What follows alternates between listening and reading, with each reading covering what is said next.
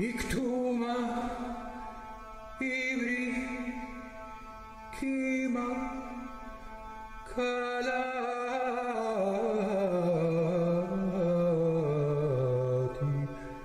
parishu.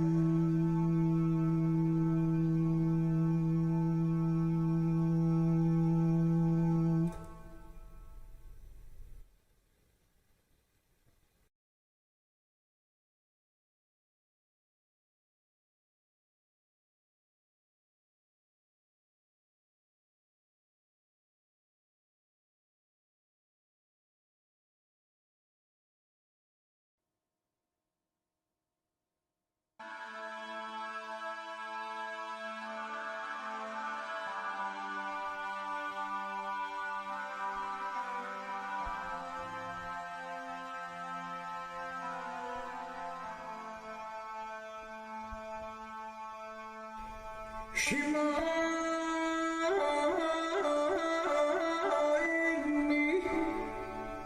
Pedlutu Shimaini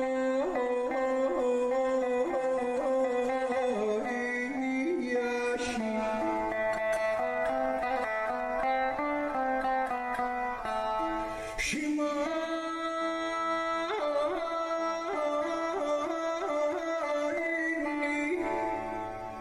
Shibut Ari Drapshi Hook Shimaini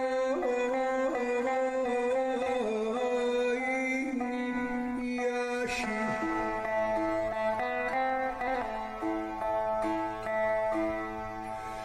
Anaku Anna Enkidu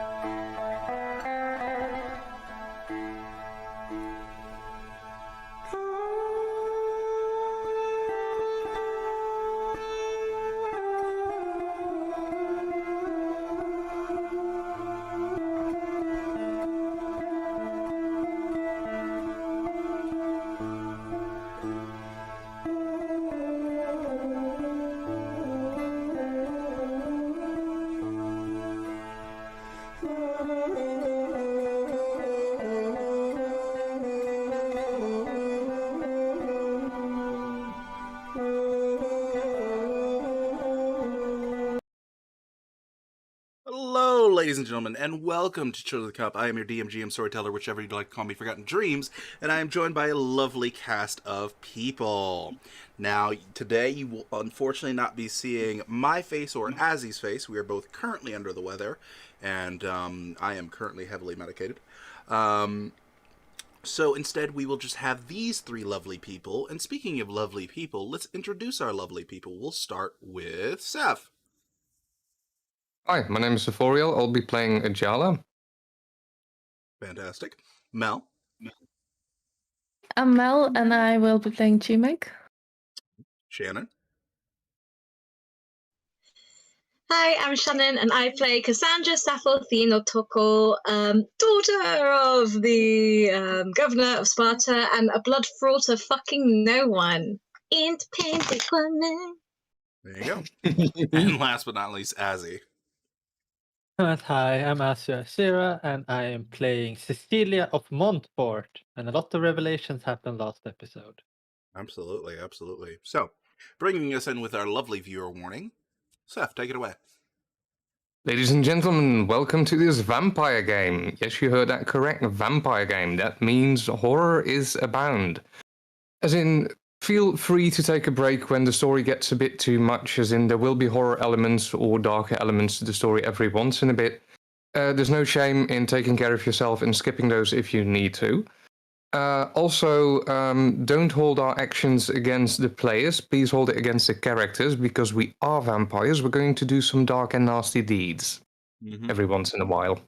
Yes, and it's the characters doing those awful, nasty deeds, not our lovely players, because none of them would ever beat you up in a dark alleyway and drain your blood. I'm just saying. Either way. No. So we're going to do a little bit of an interesting recap. We've decided we're going to go ahead and split it up. So Mel is going to start us off. Mel, if you would like to take it away. Right. Well, we started the day by heading towards. We were supposed to set off towards the citadel, and on our way there, were moving past the ox. Mm-hmm. Don't remember the full name now. The slaughtered ox. The slaughter ox. Thank you. And while we were waiting for Cassandra, who were talking to Blackblood in there, we saw a fight between what can only be the demons. And we had heard there were two of them.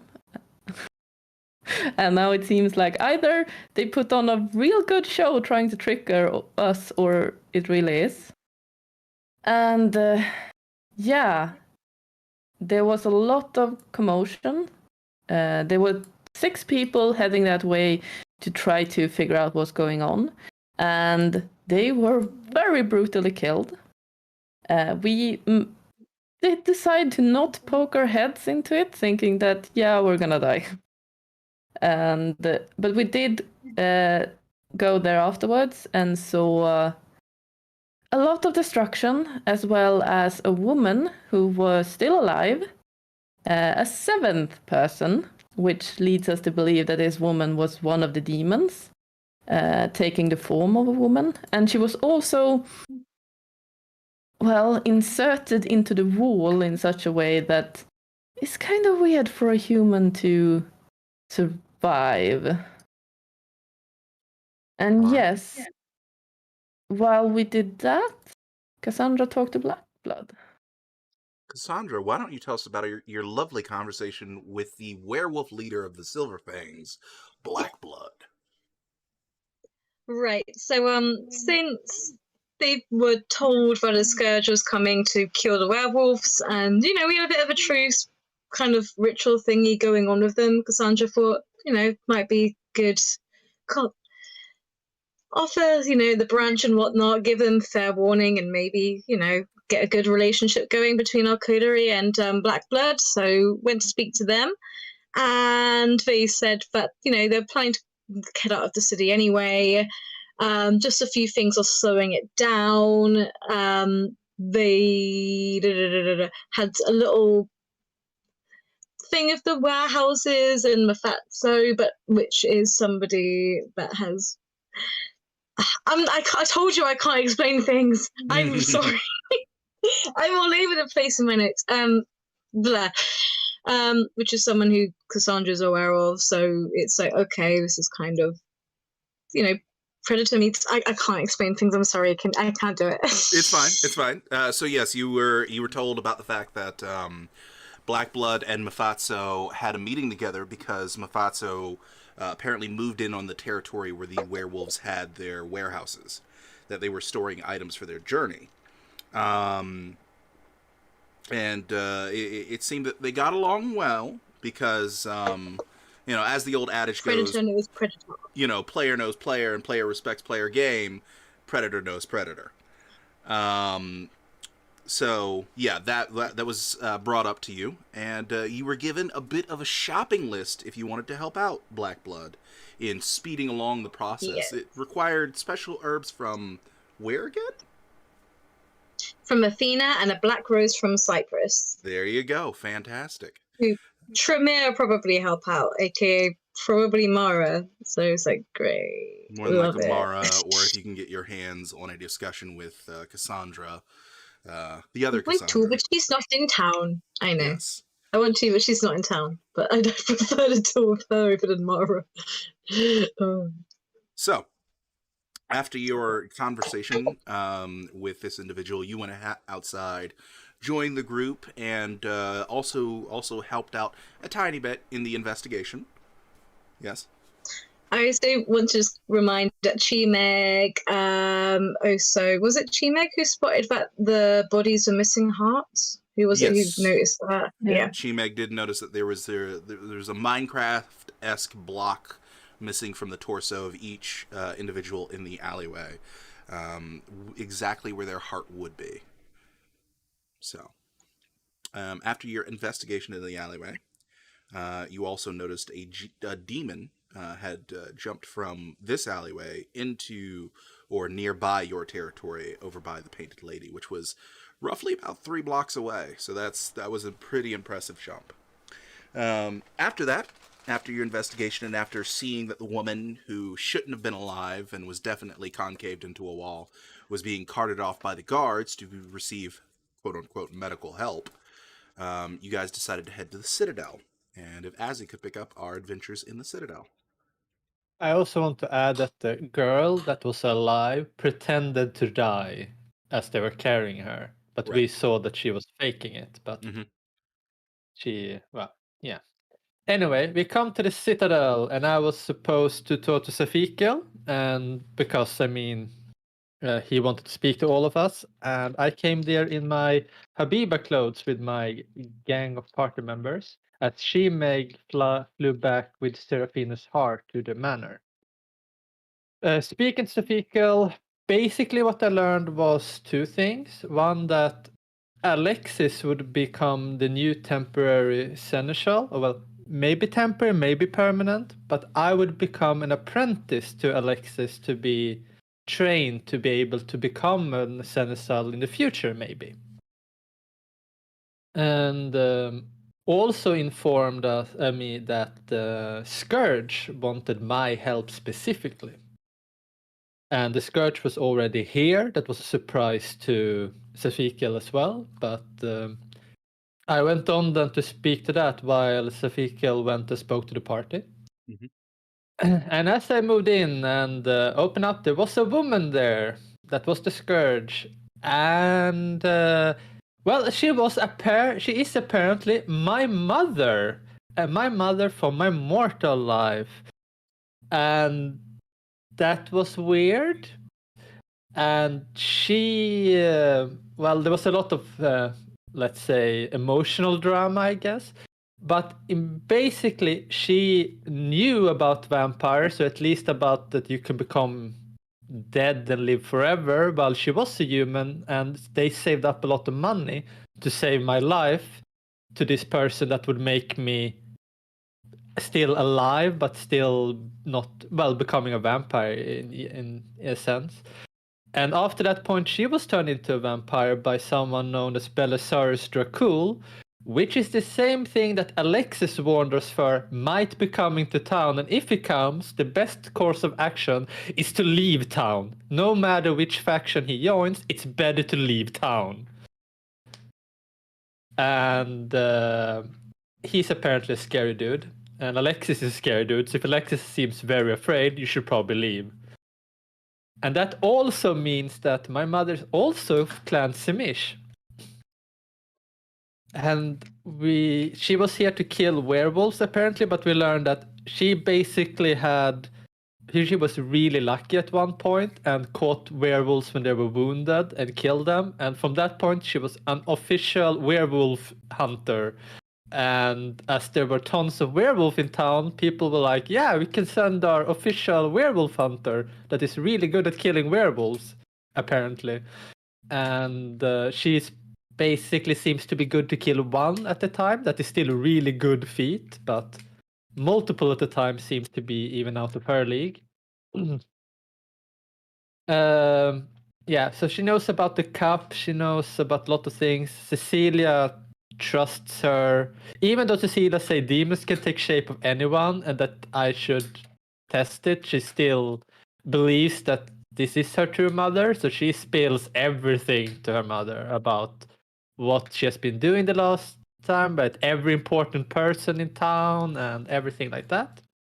Then we go to speak to the rest of the group, and she shares a lot of secrets to Cassandra, basically. But we don't want to do it in front of Tsazikel, so we decide to go to the Painted Lady. And also, Tsazikel did mind control Adiala to paint a picture of the demons, and because the mind control went really well and Adiala rolled really well, he made a masterpiece that will make Picasso, well, not Picasso, Leonardo da Vinci jealous, as even more details on that image than any of us remember, like tattoos and scars and everything.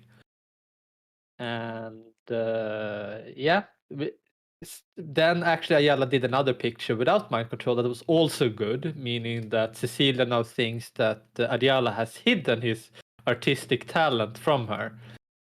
And so that is definitely coming back later. Safikel took the good image. Mhm. Yeah, and then we went to the Painted Lady. I also learned about that at Fort Fort in the Montfort. fort of Montfort, that they were supposed to be good at killing demons. My mother said no, they are like pretend holy. That is probably not a good idea. And they are my 3 cousins, and she named a lot of names. I said that 2 of them were La Sombra and one was a Tsimish. And Fantastic. my mother is named Sophia, by the way, and she goes by the nickname Soph. All right, fantastic. So that wraps up what happened in the Citadel. Bringing us back to the streets of Jerusalem once more, after rejoining the party via Eagle Shoulder Landing. Mel, why don't you tell us what happened for the rest of the episode, since you were actually there? Yes, well, we did make our way back to the Painted Lady, and there Ajala had a bit of a conversation with Kat. I'm not. Well, I'm not sure what that really. Oh, it was a great conversation. Yeah. Yeah, It was I'm not awkward sure as how to fuck. There was a lot describe of it. awkward sexual tension that wasn't sexual tension at the same time. It was great. It was fantastic. Mhm. One of my best ever ghoul sire interactions ever. Yes, It was so weird. and and on the awkward note, Chimeg was asked to a picnic in the future on a mountain, I think, and she wasn't sure at all how to react to that, so she said yes, and then went downstairs to join the rest. After Where- squawking in Rafiq's face to go upstairs, yeah, which was absolutely Yes. hilarious. Mm. And yes, downstairs, Cassandra was talking to a man that I don't think Shimeg knows who it is, but he was a stable boy, if I remember correctly. Whose name was Gerard? No. Gregory. There you go, Gregory. Yes, Gregory the stable boy, cute despite the scar. Apparently, despite the scar and the fucked up eye. That And looks like a serpent eye, yeah. Yeah. and yes, so Cassandra and him had a bit of conversation at a table, and Cecilia and her mother was at another table, and well, apparently Ayala is a Nubian prince. So that's a thing. And might have a daughter. Yes. Or at least there was some small girl who was connected to him. Mm-hmm. And we had a little bit of a conversation with Cecilia's mother. It was sort of short, but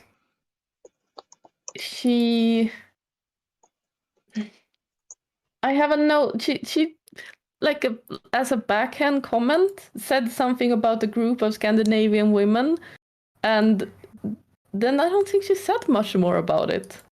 I have that written down.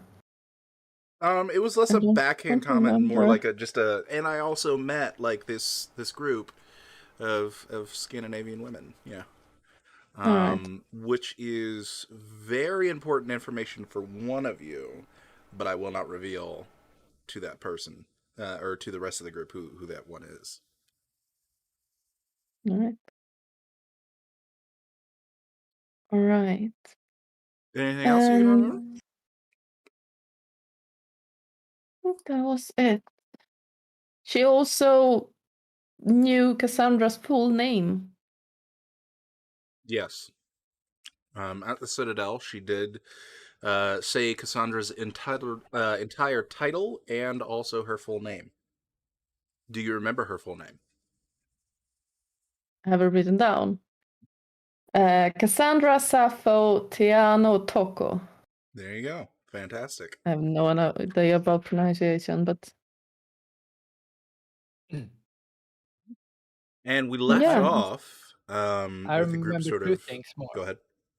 that might be important. One, she talked a lot about Tiano, the one that apparently made me, and possibly Adiala as well.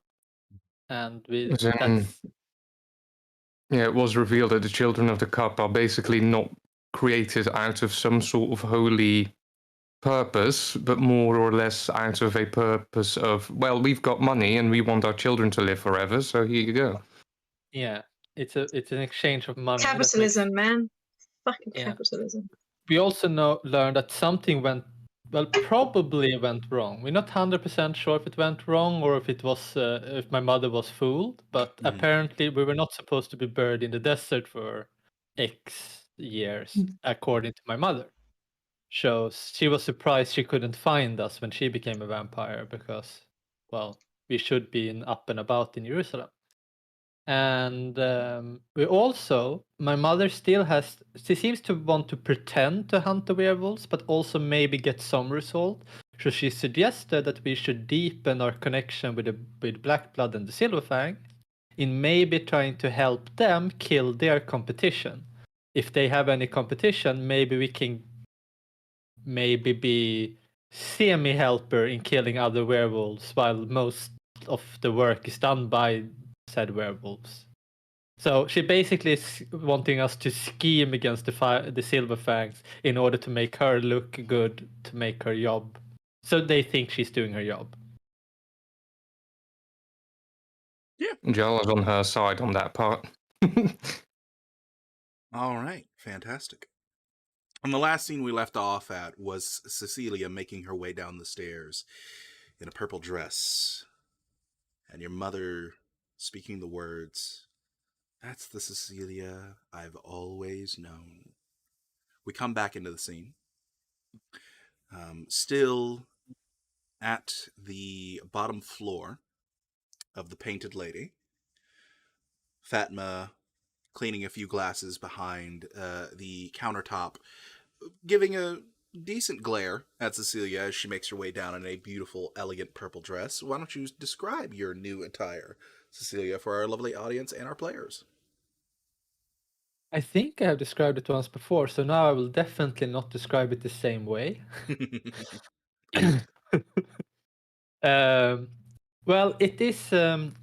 She bought this purple velvet in a different town that was very modern, so to say, and she went to a tailor that makes a very modern, very high class, noble outfit, making it really not. It doesn't look like something you commonly would wear. It more looks like a party attire, basically. Well, like a dress up thing. So it's a bit clunky to move around in probably in this tavern, but it's not so hard to move that you can't. So she can sit down at the table still and so on.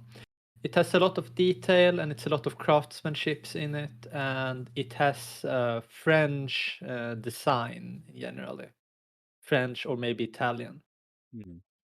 From the back of the tavern, more close to the door itself of the tavern, you would hear a few cheers of "Woo, yeah!" and a few claps, along with the slamming of several steins on their various different tables. The usual cat-calling whistles that are immediately ignored, as the 8 or so patrons down here are very much taken aback by your wonderful dress. And I sit down at our table, basking in the catcalling probably, but ignoring them as one should. Sure, absolutely. She likes attention. So sits down. Well. Well, now I feel more comfortable than I did in the other clothes. It is always good to feel comfortable. Well. And you say that you won't be wearing this dress to your lovely get-together that you will be having? Well, if Cassandra's gonna wear purple, maybe I shouldn't wear purple as I well then. see no reason why the two of you can't go in matching color. What do you say, Cassandra? She looks over to Cassandra. We'll make sure the shades don't clash, and if they work quite well together, then absolutely. All right. That sounds lovely. She I fixed don't her know hair. much about these things, but same coterie, same color, I would think. Maybe. Then Can you I- want to designate this as a coterie color, your official color being purple, is that it? That is red, I Mm, think. At least that was. Cecilia, I think our coterie color is red. doesn't every Well, we had one. one in town use red when it comes to our kind? Maybe. Well, I dressed up in red in the battlefield at least. I know. Oh, really? Some Yes. elegant piece of armor that you had designed? Yes, well, I didn't have that much time to design a specific armor, but I will. But I did color it red and had Interesting. clothing that matched.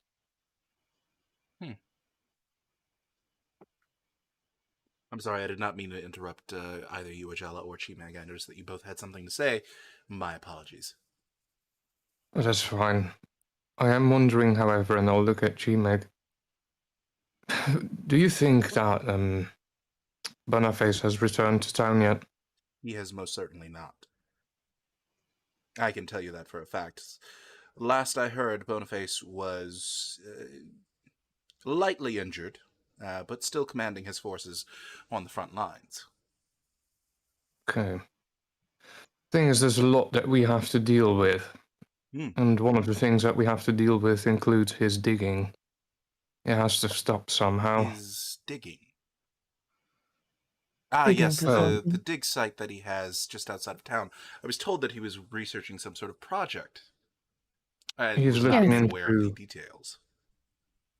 He's looking into us. And I How so? sort of Apparently, it's some form of site for children of the cup. A coven? Some sort. We don't actually know, but he has followed notes and writings for some other source, and this might be a temple that has even kindred lying buried, maybe. And what Sorry. has me worried is that the demon was convinced that they were onto us if that continued. Or at least some Coven? crypt. Sorry? That's a strange word to use. What word? Coven? Coven. And she'll look to I Celia's apologize. mother. That is the way that Theano said it to me. Is that my child, sorry, would be delivered to a coven here in the Levant. Interesting. Well, there is the thing that our auras seem to have speckles in them, which would indicate a witch in usual cases. I apologize, I am not familiar with this ability. What do you speak of? Our auras, as children of the cup, they seem to have specks of light in them, like a witch's aura would. I believe witches also convene in covens. I'm not entirely Similarly? sure of the breadth and lore or mythology of witches and what they do, but I think somewhere, in some storied fable somewhere, I have heard of them referred to as covens when witches gather, yes. Hmm. I suppose the best person to ask as to whether or not it would be considered a coven would be a Tremere, seeing Yeah, as their dubious origins were once witches and sorcerers of the like. I think we've got plenty to go around when it comes to Tremere at the moment as well. I don't know Maybe where don't to want actually. them to focus on her aura though. No. Well, it's a little hard when, someone can just blink. Suddenly your aura is revealed. Or at least, from what little Not I as know of the easy as it power. seems sometimes. Oh, then good. Fantastic. Then it does not work as one might expect the eyes that give us the ability to see better at night would. Not aware. In reference to the eyes of Oh, the beast. yeah, isn't Jala doesn't know how that works, so. My question is, what are we going to do first, and how are we going to stop him digging? Well, I'm a little confused. Is his dig still on, seeing as he is out of town? I don't Well, know. it's certainly still guarded, We Did I don't pass even know if by? there's anything down there yet. which is what we have to look into at the very least. Yeah, look into it and then see if it needs to be stopped or if anything can be removed that's could lead back. DM, did I ride past that as I read north before? Did I see if the dig site was still operational? I believe you went out of the Jaffa Gate, if I'm correct. Yeah, but I went in through the Damascus gate, so Yeah, you would have maybe had to go past the Damascus Gate. At the time when you rode past, you wouldn't have seen workers currently digging. It would just look like it was lightly guarded at the time. There are still a couple of tents that were up, but no lights were coming from those tents. it seems like it's not as actively digged that when I rode past it just earlier earlier today, it was only a few tents and lightly guarded, but it was so not as many as they normally were there. So should we look into this first? What I exactly mean, would now's the this time. dig site have on you? We don't know for sure. Think that's the issue. We don't actually know what's down there, if there is if it is anything, but the demon seems to think so. And these But the demon guards who might lied. be guarding it, what can we expect? Are we expecting fully fledged? Are we expecting ghouls? Are we Varangians at the expecting very least. Varangians? Potentially blood bonded. What I are a think pack of ghouls. Varangians doing in the Levant? They had a base of operations nearby in this territory before They were into drug deal. Phase decided to ghoul them or get them in line.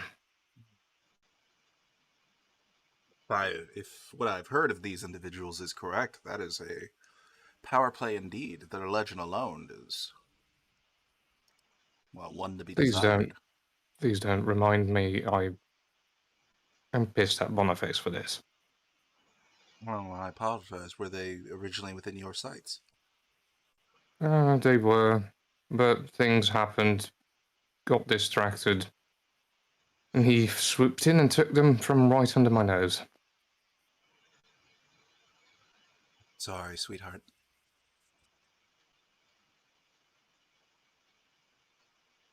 Either way, Anyway, I do know Ragnar. If he happens to be stationed there, I would at least be able to cause some sort of distraction by challenging him to a duel, which he still owes me, I guess.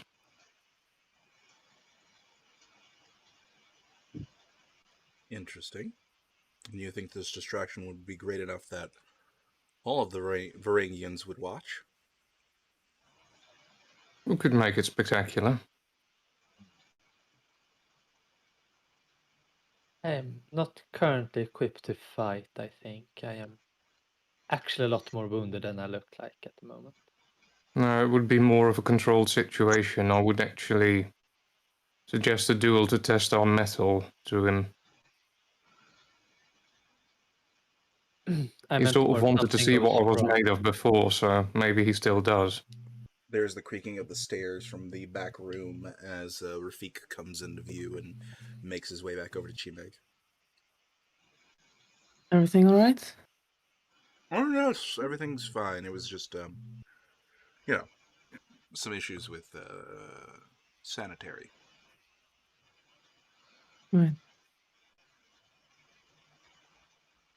Well, I hope you have a handle on it. Naturally. None of you, well-placed, I'll leave it to your imagination. What are we talking All about? right. And Sophia kind of just looks at Rafik up and down a few times. I apologize. This individual has been following you for a while now. Who exactly is he? And Rafik goes, I'm hers. And he nods towards Chimeg. Yeah. His name is Rafik. Maybe I'm misreading this in the moment. Does he mean yours as in, or are you married? As in blood. Ah. Anyone looking at Rafik would see that he is clearly blushing. Anyway, So, we have a few hours left in the night, perhaps another round of drinks, and then we will move this conversation somewhere more controllable. She gestures around to the 8 other individuals in the room, where we could speak of a possible plan to deal with this dig site. Yes. yeah, Yes, my darling, I can see that you clearly want to say something, but you have been holding yourself back, and I just can't stand it anymore. Speak! you're talking about Looking at my face right Cassandra. now?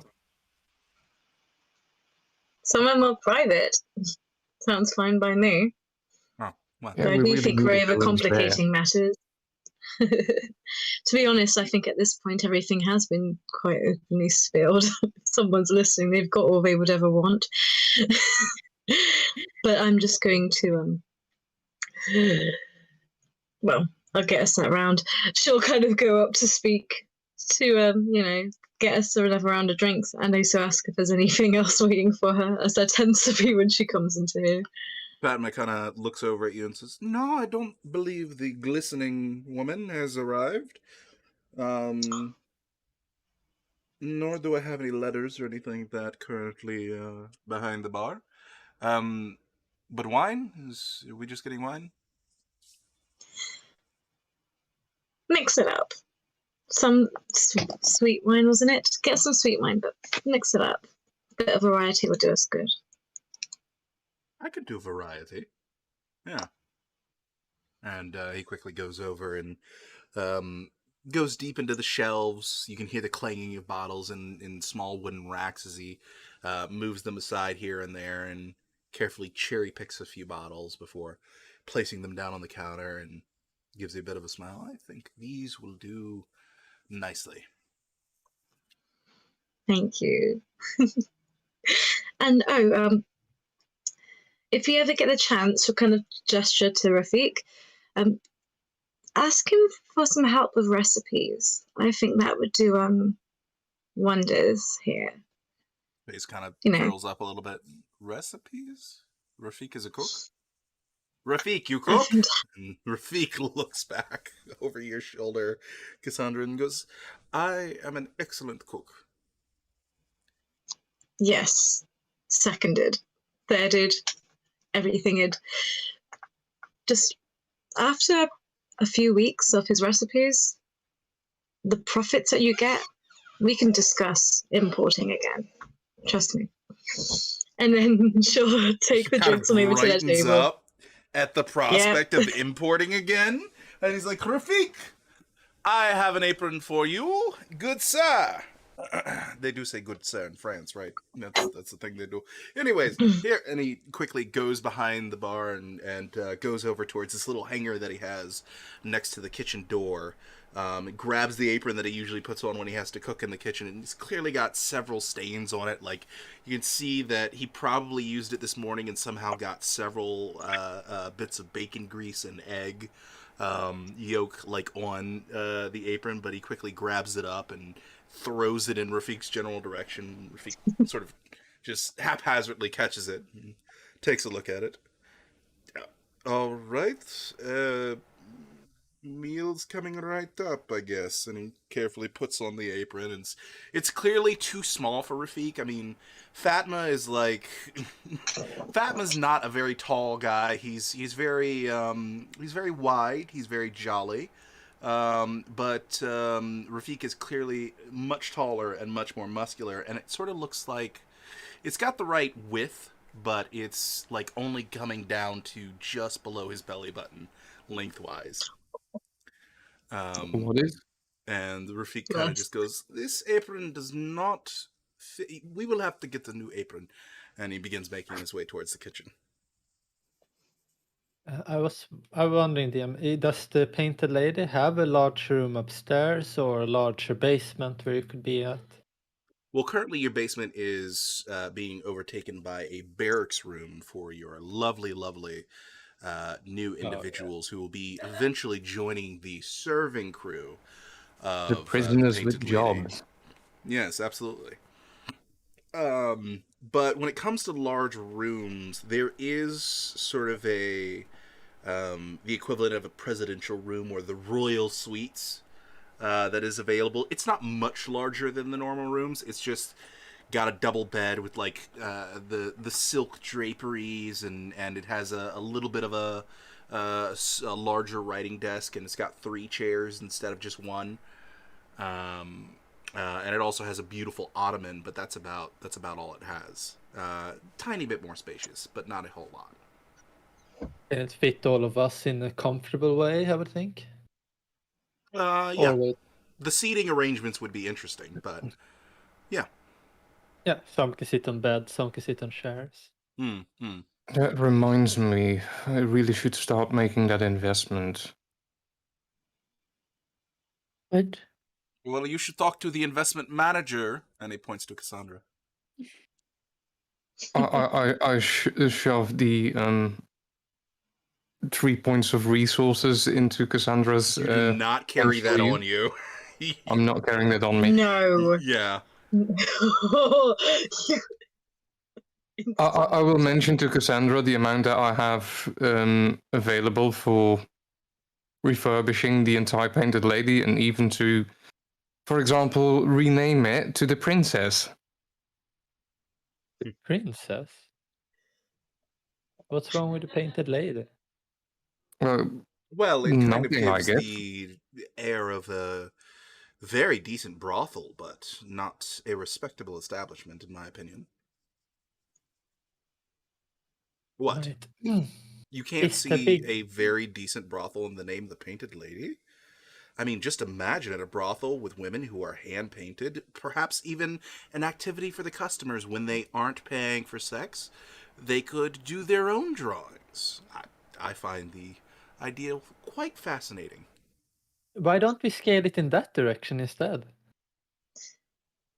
Isn't that something that we could do with the slaughtered ox? Yes, I am quite confused about your managed territories. Do you currently own this place? That's very clear. As you, Cassandra, are the manager, and clearly Ajala here is the money behind which. But what do you have at the Slaughtered Ox? It's also within our domain. Sure, but have you put money towards it? Have you agreed with the owners that they will be serving you now? Have you had these discussions? So on and so forth. Who controls the deeds? Guess we're still Currently, we working don't on that. own anything in the Slaughter Ox. I think it's a more future aspect. We actually only been here for 3 weeks. Oh dear. I would like to improve the slaughtered ox. I think that's a lot could be done with that place. A Well, I lot think a can lot of improve the workers' discussions need to be lives. happening in the next few nights, dear Cassandra. You have your work cut out for you. And some property to purchase once I speak to Father Astusi. Do you have the deeds for this particular piece of property here? Fatma? Yes? He makes his way around the corner, kind of brushes himself off, sort of just throws down the rag on top of the countertop and bumbles his way over and kind of leans down towards you. What is it, boss? The deeds for this place. You have them, correct? Ah, yes, I was going to bring this up with you sometime this week. Perhaps you and I can go to the deed office and have everything written up.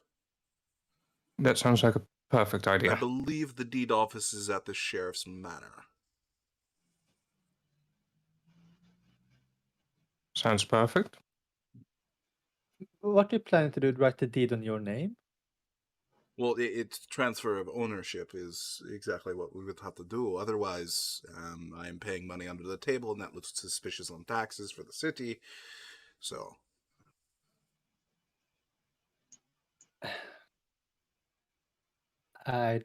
Well, I think it's a good idea that we are not on any deeds. If we take more and more things, it will look very strange if you own a lot of establishments. yes, I would suggest a retainer of sorts. Perhaps this Rafik character that you have pointed out belongs to you, Chimag, or if you have any other particularly, how should I put it, well-suited individuals who might fit the bill of someone looking to establish themselves in the city financially. You're all giving me odd stares.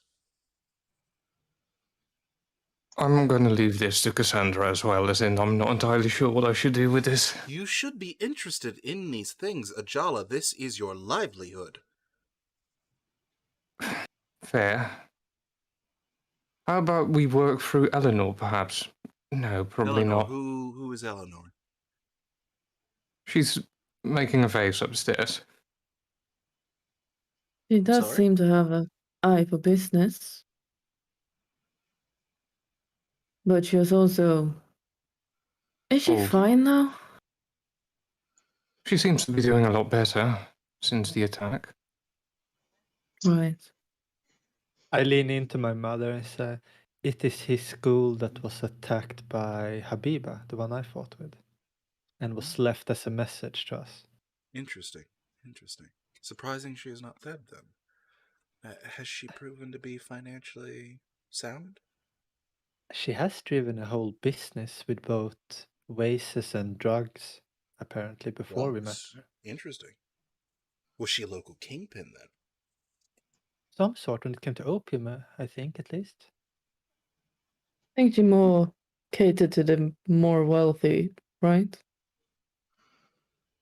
Interesting. Well, Interesting. that would As I be said, up. we should continue this conversation upstairs as Sophia sort of I'm stands really- grandiosely and picks up her drink and grabs onto one of the wine bottles that you brought over, Cassandra. You've had a little bit from that wine bottle. It's the sweetest of the entire bunch. And she says, ladies, gentlemen.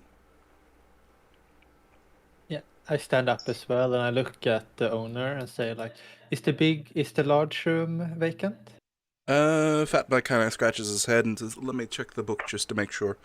And he makes his way over to the counter and quickly goes underneath the counter itself, pulls out this large tome. It's the same tome he does his taxes in.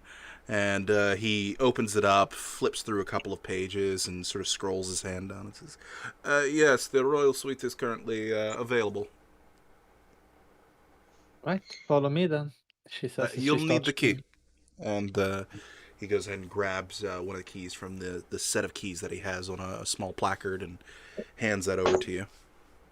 I take it then, and then I move up.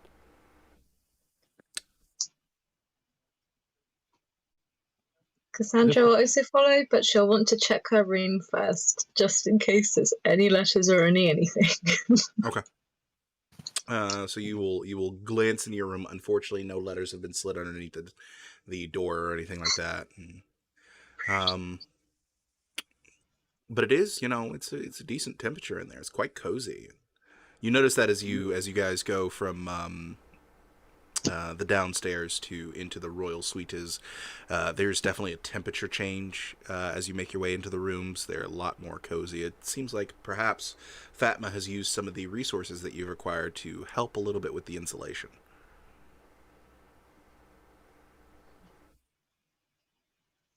He stuffed it in the walls. Pretty much.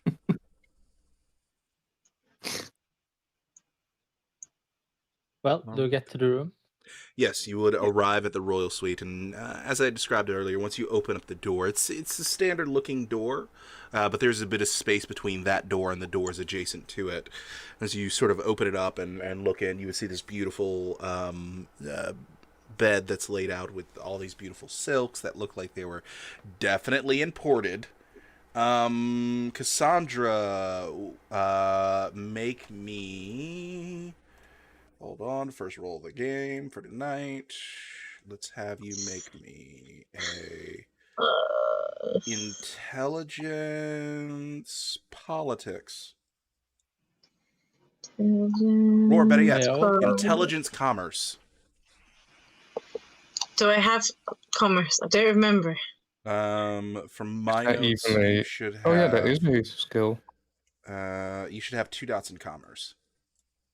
Yeah, I do have 2 dots in commerce.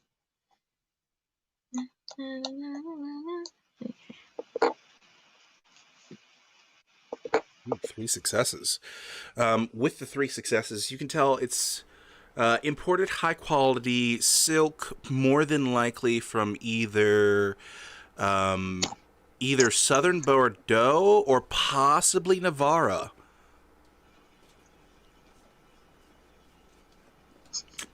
How recent does it look? That's the question. It looks very recent, but it doesn't look so recent that he did not buy it before you told him or after you told him to stop importing. So yes, it's rather recent though. And you would judge that looking at the silks, looking at the bed, and the bed frame itself, now that you notice it, seems to be an imported wood as well.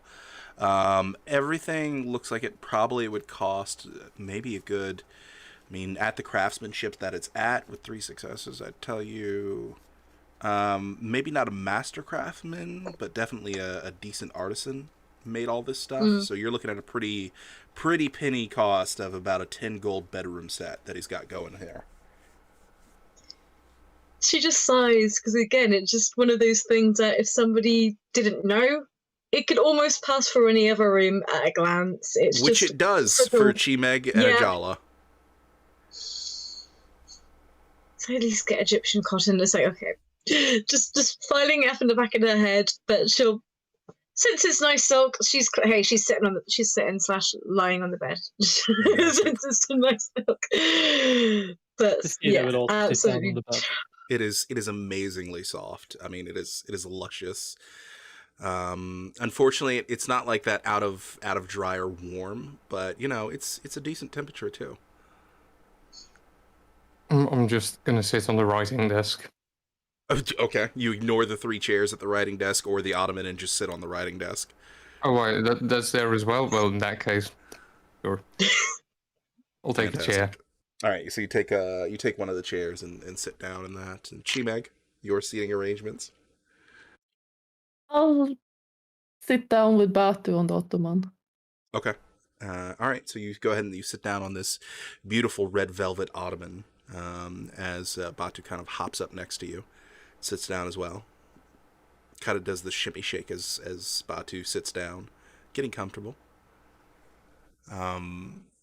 Rafik, unfortunately, is not with you as he is currently cooking. But you would watch that Sophia would kind of look around, see that the bed is taken, look over towards the ottoman, and sort of just make a motion towards Batu, and Batu would like scoot a little closer to you as Sophia comes and sits down. Well, and I'm assuming, even though you've taken up a spot on the bed, you went ahead and locked the door behind you. All. Yeah. All right, fantastic.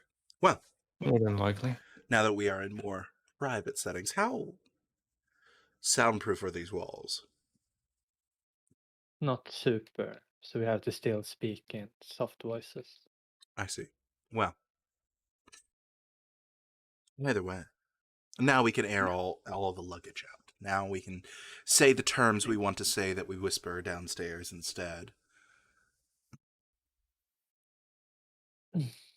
Well, like I said, the dig site has some sort of. According to Boniface, he thinks he will find some form of resting place or temple or more proofs of the Children of the Cup. He knows the term. He knows the somewhat history. He doesn't know about the markings, but he might learn it soon. Has he indicated to you exactly how he found this, what was he call it? Mausoleum? Or crypt? No, he didn't say exactly. He said he had read a lot about it and found text and stuff. I don't know if that exactly pointed it out or if the location was pointed out by a person. Interesting. I believe written about the Night of Screams, I believe it was called. Yeah, the event that, yeah, basically the first event where our kind appeared, basically. Cassandra, you And had something to say, darling? No, it was just out of character things. Okay, it just sounds like yeah, okay. Continue because I don't think you guys explained this very much to Cassandra because she was like, "Where are you getting the fact that he knew about Children of the Cup?" Because all Cassandra got from the last time this was discovered and Night of Screams was it was just powerful kindred, and he wanted to potentially diabolise these powerful kindred.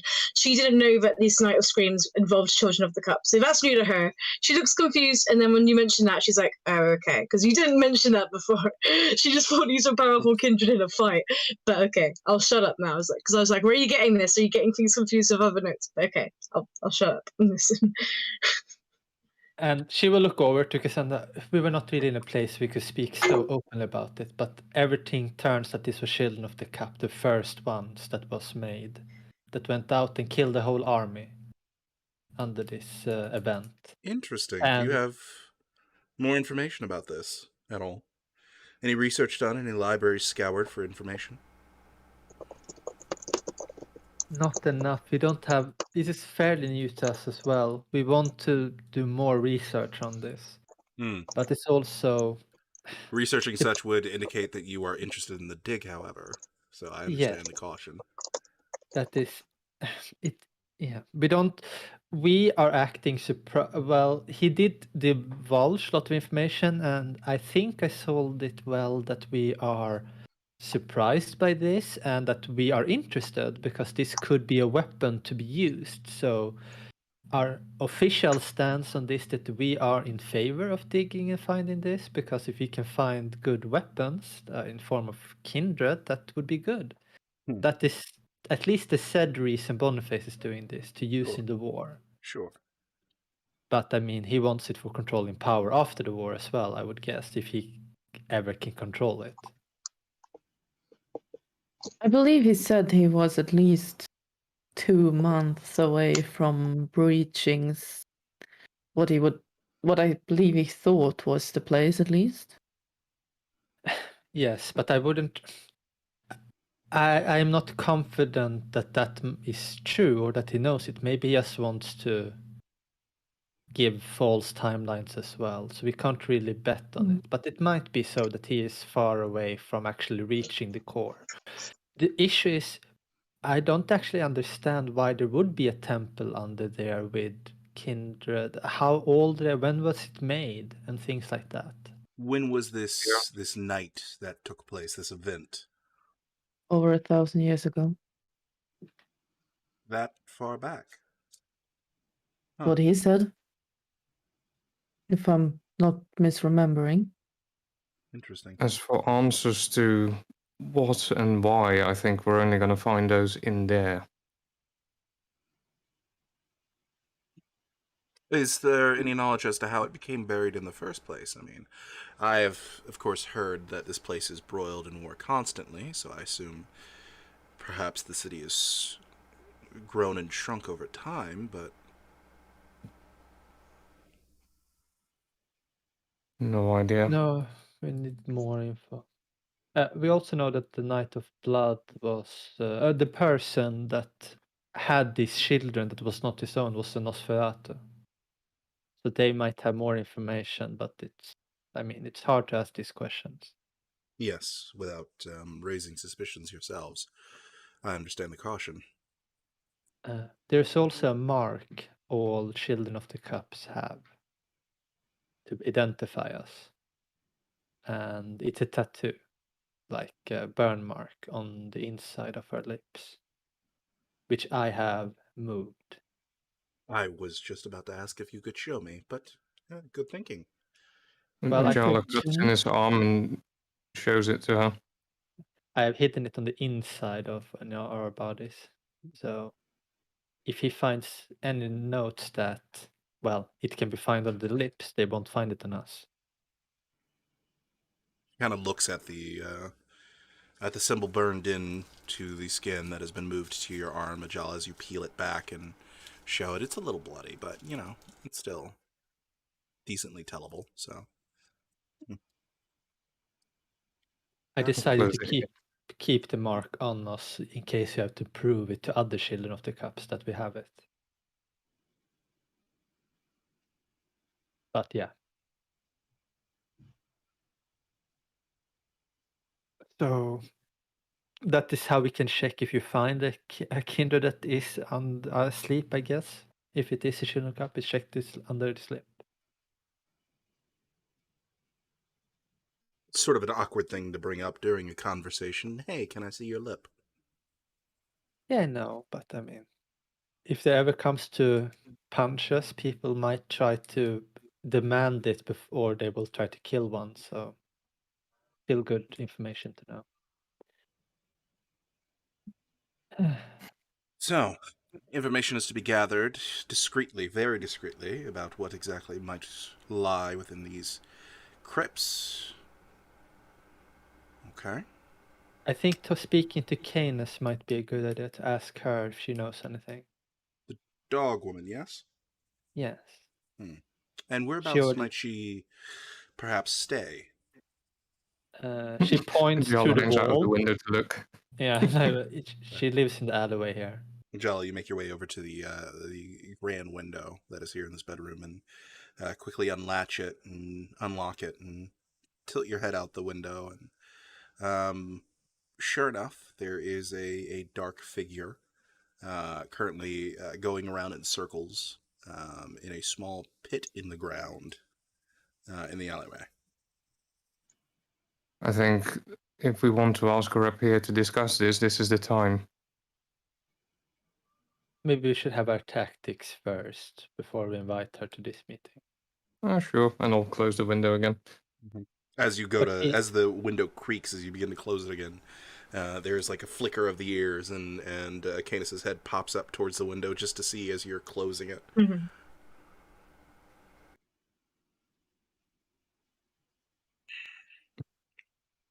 So, outside of this crypt, any other prominent problems that need to be handled outside of the werewolves, of course?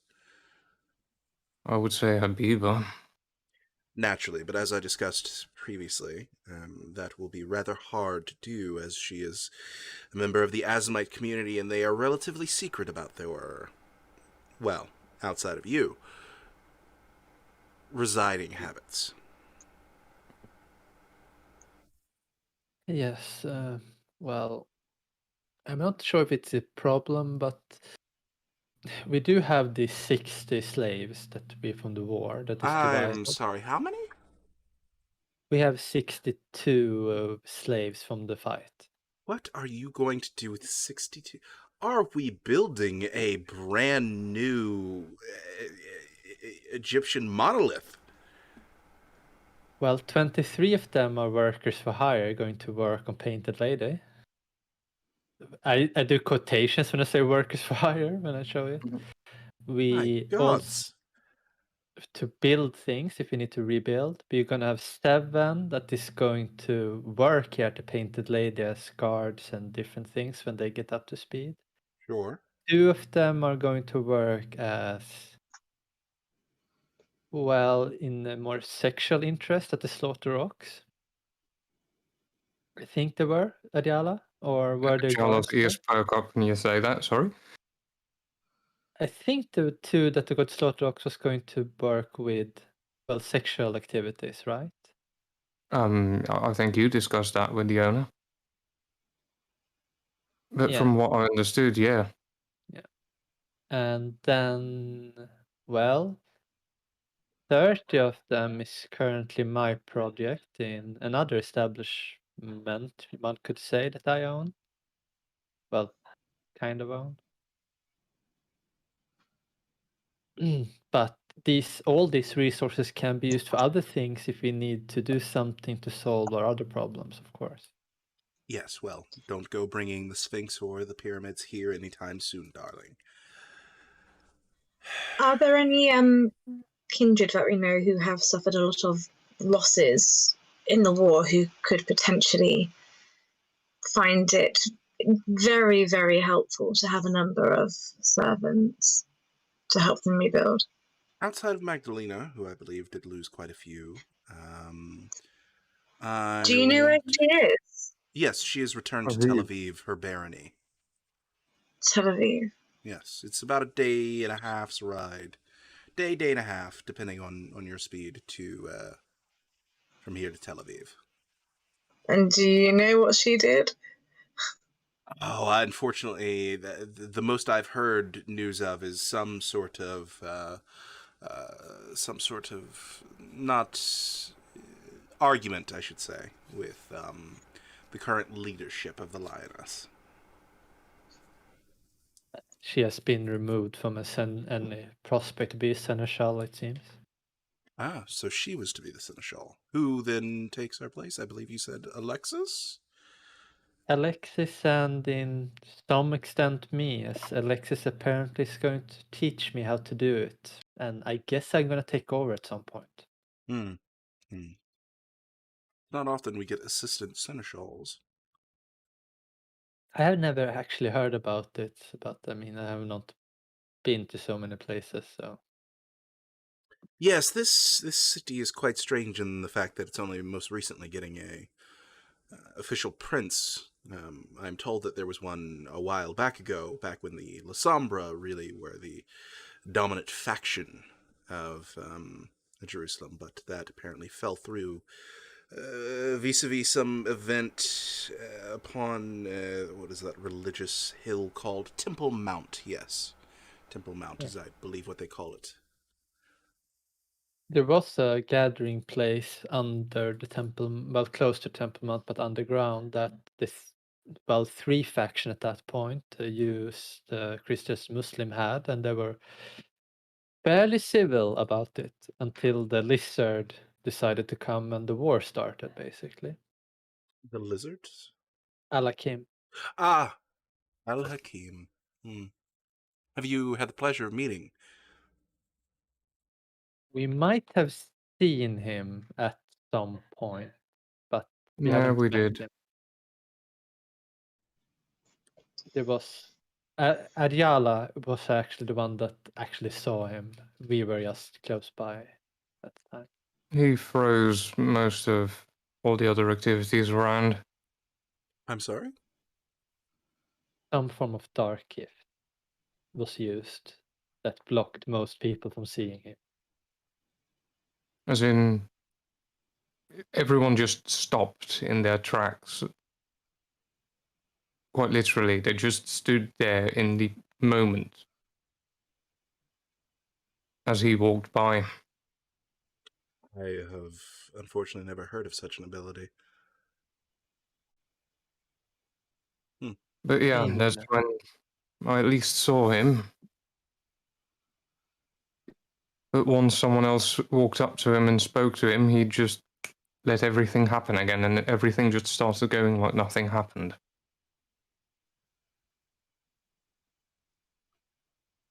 Who is this individual who saw him?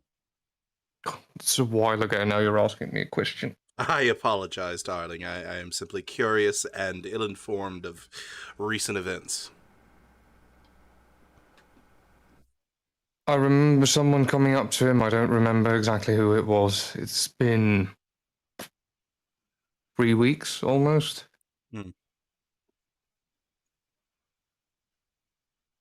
In out-of-game terms, a year ago. Yeah, exactly.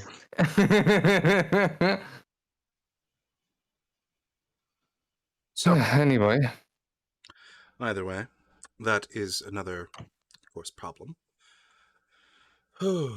Then there's, of course, this creature that you drew, Ajala. yes. What are the outlying issues regarding it? No idea. It Good to know. It took the form of a kindred and killed a human in a gruesome way using some form of tool to make it look like a kindred did it, like a metal thing that it made holes with, so it looked like it had been drained. And we tried to I'm sorry, find we're out. talking about a demon, not a serial killer, correct? Yes, it exactly. We think. Well, it was something that could take the forms of others. Well, because the vampire that the kindred, the Cainite it took form of was not in his character to do this. So that's why we concluded that this must be some form of someone who could fake it. We thought. And have you spoken to this individual it took the form of? We have. It is part of the enemy faction, so. So it looked like it was instigating war between us. That's almost what we thought at first, before we spoke to Canis that actually know the person on the other side and said this is not something he would do. This someone must be taking his form. And I think Cassandra as well said that she thought it was very convenient that he was doing it, hinting about this before we got the confirmation. Yeah, Cassandra's instinct Bart was did tell me. on. Well, I did mention that Bart told me that Hakon was never like that he was quite personable. Yeah. And well, then when we were talking to some other Cainite in our investigation, we talked to one named Mar, the Tremere. And when we got to the painted lady, to the slaughtered ox, apparently Mara had just left the establishment, which was impossible due to how we were moving. And that's where we, well, followed it and met that it was a demon. It took the form for a second of the Cainite who did the deed. Before we finally confronted it, making it very, Suspicious. I would say, suspicious that this was not the same demon that was just randomly going to take exactly that Cainite figure just before we cornered it.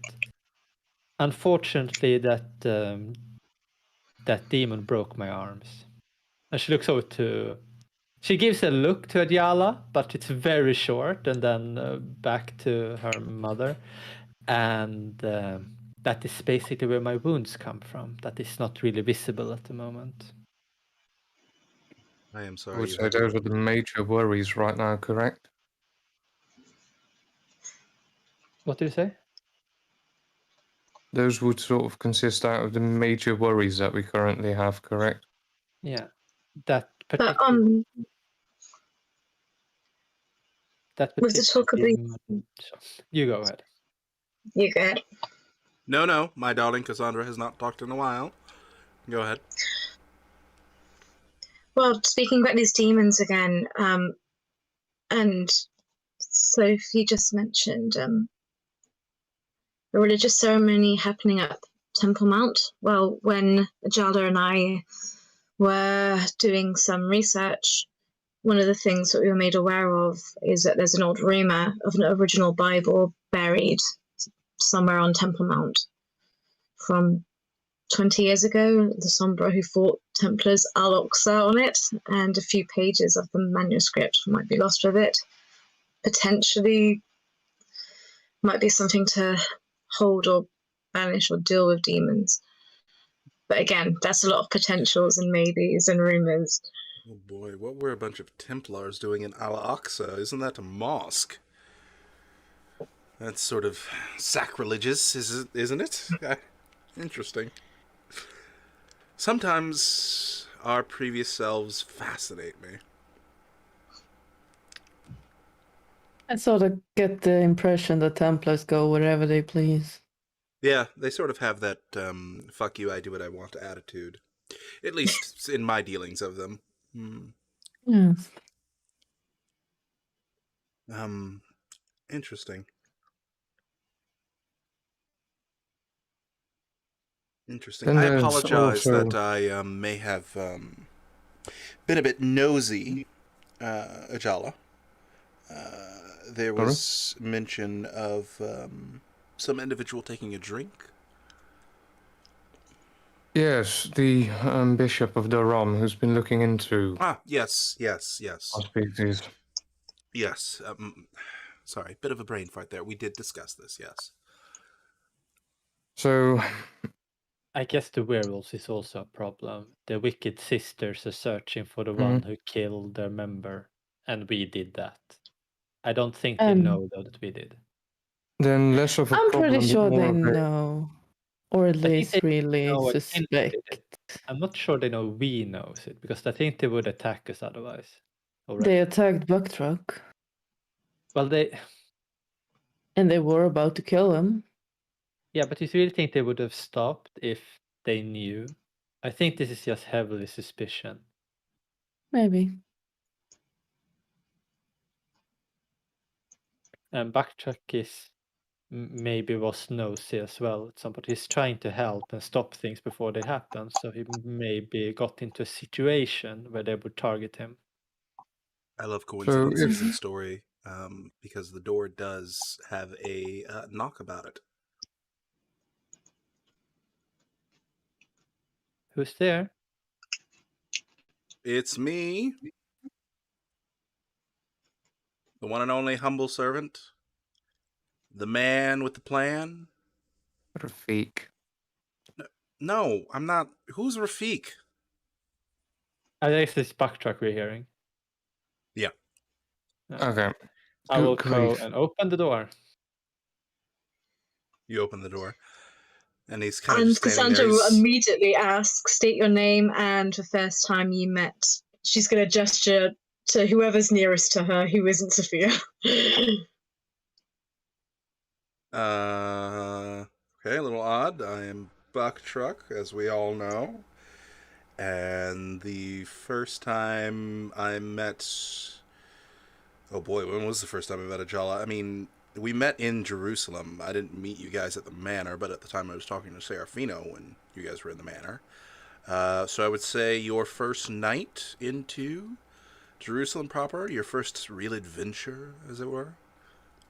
That about fit the bill? Or are you looking for something else? I never watched him fuck anybody, so I can't tell you that much. You're clear. Just shut this. You're clear. Make yourself comfortable. Great. All right. Well, How does he look? well, I was gonna say that before we had the first time meeting thing, but he looks much better. A lot less frazzled. He's cleaned himself up a bit. Looks like he's gotten a new set of clothes. He still has his usual jingle of coin hanging from his belt. And you can see he has adorned himself with what looks like his brand spanking new scimitar. You look good, Backtrack. Good to see. Seem to be Thank doing a lot you. better. Some people appreciate my appearance around here. Kind of gives you a wink, G-Mag. And, I'm sorry, me and you weren't properly introduced. And he sort of looks at you, Cassandra. So far, all I know about you is that you have very high suspicions of who I am. No, just new protocols for everyone. Don't worry. You're not that special yet. Let me see. She So, just says- state your full name and when you first met her. And she points to Cecilia. Or he points to Cecilia. Doesn't work both ways. That just seems unfair. Well, if she would come into a room with us in from a long time being absent, it might work that way. But now she's already cleared by default. All right, just being cautious, you know. New protocols and all. Speaking of which, who's this? And he sort of looks Sophia up and down. Well, this is Sophia. How you do, darling? I'm that one's mother. And Bucktruck kind of looks to Sophia, and then looks to Cecilia, and then looks back at Sophia. I mean, oof. I was going to say something, and then I immediately regretted the thought when I heard the other part of that. Right. Bit of a wild tongue on this one, darling. Sophia kind of just nods at him a few times. Interesting indeed. He says a lot of interesting things sometimes. She says, and looks at Yala once more. And then she goes and sits down at the bed. Sorry, I was in the bar. Someone's actually here to see you.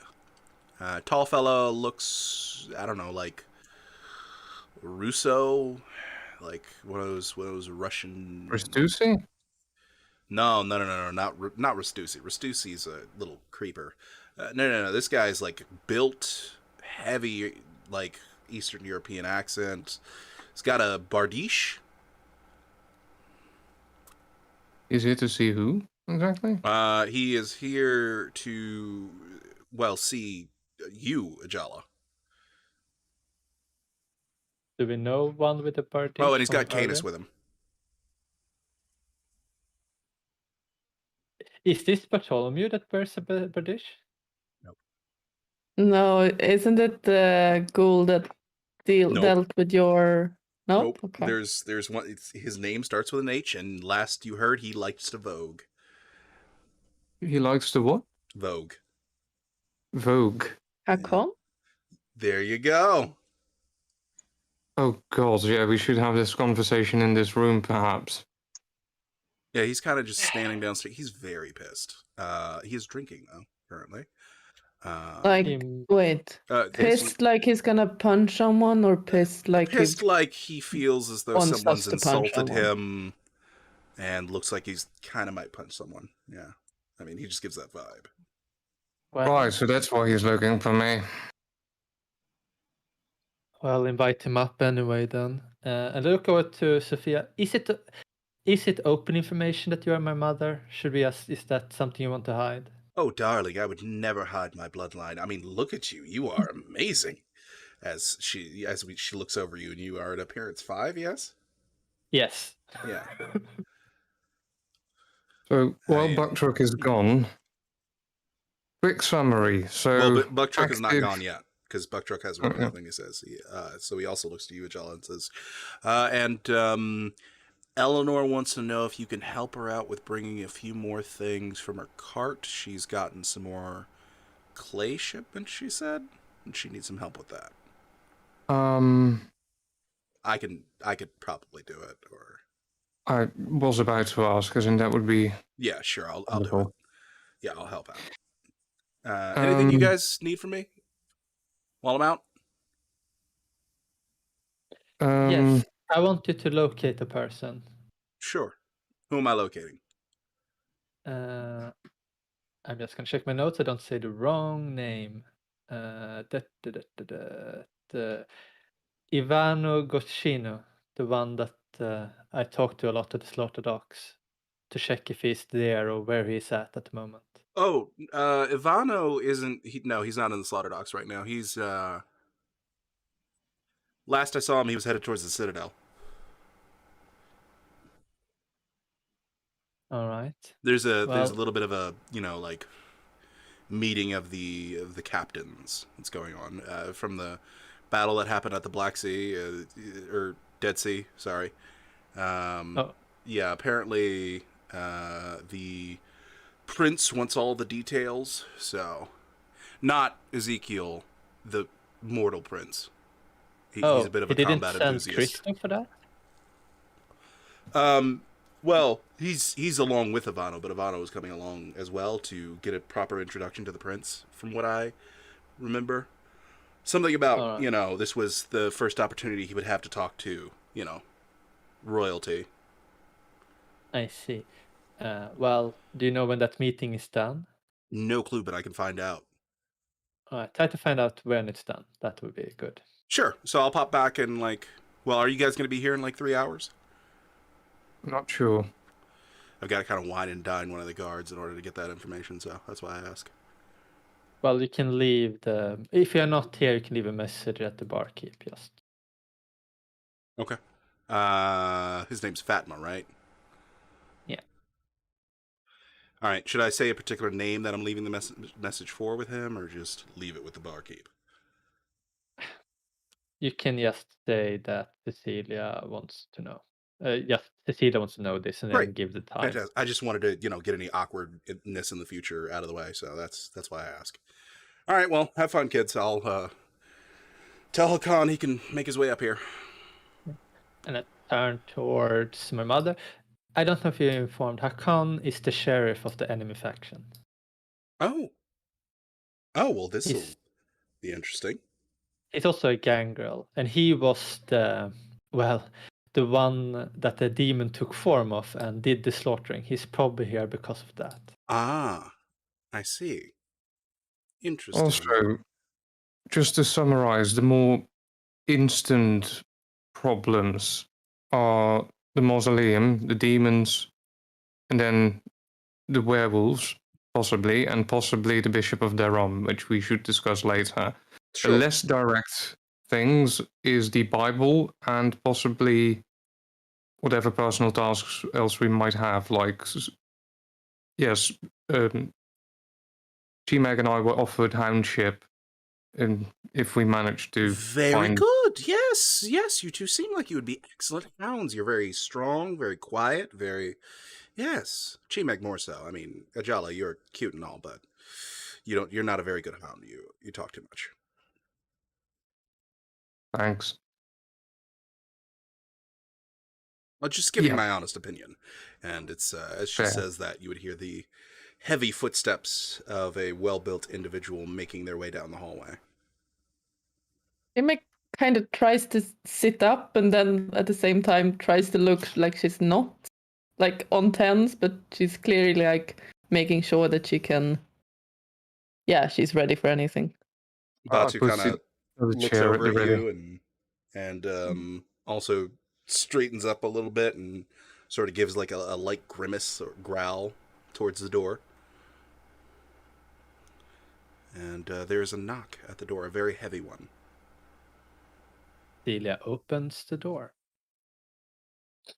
What you would see before you is Hakan.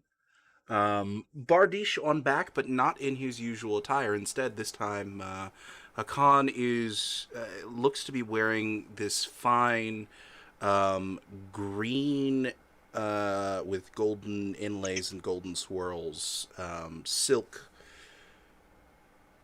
You'd almost call it a dress. It's not exactly a dress, but it is traditional clothing from somewhere. Wits politics. Wits politics.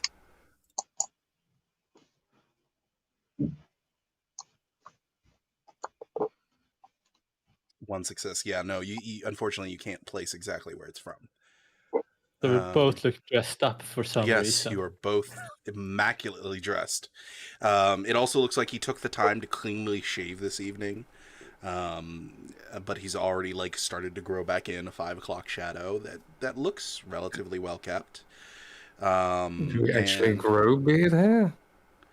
no, for vampires, it usually just comes back the next Okay. night. But you could technically force it to slowly grow if you spent a point of blood and focused on it during the night. So if you shaved it, then spent a thanks. point of blood, you could get some stubble. And it looks like that's what he's done.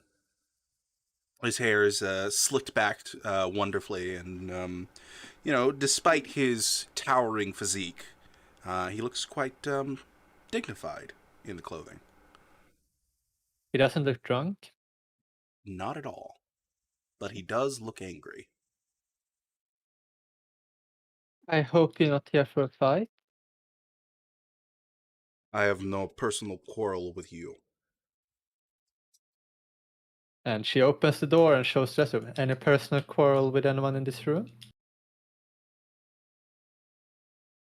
His eyes sort of begin to glaze over the room, and he spots Chimag and spots Spatu, giving him like a light grimace growl, and kind of gives a nod to the two of you. Spots Ajala and gives a nod to Ajala, and then looks over at Sophia, and his eyes immediately squint.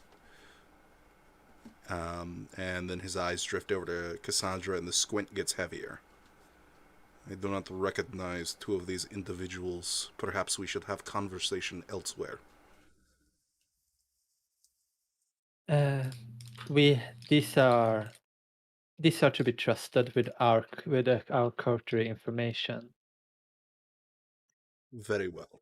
He steps in, if you allow him. Yeah, I will. I'll give it space, as he said that. Sure. So he goes in, makes his way into the room, and Canis, like, carefully just trails into the room behind him, and trying to be as stealthy as possible, but not really. She kind of goes over to one of the corners and sits down. And Batu immediately perks up, and I need a custom dice pool from Chimeg of 4d10 difficulty 6. 4d10.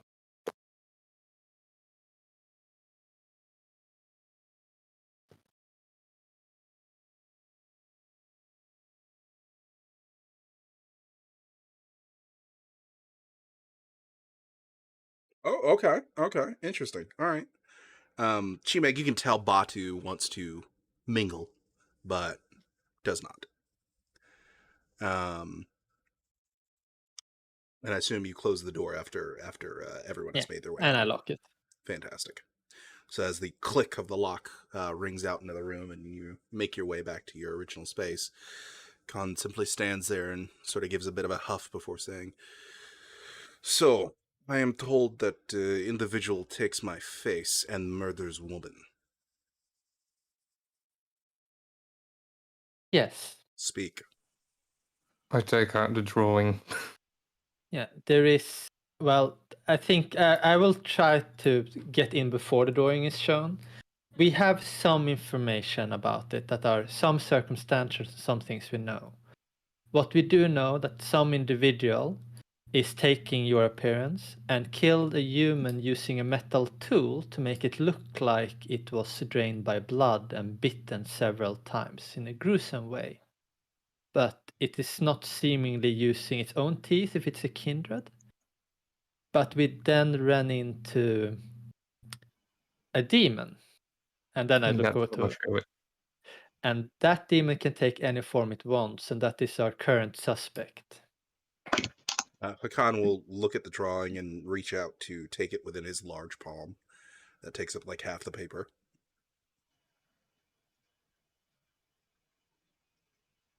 Interesting. Then a Lamasu is within our ranks. Oh, you're fast. I know demons. Apparently. Are you knowing how to deal with one? No, I do not know how to kill. I only know to avoid and where they come from. A member of the Bali. And when he says that, there is a clear scowl that runs across his face. Do my character know about the Bali? Go ahead and make me a intelligence occult difficulty 8. And anyone is welcome to do that when the name is mentioned. Okay. Difficulty. Can I do like Earth Wisdom to know more what's known? If you want to go for Hearth Wisdom, I'm gonna have to ask for difficulty 9 Oh, instead. fuck's sake. Cassandra, you That's a well, point. you don't get a nosebleed, but you get like a migraine as you're trying to think about it. It's a good thing she's already lying on the bed. Jeez. Absolutely. All right. Interesting. Ajala, there was very brief mention of a clan known as the Bali, and this was during one of your fights with Habiba during training. But she didn't give you much information, and at the time you were sort of more focused on your spear techniques and less so on your knowledge of the vampire clans. So you've heard the name before, but you don't have information on them. Yeah, Canides, correct? Yes, very much so. Disgusting. They a particular like cult of vampires? A bloodline, yes. What does Okay. vampires have to do with demons? The Bali are known to make deals with these creatures, and oftentimes are the heralds of these creatures' arrivals. Do you know why you are targeted by them for this? Sort of sighs very heavily to the point where you can see that there's a bit of condensation that leaves his nostrils as he does. He looks around to take a seat and sees that there is none available, so he sort of continues to stand. Ready the chair. I've readied the chair. Oh, fantastic. Then he goes ahead and he motions for the chair. May I sit? Of course. Of course. He goes ahead and he sits down and he makes sure that he's in view of all of you. And he kind of moves the chair so that his back is up against the wall next to the door as he leans heavily onto the back of the chair and more so onto the wall itself. And he places his bardiche like right next to the door as well. A long time ago, there was a group of these Canaanites, these Bali, in Bethlehem. They were doing some sort of experimentation with, how would one say, committing sacrilege on a holy site. The perceived barn where your Jesus was born. It's a particular space that they cannot interact with normally. In such a way that should they approach Jerusalem or any city of such holy ordainment such as Mecca itself, it is known that the Bali will perish very quickly just from exposure. So, on a limited scale, they attempted to mess with the shrine within Bethlehem. See if they could deconsecrate the grounds and allow themselves access so that they may, in the future, have a way of getting around their little imperfection.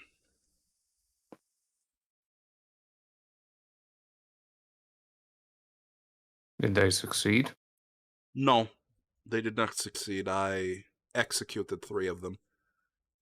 The other 12 ran off like children into the night. Especially when I shoved their leader's face into the dirt of the shrine and his face simply melted away.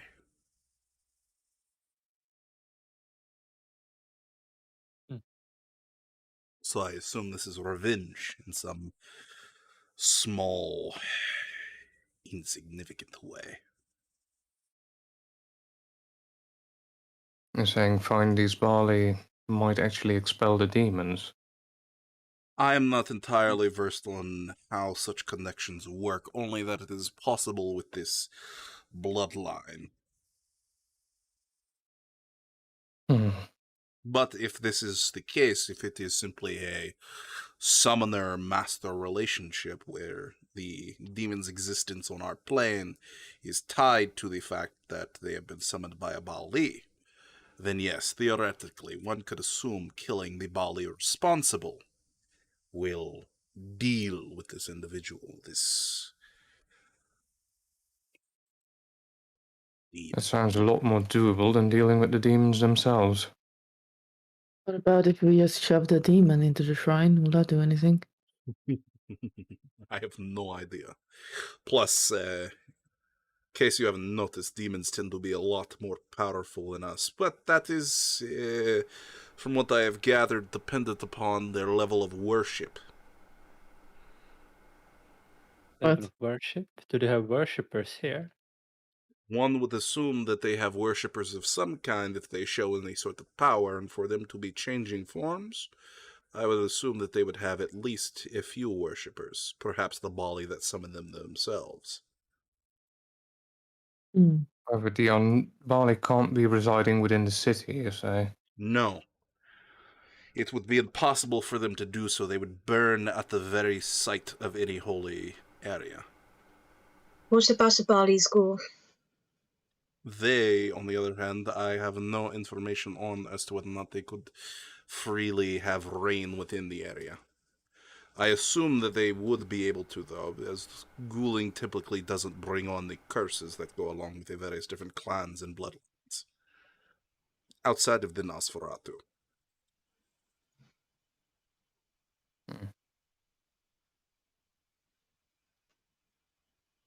This is intriguing information.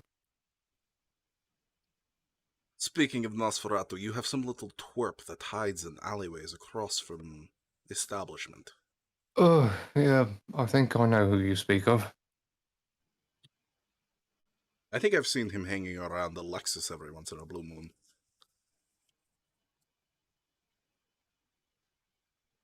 It's no trouble. We already know that individual, what he's doing and why.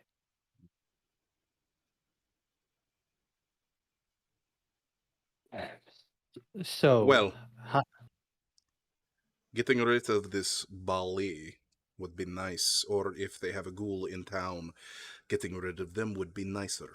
So, the only reason I have really come to you is because I need something. I cannot freely, travel without invitation into your territory without the risk of getting my head cut off.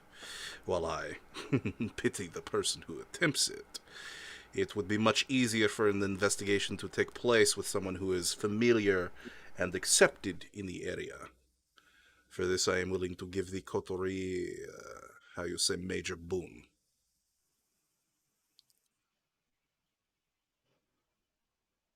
Find out if there is a Bali nearby, and if it has a ghoul in town, kill the fucker.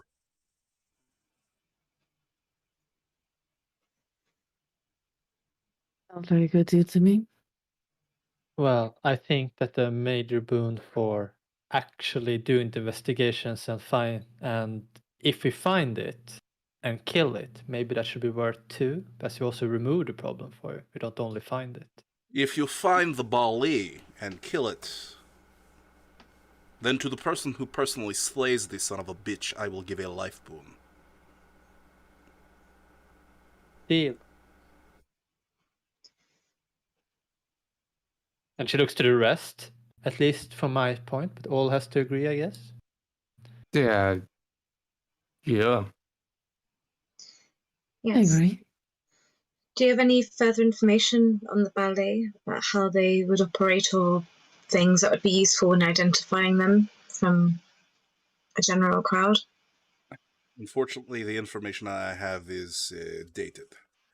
Last I knew about them, they were very cult-like, and oftentimes their ghouls were, as such, heavily involved in occult activities. The usual shit. Candles, dark cloaks, religious or prophetic symbols, babbling nonsense. You know the type. Any tattoos or symbols that you can paint down that they had? I can show you the symbol of the Bali. That's a good start. He takes out a knife and carves into his wrist the clan symbol of the Bali. Any similarities to the symbol that one of the demons was carrying? No, unfortunately. All right. So he does the upside down, like pentagram-ish symbol. Mhm. All right. Carves that right into his wrist. Well, that would be the symbol you are looking for when it comes to this bloodline. I Hmm. can also share to the group how the symbols looks like in our chat. So it's not really a pentagram.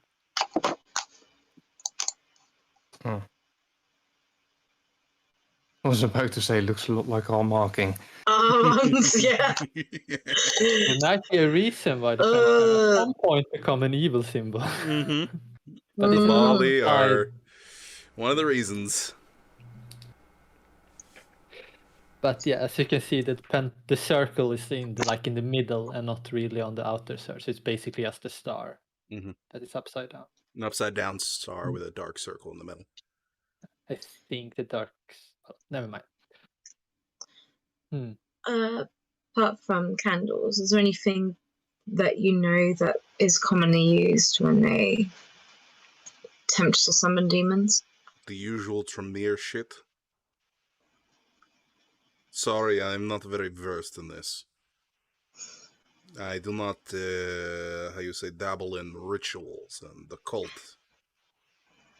I prefer to less curse my enemy, more take him on, mano a mano. Break his skull. Both can be fun. Actually, there is a symbol I didn't know about. Maybe it's this symbol you show, because apparently there is a Dark Age symbol specifically. Oh, if there's a Dark Ages symbol specifically, it'll be that one. Because that'll be the one. Alright. Yeah. All right. Oh, that's He interesting. is It's like skilled to carve that into his skin. Yeah, so he takes a while. He takes like a good 10 minutes to get as many details as possible to get this winged goat thing coming out of a lake. Fucking on a heater shield symbol. I'll, I'll take back the drawing, and on the back side, I'll try to copy it. Okay, fantastic. Go ahead and make me a dexterity craft. I watched it. Oh, what happened? You got a 0. 0. Okay. Uh, You're not so good at animals. It's a stick goat. Oh, Cecilia, you were better at this, and I'll hand the paper and charcoal too. All right, she will try to do it then. Sure. Same roll. I have actually never rolled that, so let's try. 6 dice, 0 successes. Let's see if I also do the same feat. You never know. No wound penalties, so do I have wound penalties? For this, yes, wound penalties. Oof. Sorry. Okay, better. Hey! Alright, with that, yeah, you're able to get, it's nowhere near as detailed as the carving he makes in his skin, but, yeah, you get the general idea down. Yeah. And she looks over to Adiala, she gives it. My arms are hurting a lot. I'm sorry. And I'll She's take smiling it a bit as she says it, as she gives it over. Let's make it awkward. But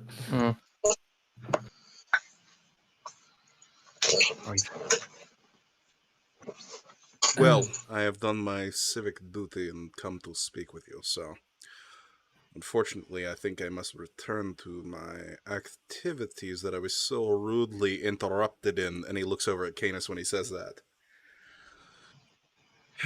However, this was very important, so I understand the interruption.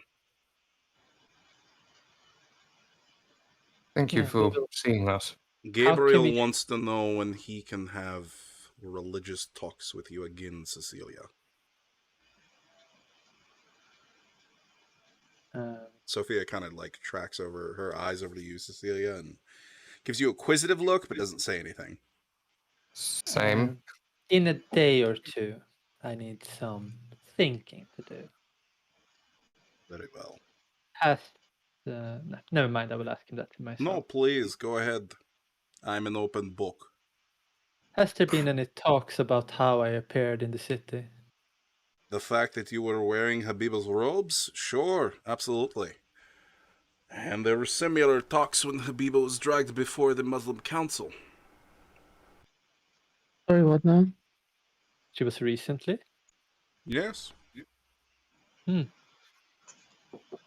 What happened? I was not allowed into council meeting. I may be sheriff, but I am not allowed into every meeting. So she is in town already. She I see. was. I do not know if she still resides. Council meeting ended 4 hours ago. I see. Do you think that is her, or What do you mean? The demon can take form of anyone. Did she look wounded? I would say so, yes. She was sporting some new claw marks.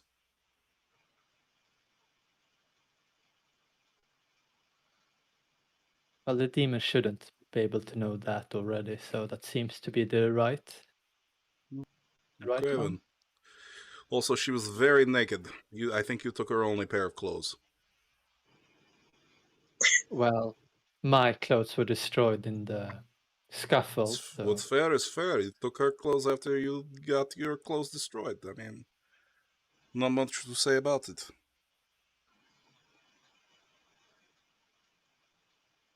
Sorry, I just feel like I have to ask. Did they bring her into council without clothes? Yes. Oh, I appreciate it. Well, that can't have been any good news for her, I'm guessing. she's not so prude, though. I'm not sure she would mind. No, she We did won't. not mind. She was very flaunty. Ugh. Figures.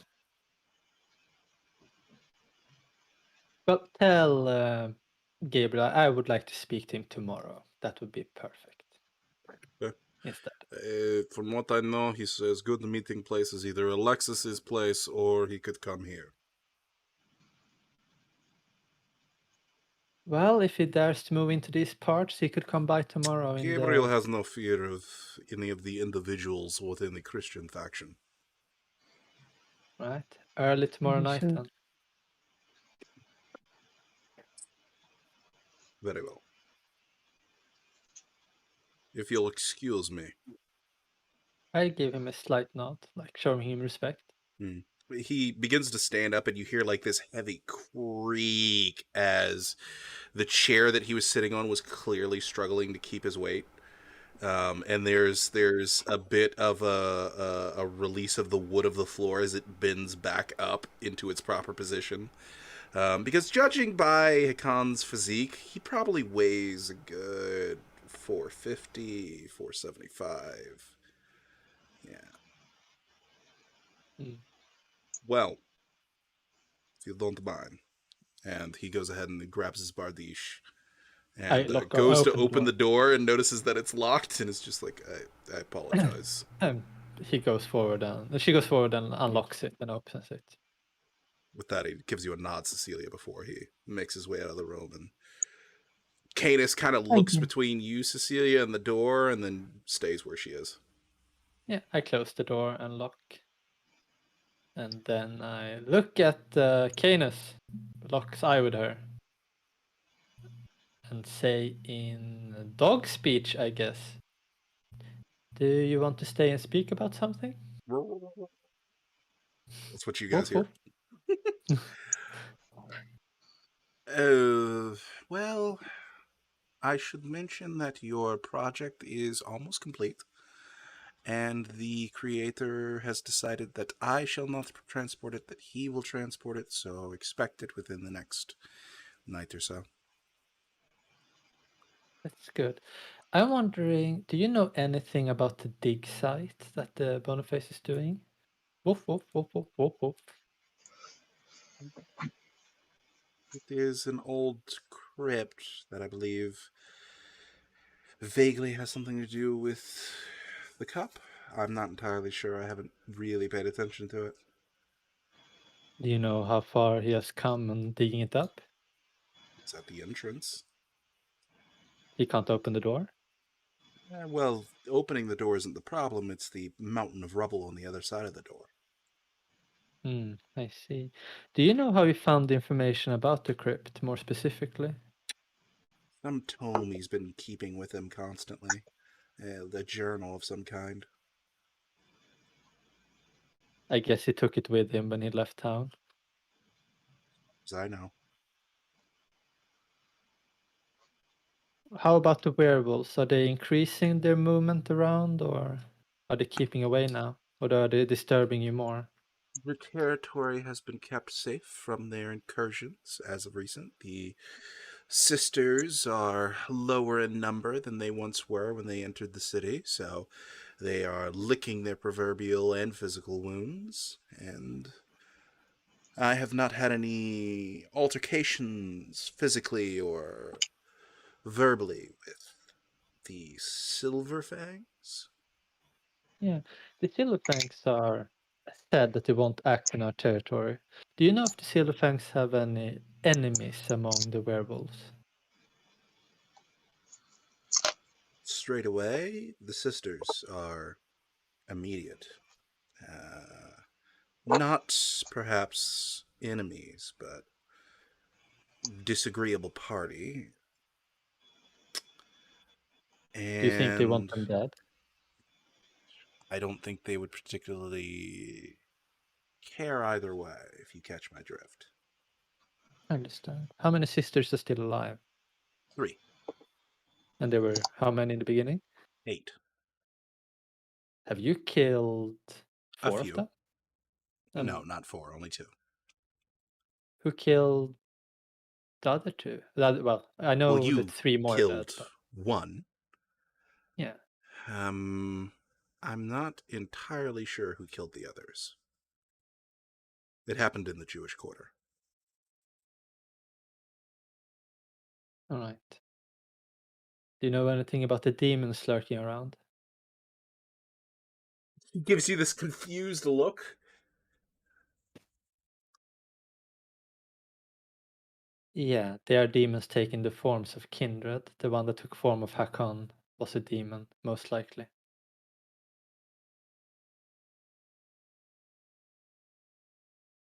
I mean, I think you don't I know that she briefly understands? mentioned this, but huh?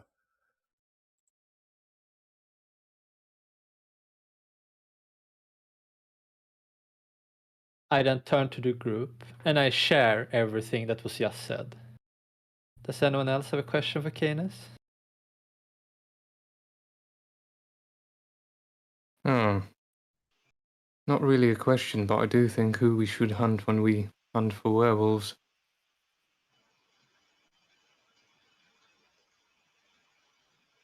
The sisters. Yeah.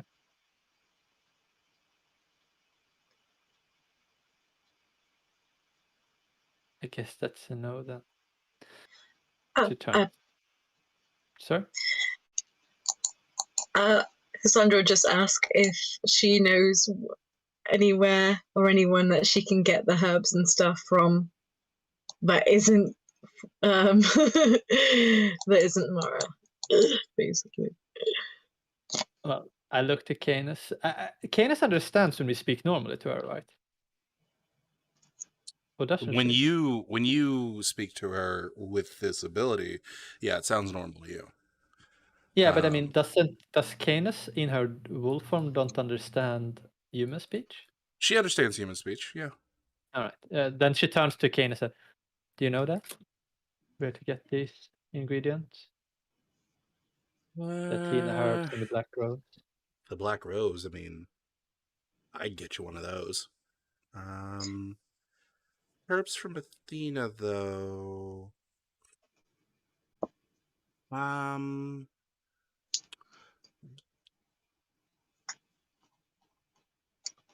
well, And To I add think- to that question, Cassandra would also just add, and is there anything that they're used for in case they ask me? Because she doesn't want to be obvious that she's getting stuff for werewolves. Yeah. Sorry, you'd have to ask Mara. But you know, the Athenan herbs, I think Alexis has been buying some stuff from that area, so you might want to ask him. Right. So a Hmm. small favor if you can fix the Black's Rose for us. Is that fair? Sure, we'll call it a minor. Yeah, minor, yeah. Perfect. While we're at this, you don't happen to know of a Etheria, a Bruja that should be living in town?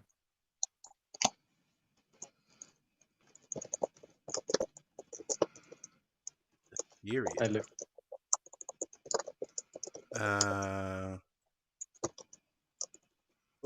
I don't really keep up with a lot of the Bruja outside of Boniface. I know. I want to say Etheria is not too far from the entrance to the council chamber tunnels in the Jewish quarter.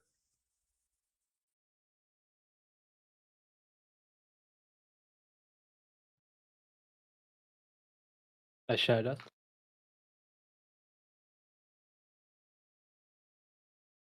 Sorry, typing.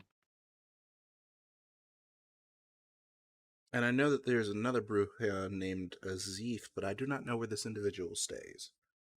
Or even if they're in the city. Might come again? Azif. Canis does not know where they reside or if they're even in the city.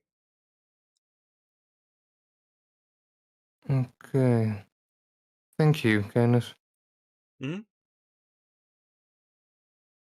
Any news of anything you want to share at this point about the red centipede so I can help you?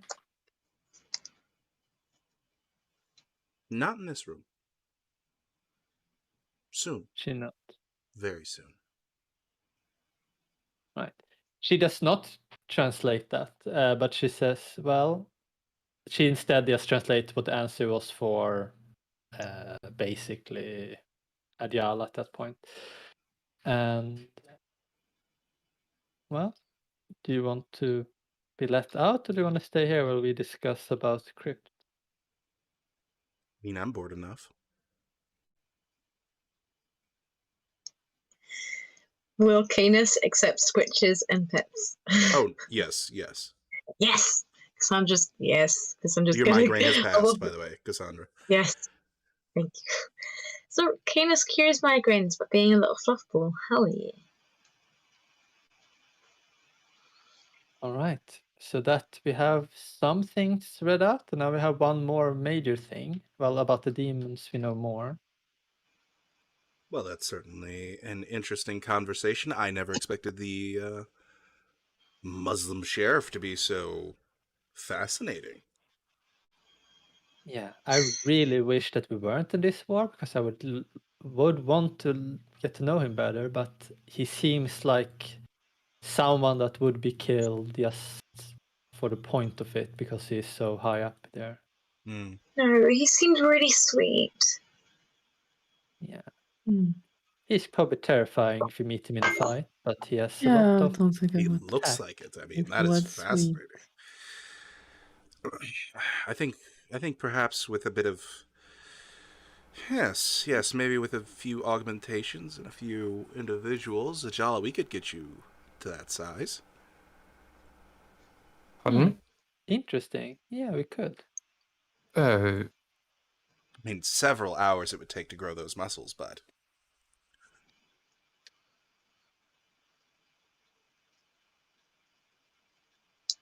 oh, go ahead, darling. mhm. You would make me that tall. Oh, absolutely. I mean, I can do more than just change the faces of people, and with my mother's help, I'm pretty sure it will go really fast to, well, faster to change you in a more spectacular way.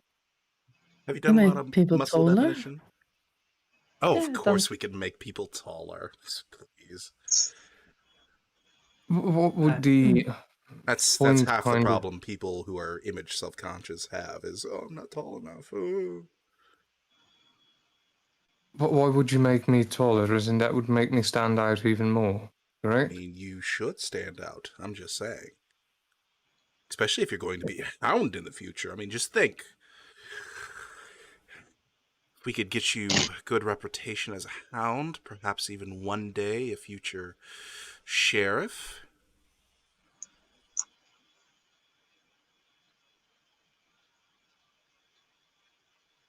Of course, Cecilia and already... Cassandra will definitely have to work on your political sense if we ever hope to get you in the office of sheriff, though. Yeah, that is going to have to happen. I think I'm aware of that. language lessons from Cecilia, most definitely, and perhaps finances and regalness from Cassandra would be perfect for you.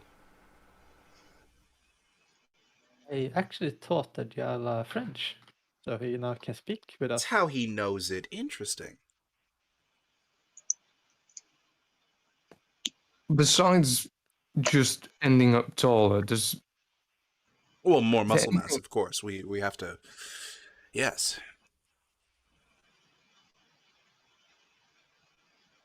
covert operations would be a lot harder. It's covert with a real brute. Little example of it trying to get into a crypt, not being too obvious about it, as in... I apologize, and she sort of waves her hand slightly at you in a downwards motion. Are Then we sending again, in if I'm the- you to the covert operation of getting into this deep, dark crypt? I don't think you should send all of us at all. No, I was thinking more along the lines of sending our easily animal-friendly companion, Chi-Meg, along the way. You know, someone who could turn into a garter snake or something like that. Someone not as imposing and definitely I doesn't carry can do spears. distractions, though. I look at Distraction, Cecilia... absolutely. And think of how much of a distraction you would be if we had you a few inches taller, a bit more muscle mass. Ooh. I like to put a hand on my mother's shoulder. I think he wants to think about it. I mean, he is he's very good at stealthing, actually, at the moment. Oh. How are you? Well, sometimes. Hmm. Cecilia, is this something that you think would be really useful? Let's say that currently you're a bit of a Suit you. jack of all trades. You're really good at fighting. You're good at being fast. You're good at running on rooftops. You're good at sneaking and everything. That this would suggest is to make you into a battle machine worth of 10 men in strength. But unfortunately, you will not be running on rooftops anymore. No, you might fall through the rooftops you attempt to run in. So it's a Yeah, shot. Yes. I'm not sure I'm willing to give that up. Unfortunate. I'm working on something that I think you will like, but I will not share it until I am finished with it. Perhaps But you instead of will be happy. increasing the muscle mass, we could work on the bulk of the tinnies themselves. It's something to leave to experimentation in the future, but not directly on you, Ajala, perhaps on subjects, yes. Yes, 30 of those warriors that we have slaves that are in my other establishment are scheduled for doing all these experiments with. Cool. Very good. You'll need plenty of blood, though, so we have to get a good supply of that. Oh, 20 of them are subjects, 10 of them are, well, blood. Interesting. Well, that's a different thing. I don't know if we want to act on what we want to act on. I think that She-Meg should maybe check out. They have apparently, like I said, dug into the entrance just to see what the entrance looks like.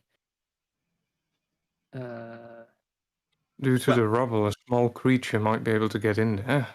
Either way, I have taken up plenty of time tonight, and I'm sure there are many emotions that are running through all of you, and also much conversation that the four of you would like to have in private.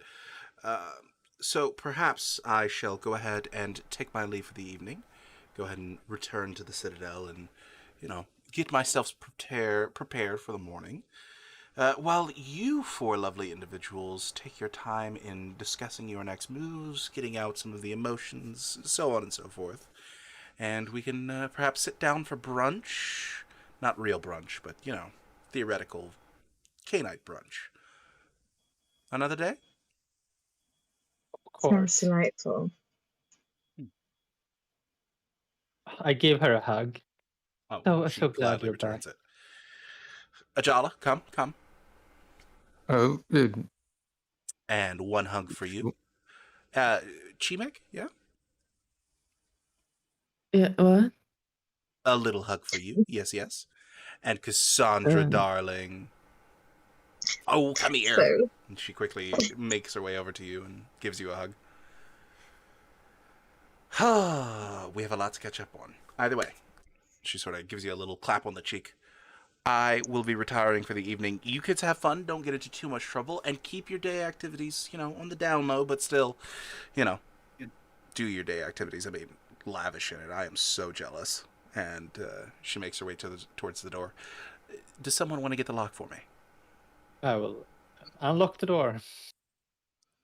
Have fun. Canis? Dog? Woman? I have not met you.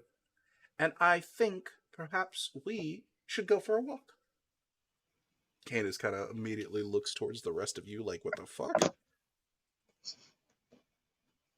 And I say in Wolf's, oh, that's my mother. I think that she will have a fun conversation with her. Ah. Fuck it. Canis sort of walks out the door with her. And then I look at my one last question before we go, mother. Yes, of course. Does the name Isabella mean anything to you? Isabella. Boy, I haven't heard that name in ages. Yes, that was, I believe Isabella is the name of your friend from Venice, yes? Yes.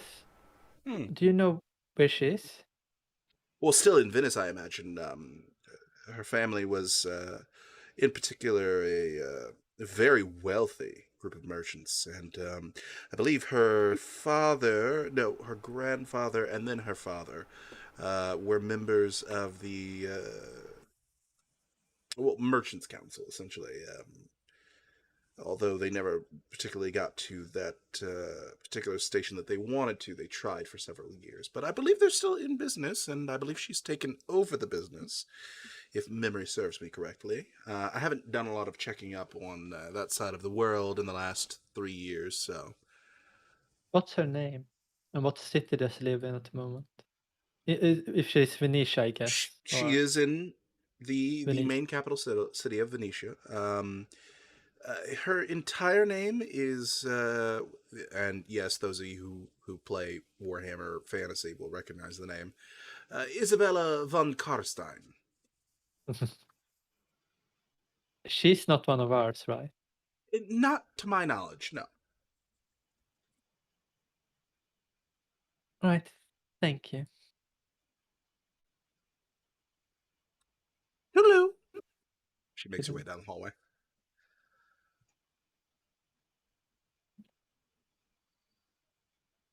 She closes the door after her mother and Canis and locks it. Mhm. All right. What a day. quite.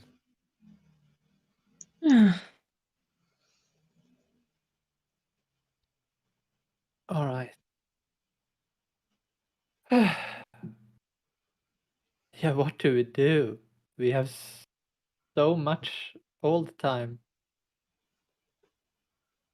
I would say let's deal with the dig site first as soon as possible. Then extend to our other problems. Yeah. I could always go to the dig site during the day. I mean, even if they do find the creatures lurking around there, I don't think they would suggest, well, even think the idea. Well, he does know, I assume, I suppose, but I think it's bad. At least if someone recognizes you, many of the Venusian guards have seen us. Do they know not sure. her But shape do you of think golden they? eagle there? Yeah, don't They think might they not react think like, that oh, as that well. is a kindred moving in the daylight. They more think, oh, that's that woman we saw it before. Let's tell Boniface about that woman. And then Think they would remember my forms? Do you? They don't know that she's a bird as well, as in if she goes in bird form. No, don't think I've shown up. not And so many I golden mean, eagles around here. fine. And there's no harm I trying to at night, like be hard to tell the markings if that's what you're worried about. It should be hard. It should be easier during the night because the humans will not be able to see you as well. So you should go during the night. mean, I might also be able to take some other sort of form, maybe. These are the ones that come natural to me, but Maybe find an animal that is small that can dig well.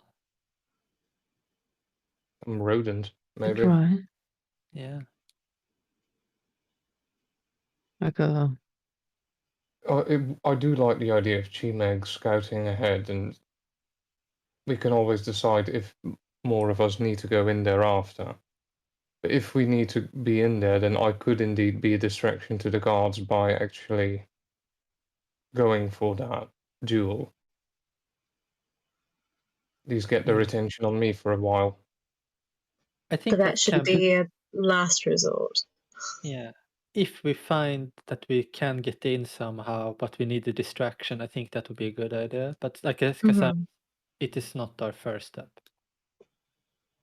We need more information, and what we really need is to find that journal that Boniface walks around with, but that would be hard to get.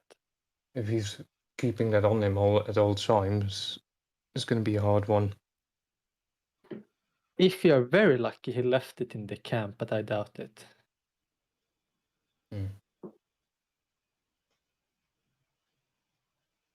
Well, we will get the black rose at least, so that's good. And I will talk to Alexis tomorrow about the other herbs. What I do will you want speak me to do? to Gabriel tomorrow. We know that Habiba is now in town or close by. Should we do anything about her? I don't know what to do about her really, and don't. Other question: the Bishop of Daram. Maybe send a message to her for a truce between me and her or something. Like she might be scared of me. I could go by the dead drop. So yeah, have a look at that. Yeah, see if she's left something. She might have left a nasty message or a message of some form of peace. I honestly think that she's the kind of woman that if you do make some kind of peace with her, it just gives her time to, well, backstab you. Up in the back. Mm-hmm.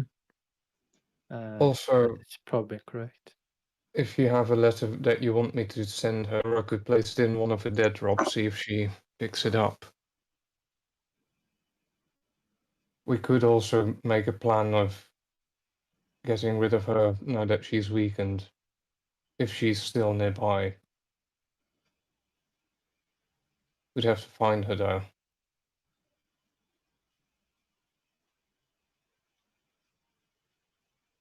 And then I also have the question, what do you want me to do with the Bishop of Daram for the time being? You should just watch him, I guess, to see what he's doing. There's a knock at the door. Who's there? Who is it? Hey, it's me. I'm done cooking. I will go open the door. Rafika's standing there. Oh, sorry about that. What did I miss? makes his way over to Chibi. Well, Did he we bring any dine of with enemy. Did he bring? Sorry, what, Ajala? Did he bring any of the food? Sorry. He doesn't have any on him, but you could ask. If he hasn't got anything on him, I'm not even gonna. You sure? All right. Yeah, Jala's hungry, but mainly for something else. Mm-hmm. Liquid diet.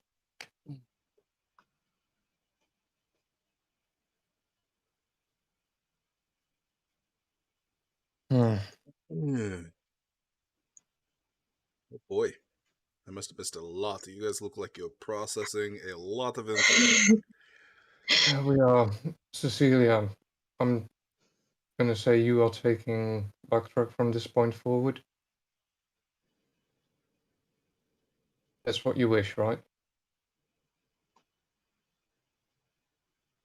I am not opposed to the idea, but I am not sure what the correct way is to handle it at the moment. Because I don't know how you'll react getting even more kindred blood, different kind in him. I will have to ponder that possibility.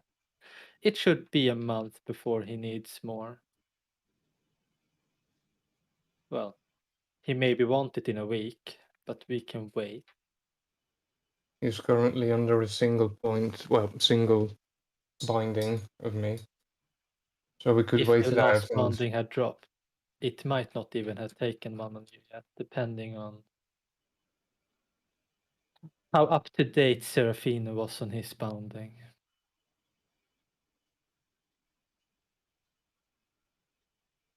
right. I'll leave him to you then. I won't bind him any further. Why don't we just let him choose?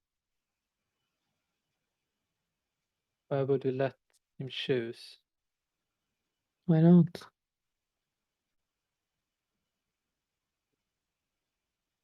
Well, I suppose he would already have the blood of a Jala, so that's a bit void now, I guess. How? If you don't mind me asking.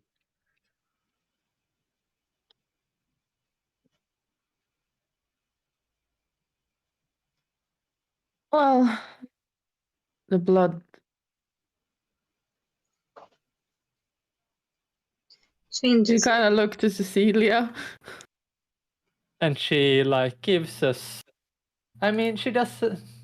She gives a skeptical look, but she doesn't help you choose if you. But she doesn't look encouraging.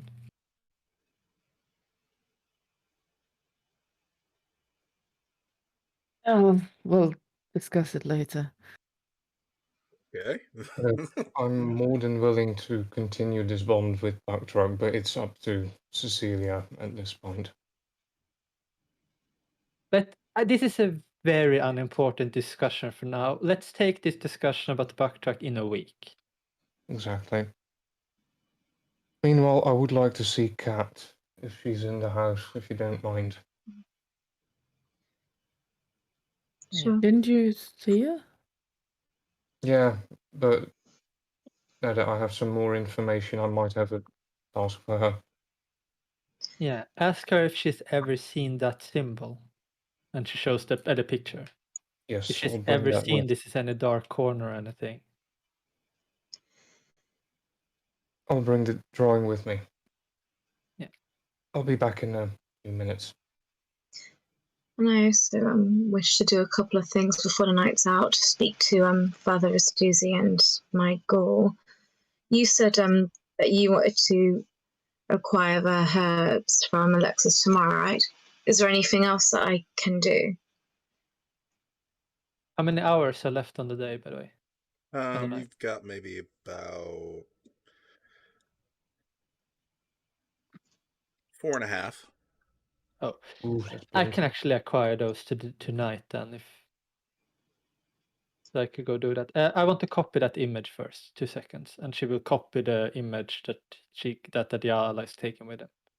Sure. So Fair. give me a not dexterity, but a Stamina craft with an additional 2 modifier because you're going off of a 4 success drawing. All right. And wound modifier apply. Unfortunately. All right. Okay. So you are able to get a. It's not. It doesn't have some of the details in there like you want them, but it's still really good overall. All right. She takes the copy and then folds it and then. All right, so I'm doing that. You're going to Rustusi. You're talking to your ghoul. Where would I find Father Astuzi? Most likely at the Church Holy of the Holy Scripture. Sepulchre. Just sure. Yeah, I will describe the neighborhood that is within the purple borders on the map. Somewhere there. He probably is residing. Probably in the church. Thank you. You sure you're right going to Alexis on your own? What about the whole never go to him on your own? Or is that only a rule for me? I think it's a rule for everyone except me because he favors me a lot. Oh? He's very interested because we share the clan and apparently there's no one else with the clan, and now he's going to be my teacher. But I have seen his ghouls and servants, and I'm not even sure all of them are ghouls. Maybe some of them have even been kindred, meaning I don't know what can happen on a bad day for him. So is that why that Nosferatu of his is apparently watching over you? Maybe. I think that we're also interested in Shemeg for that reason, right? That specific ghoul. The So ghoul teasing at is least. interested in Chimeg from your knowledge, but I don't. You don't believe that to be an order of Alexis. Yeah, that's true. Yeah, he's probably here to look after me, and the ghoul likes Shemeg, I think. So that's nothing to look out for. Yeah. Wasn't that a Nosferatu? Mm-hmm. No, sorry, Nosferatu, not the ghoul. Sorry. So this is a bit complex. I doubt that he would do anything towards me. I think that everyone in our coterie is pretty safe because he probably would assume I would become displeased and angry if he did anything towards any one of you. Maybe it's just fattening you up to eat you later. To make you into one of those dogs. I mean, Ajala, he had a perfect opportunity to eat you earlier tonight. Well, he didn't eat me. Anyway, I'm going to see Cat. I'm going to see the father. You sure there's no other errands you want me to run while I do that? Well, I guess anything to try to find. I can actually follow you there because I'm going to use the hidden entrance to my brewery, so I can follow you on the way. Right. Have Are you you seen the serious? hidden entrance? Are you I don't and remember. your mother serious, by the way, Cecilia, about that whole thing? What? What Are thing? you able to change? Yes, you are able to change us, but Oh, yes. would that actually please you? Sorry, repeat. Would that actually please you? To change you. Yes. I haven't actually thought about it that much. I think it's in one way would, but I'm not sure it's the most effective for our coterie at the moment, as I actually find it very useful that you have a very broad set of skills. I originally thought of making ghouls that were mind slaves that were in that form, but of course a kindred would be a lot better. Right. I have to think about it, but it is an interesting suggestion my mother's, suggested. It definitely would be useful in a pinch. Okay. Yeah. But Adjala, don't worry. I still like you in the way you are.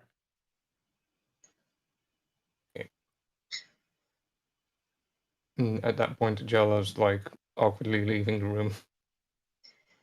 And before Cassandra also leaves, mentioning all this, vicissitude stuff, Cassandra wants to do face sight on Cecilia because, she knows Cecilia mentioned before about how hard it was for her to get this face perfect. So that's, hey, I want to see what it looks like if a kindred changes their appearance, just for cross-reference. Out of character, I know, but in character, I don't know. So what does she say with face sight?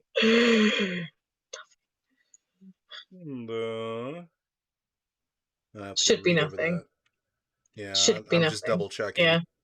I'm pretty sure It's you don't get to see only anything magic with or that particular. yeah, it has to be things that are alive. Anything undead, magic-wise, she wouldn't Well, say here's the anything. fun thing about you guys. Oh, Children of the Cup. Fuck yeah, but still, it'd be interesting just to compare and contrast the different colors.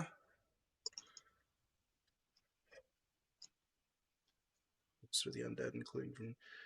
Wait, hold on. Can detect magic that does not stem from ghosts or the undead, including from mages, werewolves, and other such sources. What you would see is there is a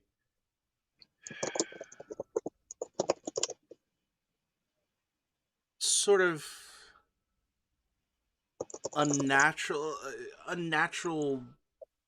like looking directly at a sparkler. There's Okay. just like this imminence, this flow that comes from around her form, like she is a human sparkler. Okay. Completely no way you could ever confuse that with the dark crawling on your grave sensation she saw when looking at the demon. That's what I wanted. Cool. Beautiful. Yes. And actually, looking around at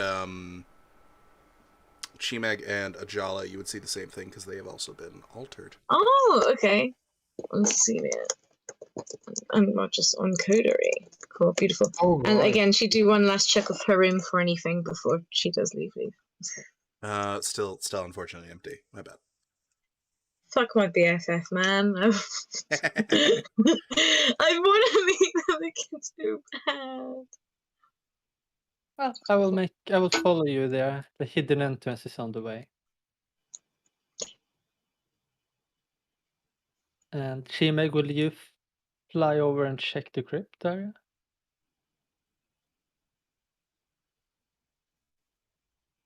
I could.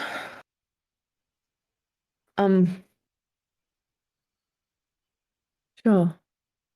We'll see what I can poke my head in, I suppose. All right. So, you all begin to part ways. Ajala, you make your way down the hallway a little bit and knock on a familiar door. You hear from inside. Yeah, hold on. And there's the shifting of wood on wood as the chair is moved out of the way of the door. And you see Kat's face as she opens up the door. And then as she sort of recognizes you, she sort of leans heavily with one arm on the door frame. I could have swore we sort of, made it very clear that we weren't gonna. I have work for you. Oh. She kind of straightens her clothes up a little bit. Yeah. Naturally, that's what you're here for. Yeah. I'll sort of scoot my way in. Oh, as yeah. far No, as- yeah. Sure. Yeah. Come on. Come. Yeah. I mean, she pulls you through the door and closes it behind you. I put the drawing on the table, the demon side down and the symbol up. Mm-hmm. She kind of We're looks at looking it for briefly, and then individual. Sorry? she kind of looks at it briefly and then stares back at you. We're looking for individuals who might be working under this particular symbol in the city and outside of it. Here's the thing, I would prefer you to look into this during daytime and not during the night. Ooh. Oh, I am not really sort of a night owl, if you catch my drift. But Thing, it's for your own safety. yeah, sure, absolutely, yeah, no, I could do that. Yeah, I mean, sure. She awkwardly That looks is at a wall. one thing. The other thing is, and I start describing the entrance around. 1 second. Around the tunnels to the council chamber in the Jewish quarter. That area, there's supposed to be someone staying there named Etheria. They're secretive, they don't like to be found, but if you manage to pick up anything Ethereum? about them. Okay, Etheria. All right. Sorry, that just sounds like fairy tale-y, like some out of mythology book or some shit. Any whereabouts about this individual, I would like to know. All right, yeah, great. What am I supposed to do if I find them outside of, just be like, hey, that's them? Report back here. As in, if I'm not here, tell Fatma to All tell right, me. great. Okay. Either one. Try not to get involved with them. This is a down low kind of thing, which I think you're good at. Sure, yeah. Download. Well, that's all for the time being. Thank you. Also, if you see anything like this and I turn the drawing around, stay the hell away from it. Exactly. See anything like that, run.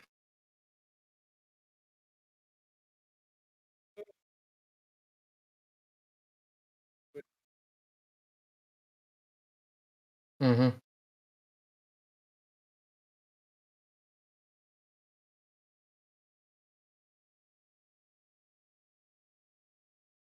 When you say what the hell, when I say exactly, I'm not joking too much about it.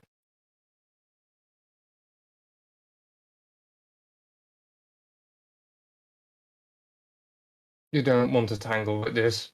I realize that I have been muted on the stream. My bad, stream. Whoops. I don't know how long Oh that's been no, going for. that isn't practical. Whoop-de-doodles. I don't For think it's how too long. long I though? don't think it's too long. Okay. So, but yeah, she kind of just nods her head a couple times. All right, I can handle it. Sure, why not? Also, you've been hanging around this area, correct? Oh, I mean, I wouldn't say hanging around this area. I would say more like I'm here every once. Yeah, pretty much. Mm. So, I described the about the quarters that we have as our territory at the moment. You don't happen to have heard of anyone or encountered anyone in that territory that is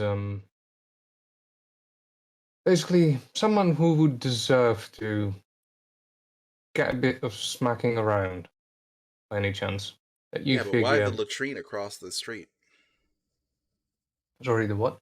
Why the latrine across the street? I mean, that's Yeah, kind of. I I don't mean, you describe that described. part. Okay, I mean the general area around the painted lady and everything. gotcha. Okay, because I thought you were going into like the whole area, and I was No, about to be not like, the whole detail, just roughly our area. okay, all right, yeah, that's a decent area. Mm. Like any rich folk that are way too stuck up and should be kicked down a notch, something like that. No, they're probably going to be like on the way from, I don't know, the Church of the Holy Sepulchre or some shit. They usually like to like take the back alleys there. Right. Thank you. Anyway, good luck. try not to exhaust yourself too much, but get plenty of rest. I know daytime's not your usual thing. Yeah, there's a reason I'm awake right now. Mhm. All right. Then again, you should be more So- resilient now. Good luck with that. Uh, See ya. Oh, okay. Fuck. All right. Closes the door behind you. Leaving us so in the dark.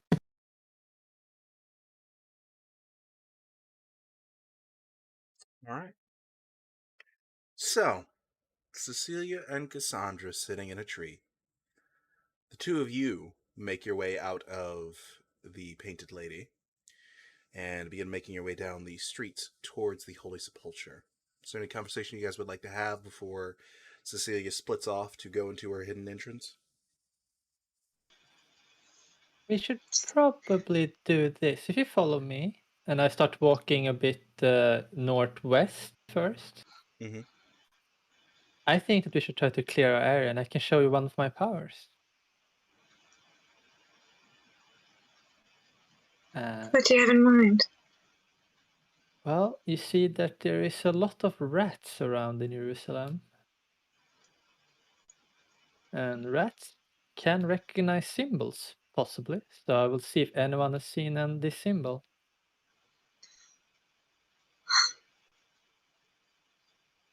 If I can communicate them. We will see. And when I get into an alleyway alone, well, with Cassandra, Mm-hmm. I will use beckon call on the animals. Awesome. I want to target rats, basically. Yes, That targeting are not rats. rats that are above. I'm gonna make the thing that above intelligence amount. I mean, rats are not super intelligence, but they're also dumb and smart rats. So the upper half is what she's trying to gather up to not be to lessen a bit the amount of rats that will come. Sure. As you can be as specific as you want, I think, in your call. Okay. So that is a charisma survival difficulty 6, I think. It might be Christmas survival. That sounds correct. Do you have the power in front of you? I do now. Yeah. Hold on. System, name a type of animal. This can be highly Yeah, specific in Christmas. general. Yeah. Yeah. Charisma survival difficulty 6. All right. Charisma and survival. I'm not the best in survival, but I think I'm okay. Do I have wound penalties on this? No. This is not a physical activity. All right. Oh no. I tried to call animals. Embarrassingly, Cecilia, you begin to make the calls into the night. And for a moment, after about a good minute's passed, you get your hopes up because you see a rat, like currently eating away at some rotted wood and some piece of rotted meat down the alleyway. But after it finishes nibbling, it kind of just scurries off in the opposite direction. I stand So- and look. Cassandra kind of noticing that nothing's coming. She doesn't let anything show on her face, but she just smoothly goes, so that's how you're able to speak to Canis? The same skill? Similar skill? Yes, I don't know why they're not responding. Maybe there's something with the demons close by that are disturbing the call. It's two different powers. This is supposed to call a lot of them. Last time I did this a couple of nights ago, hundreds came. I'm sure there'll be plenty of nights for me to see. It's been a long night. How are you feeling after surprise reunion? Oh, yeah, let's just keep going back. I am actually very confused and happy. I guess. Yes, I am happy. But I think it's too many emotions for me to handle at the moment about it, so I try to be civil. Like, have you learned when you're small that if you get excited about something, you shouldn't show it to your parent? You should just be trying to not show it. I'm feeling like I'm grown up enough to not show it, but I really want to scream all the emotions out. Then you should.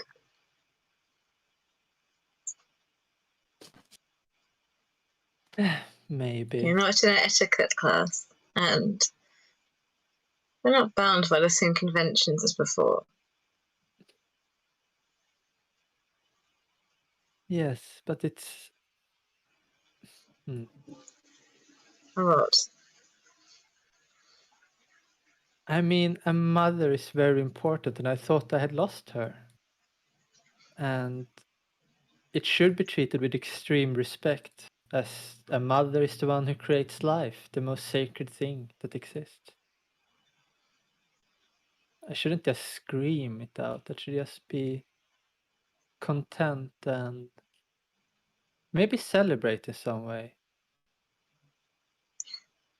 Absolutely. I should have found someone to make love to, maybe.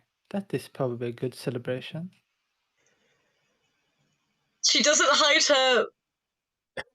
her surprise at that. Like, I reunited my mum. I must fuck someone. Like Cassandra's like,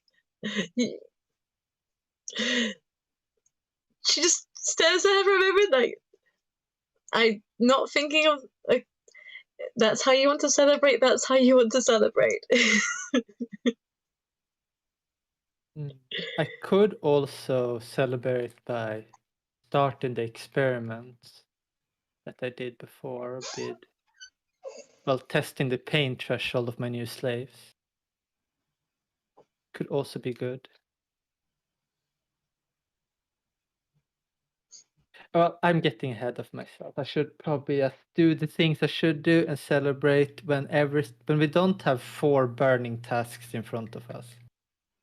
And I should prepare for the party we're going to later. Yes. I'm looking forward to that. She seems like she noticed that you reacted strongly, but she actually continues like she said something completely normal. I'm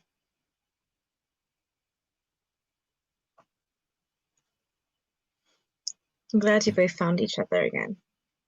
Yeah, that is wonderful. I hope I get to know her again. She seems to have changed some. She's so, well, more like a Cainite, I guess. Also the same clan as me. It's almost too good to be true. It is Think of it true, as a right? blessing. I believe so. You did test your powers on her? See if she's starting to bleed?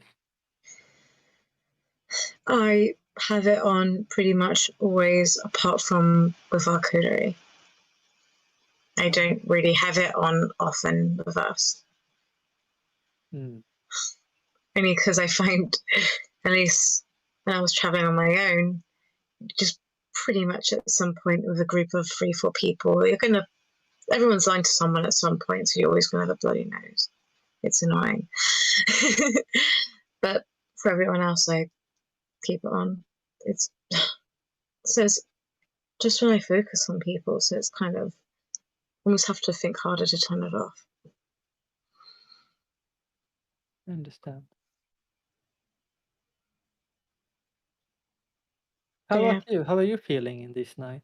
A lot have happened for you as well. Peculiar to have these really key dramatic moments be brought to you as if they're reading a book. I don't have any memories. And how do you remember? Do you remember anything? At first I remembered only like a name and a picture, basically. But more and more are coming, and actually a couple of days ago, well, I guess 2 days ago, I remembered why I was made into this. Like started vividly remember. It seems like it's coming back more and more, but it's still so much I don't remember. Like you said, I know that Isabella was a name, a Venetian woman, and my mother said it was one of my best friends. I don't remember any moments with her, but now when I know her name and so on, maybe I will start to remember. Hopefully. It is no, but I would say all of us that me, Adiala, and Serafino, we remember basically nothing when we woke up. And slowly we started to get back some memories, I guess, but mostly nothing. I think the last 3 weeks is what has given me most of my memories back. Do you think anything triggered it? Maybe stress, or maybe this is. Yeah, I have this, and she gets from her pocket a small silver rosary. When I hold this and look at it, I think it was something I owned before. I remember more things sometimes. I've seen you of that, yeah. That's what you always had on you. Yeah, it was the one thing I woke up with that was not just the clothes on my body, it was this. Oh, and 2 bags of sand as well, that I didn't understand what they were at the time. Or dirt. But I know now what it is.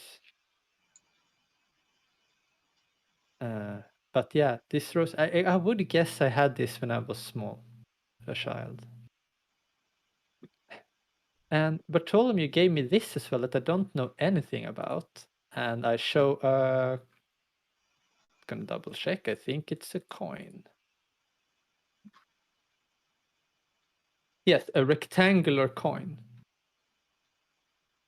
Oh? I don't know why he gave me this.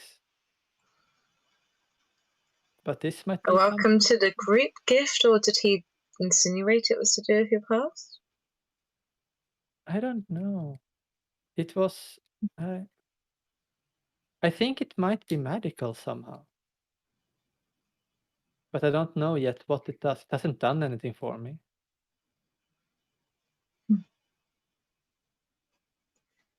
She'll take a closer look. Yeah. I'll hold In it out. what method would you like to take a closer look? Normally, just first, Sure. and then face eye after. Sure. Perception investigation. Perception investigation. Alright. Just normal? Difficulty 6? Difficulty 6, yes. Okay. Let's see. 3 successes. There are very faintly and very smallly, sort of on the edges of the coin, these tiny little marks that are written in a language you don't recognize. Rude. All the languages I know, they're all fucking useless. I know.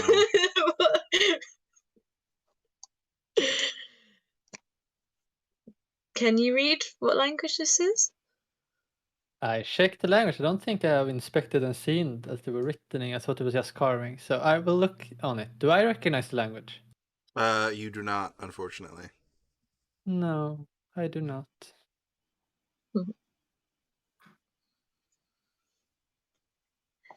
Well. So just hand it on back. If you ever figure out, let me know. You've got me all curious now too. Yeah. But are you starting to have your memories back? Or still nothing? None. Nothing. Just what your mum and Gregory told me. Did you start remembering after they told you, or is it just still information only? It's information. I feel weird about it, but it's not memories. It's just that happened. That's not great. It's just I But want as to feel I'm starting connected. to remember, maybe with time we all will remember all of our past. Maybe. And still, just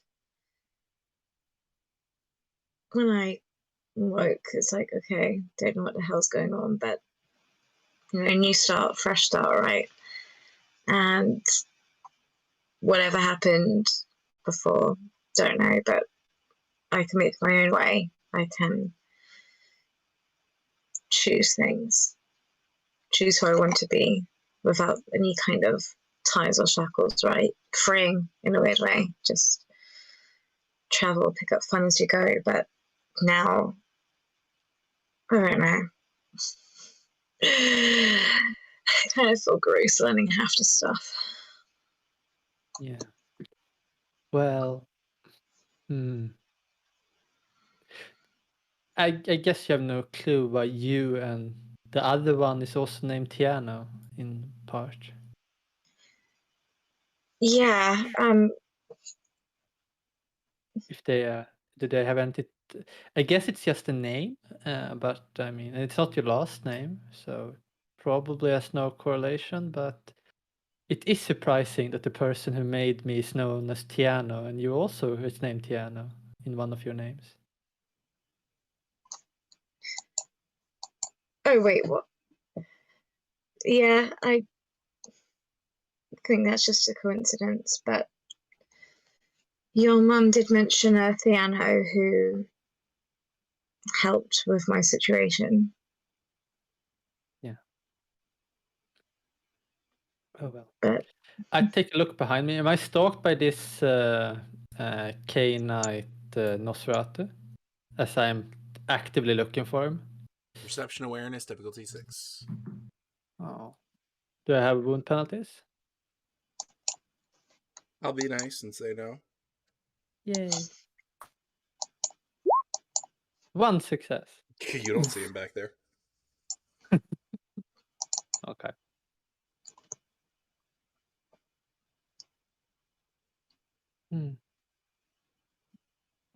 All right. Well, if Habiba still is in town now, we should probably be careful. Even if she's wounded, she might do something desperate. So I guess we have to check our corners as we move about now. of course, She was you extremely fast. sure you should be traveling alone? Should we grab you a guard or two? Oh, I'm going to use the hidden entrance and go to my brewery. Should be fine. That's why I'm following you now. So you're basically my escort if I'm being targeted. She says and smile. Sure, I'll should you be a distraction with my well-known fighting ability, world-renowned. Of course. None can stand in the sharpness of your tongue or something. My tongue's not been that sharp around you. I was just making a joke. I had my skeptics about you at first when I met you. I actually did not like you at first, but I think you're growing on me. I realized that truly, when I ask all these questions, it's only because I want to learn more and I'm curious and I don't know much, but I offer advice when I can. I'm hoping to be corrected or offer another point of view. It's not, I'm not trying to sidestep you or anything. We all look up to you in this coterie. That should be obvious enough. Well, I think we all should be more like a team, even if some looks up to me. I I think that there's the stress of everything that's happening. I mean, I think that we have seen more things during these 3 weeks than most Kanat are during their lifetime, I think, somehow. I read the books about Kanat lore a lot when I was studying, and it was always referenced about how time was different, like an ongoing conflict that was really active and really hectic. Could be something that took 10 years. And I was like, oh, it's going to be so hard to do anything because no one would actually respond to your letters or come. Because if you ask them to come, maybe they come next year and they will say, I was busy, I hurried. And my whole life is shattered by I mean, it is nothing like the books. Everyone comes directly, people are moving about everywhere, there is more conflict and situations than I can't even keep track of the days anymore because everything feels like it's just always. It's, I think I was unprepared for that here in Jerusalem. Very much, not quite a trial by fire, but close. Something like that. Well, and I know that you probably don't want it, but if you ever want me to change anything about your appearance, I of course would help you with that. It's not a comment. I think you're really pretty as you are, but I had a lot of things I wanted to change on myself, so I changed them. I actually am interested, but I'm interested in learning. Learning how to do it. You can Well, change your looks. What else can you change? Like you said, muscles, would they actually make you stronger? And what about your voice? Could you change that? I can change your voice, anyone's voice. It's a bit more complicated, but I would say that there are 3 head things that I change. It is your muscles, it is your bones, and it is your sinews. And voice is basically a sinews that are being stretched or thing, and I can change the thickness of it, I can change the length of it. And with some trial and error, I can make the voice be whatever someone would want it to be. And nothing is without reach, and you can become stronger and faster. I need to move things around on a body or take from a body of similar. Like I could take tissues from another kindred and attach it to another. But I don't think a mortal would be enough because dead flesh and live flesh does not really mix. And she Is whispers, that a long? and I don't Continue. know how about us, if we have to be people that are children of the cup or not. So I don't know how our skin will work. Sure. But did I take that to say that you would not be willing to teach me, but willing to do it on me? No, I would be willing to teach you. Of course. We are in this boat together. I could teach you, but it is a long process. You have to learn a lot about human anatomy if you want to do it well. But we could start with moving flesh and see where it takes us.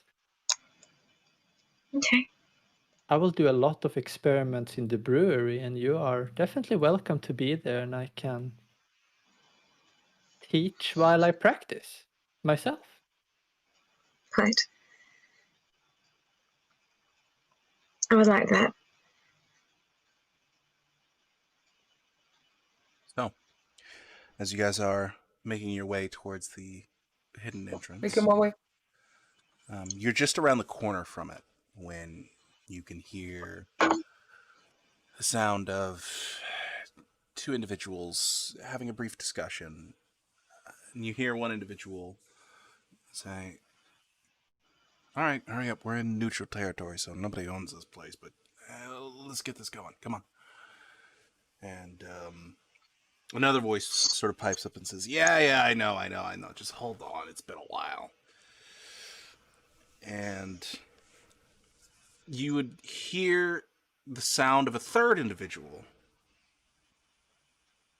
making sort of sounds of exasperated euphoria, much like those individuals that you feed upon. And we're going to go to break. Right. See you soon, folks. Yep.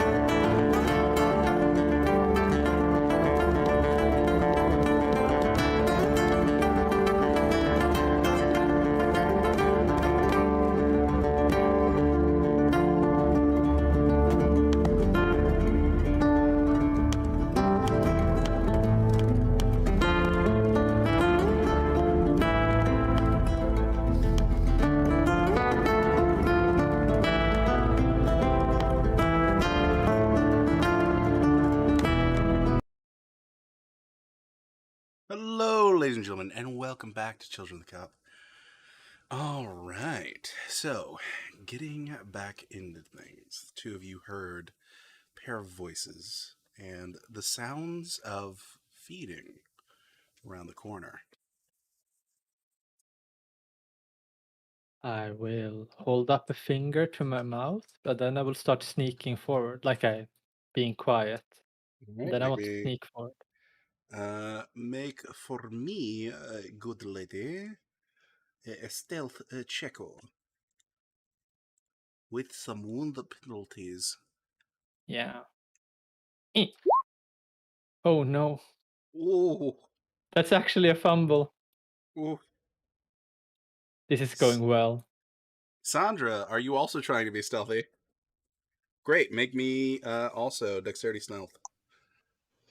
Dexterity, stealth, and I'm actually the distraction. yeah, dexterity, stealth, and it's 6. Yeah, Yep. Let's see the double I'm- botch now. I'm gonna regret this because every time I guess spend willpower. Okay. How bad was it?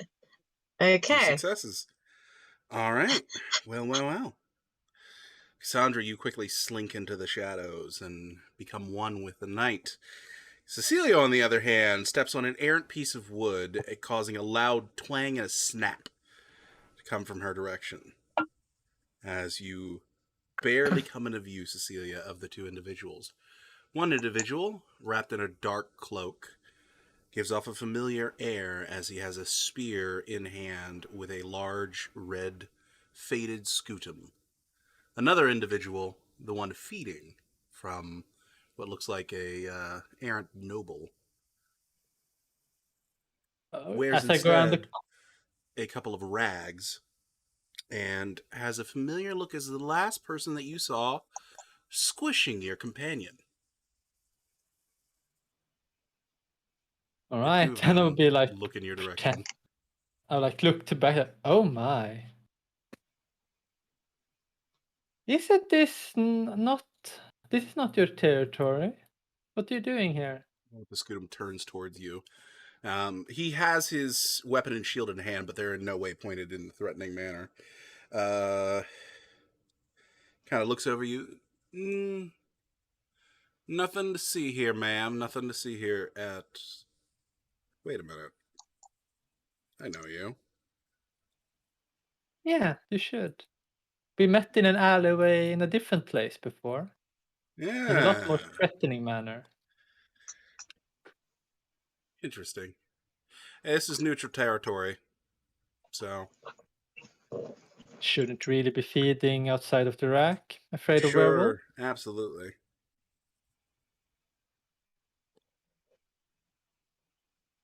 Do I know which faction he's on? He's on the Christian side, right? But he has abstained from helping, or You actually, I mean, you assume that he's on the Christian side. Christian side. You know he worked for Duke Ephraim.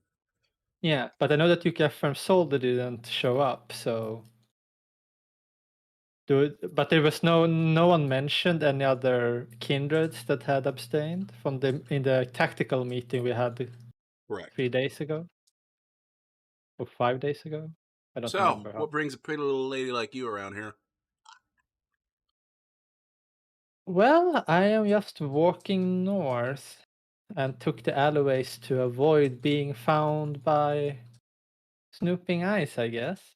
The Nos kind of finishes up his meal for the evening and says, you'll be all right, bud. Slaps a wineskin into his chest and then pushes him down one of the other alleyways towards the street after licking the wound. And the Nos turns. And indeed, this is the individual that crushed Jala. And sort of looks over towards you and goes, oh, yeah. Where's your buddy? He's in a squeezed place, so to say, so he's taking some time off.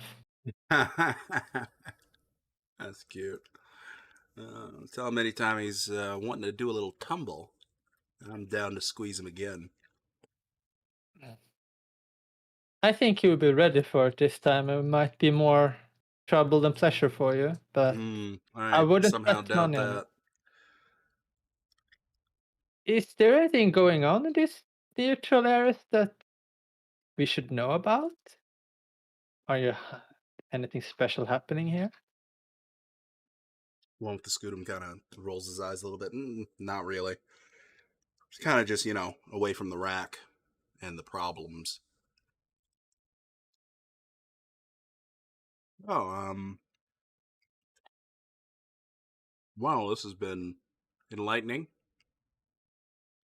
I think we'll take our leave. Why are you not fighting at the front with the rest? I haven't heard that you were staying behind. Well, you see, this war isn't exactly something that we've been contracted to, and he looks over towards the Nosferatu. And the Nosferatu pipes up. Handle. We haven't been contracted to handle it.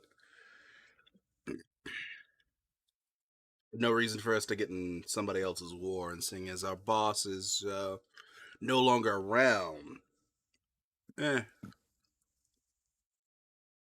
we got a new All right. handler, and she's not exactly interested. Who's the new handler, if I may ask? I think you know her very well. I mean, after all, you two cats seem to be fairly interested in finding out about her.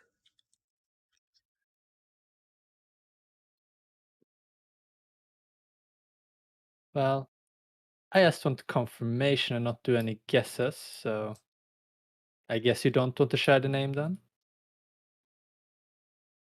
And what's in it for me for sharing the name? The Scootum kind of nudges him a bit.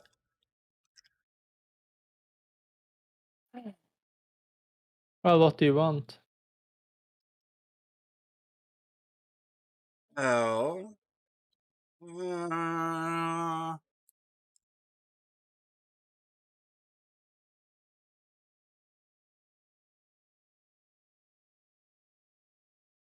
About we put it to permission to travel within your territory. No feeding rights, just, you know. If we're Why gonna come would you want? by, get a normal drink, not our kind of drink, mingle with the individuals in that area, you won't take offense.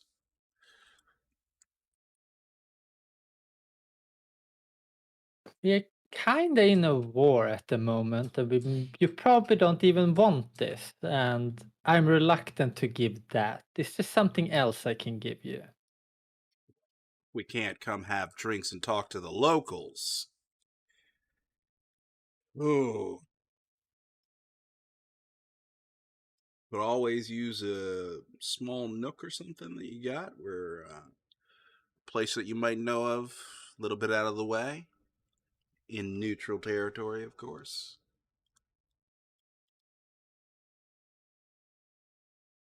Do I know about anything?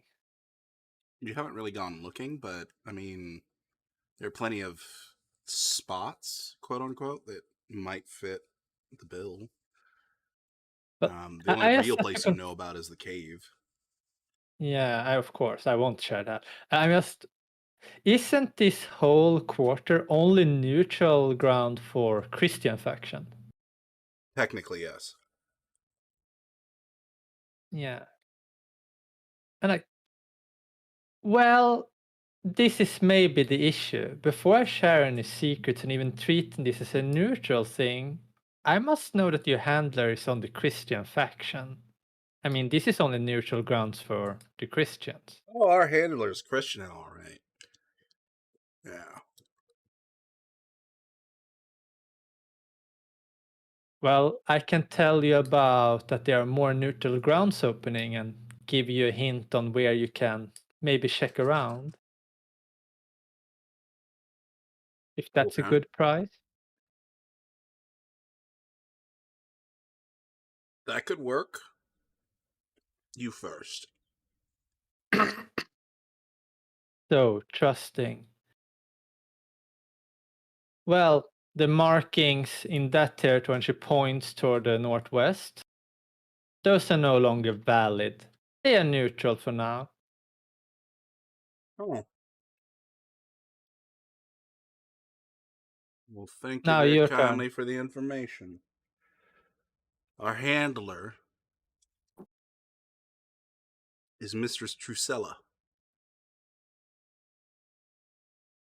Have I heard about that name before? You've never heard that name before. Trusella. Can you type it out? Sure, yeah. Mistress Trusella. All right. Trusella. I haven't heard of her before. Is she in town or is she operating outside of town? She's in town, yeah, she's in town. She just, doesn't doesn't have any official territory of her own. She's sort of staying with friends, things like that. But she's looking to expand in the coming nights. Yeah. I'd also like to extend sympathetic branch towards your friend. After some discussions, it was realized that he may have bit something he didn't quite understand, and there are certain side effects.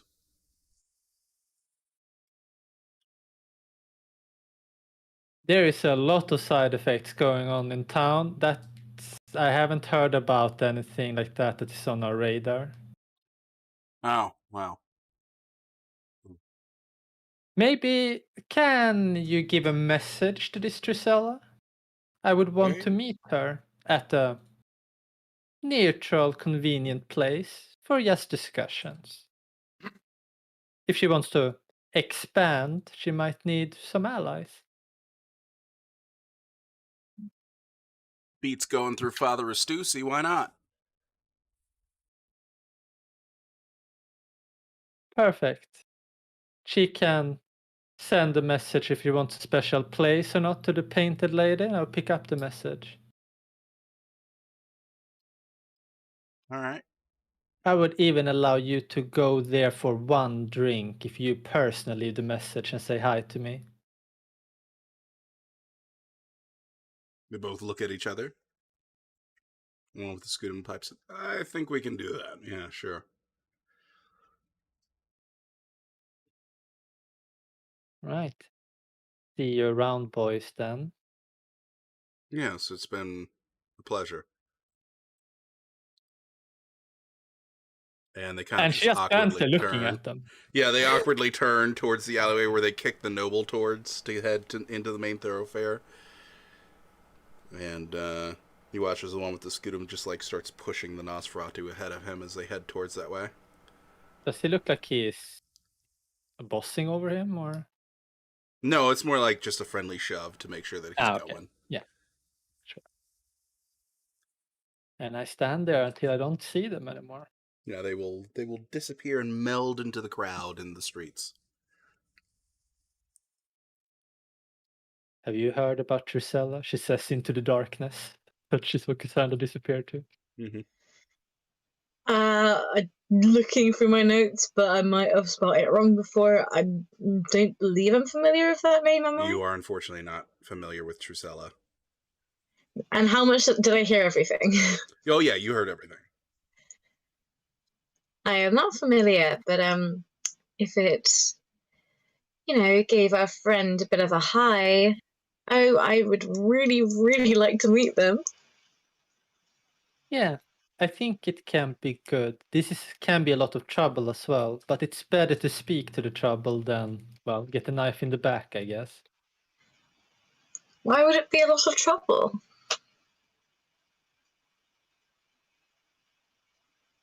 Well, previous Christian sympathizer was going to be in the war, not longer really interested, still claiming to be part of the faction, but not joining.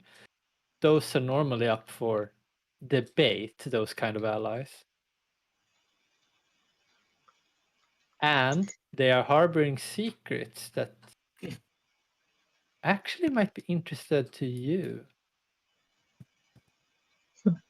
I will I will just look that they're actually gone. And she will walk forward and try to look down and see if you can see them walking away in the distance or not. They're in the alleyway. So you'd go and check. No, unfortunately, they're long gone. Right. Is it a long alleyway or? No, it's Sure. kind of a short alleyway. So where you guys are is sort of the central point of the alleyways in this region, and that particular one is kind of short before hitting the main thoroughfare again. She goes back and starts whispering to Cassandra. I say, well, they have a ghoul or something, or just you mortals that have fey blood in them. So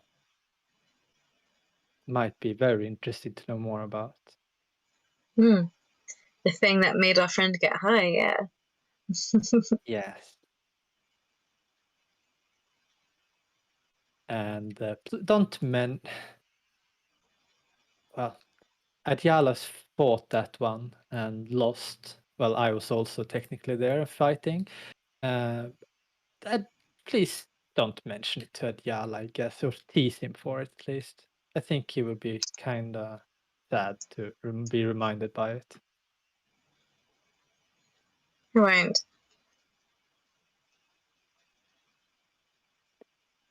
Well, anyway, so maybe a meeting some point from Trusella, and we can speak to that particular kindred once more. Hmm. I wonder how much they know about our involvement in everything. He seemed to know that we had bitten the person. Well, we, Adyala. We, as in you. What do you say? I said the royal we, as in you. Yeah. All right. I will go to my entrance now. So Thanks for the company. See you in the morrow. yeah, see you tomorrow. And yeah, I walk my way. All right, you split off. Cassandra, you begin making your way back to the busy thoroughfares of the street in order to cross and make your way to the territory of Father Restusi, the Holy Sepulchre itself. Before you can actually make your way out of the alleyway and onto the main thoroughfare that will lead you there, you hear a slight from behind you. Hey kid, it's oh right, you and I have never formally met, and you look back in the direction of the voice, and you would see a red-eyed Nosferatu, sort of heavily wrapped up in several cloaks that have been worn and tattered, and has a bit of a hunchback to him. No, I don't believe we've had the pleasure.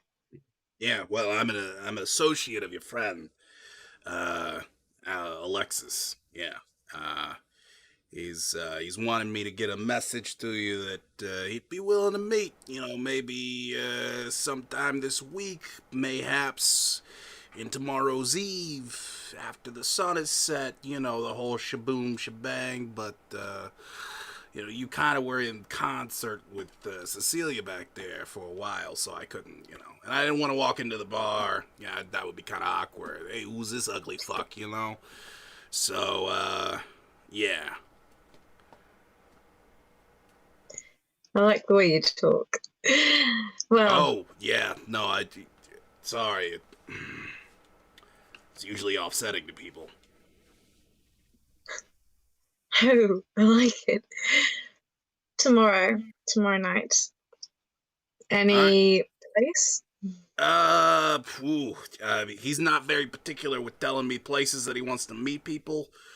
So I'm assuming his place, but, if he doesn't mean his place, he probably means the rack. Or if you know, like a fancy chicken restaurant or something like that around there. He's gonna get me running around half the town to find him, sure. Yeah. I mean, if you guys have spent any time at a place with music and dancing, that's usually like his locale. He's like, I'm chilling sort of vibe thing. Yeah.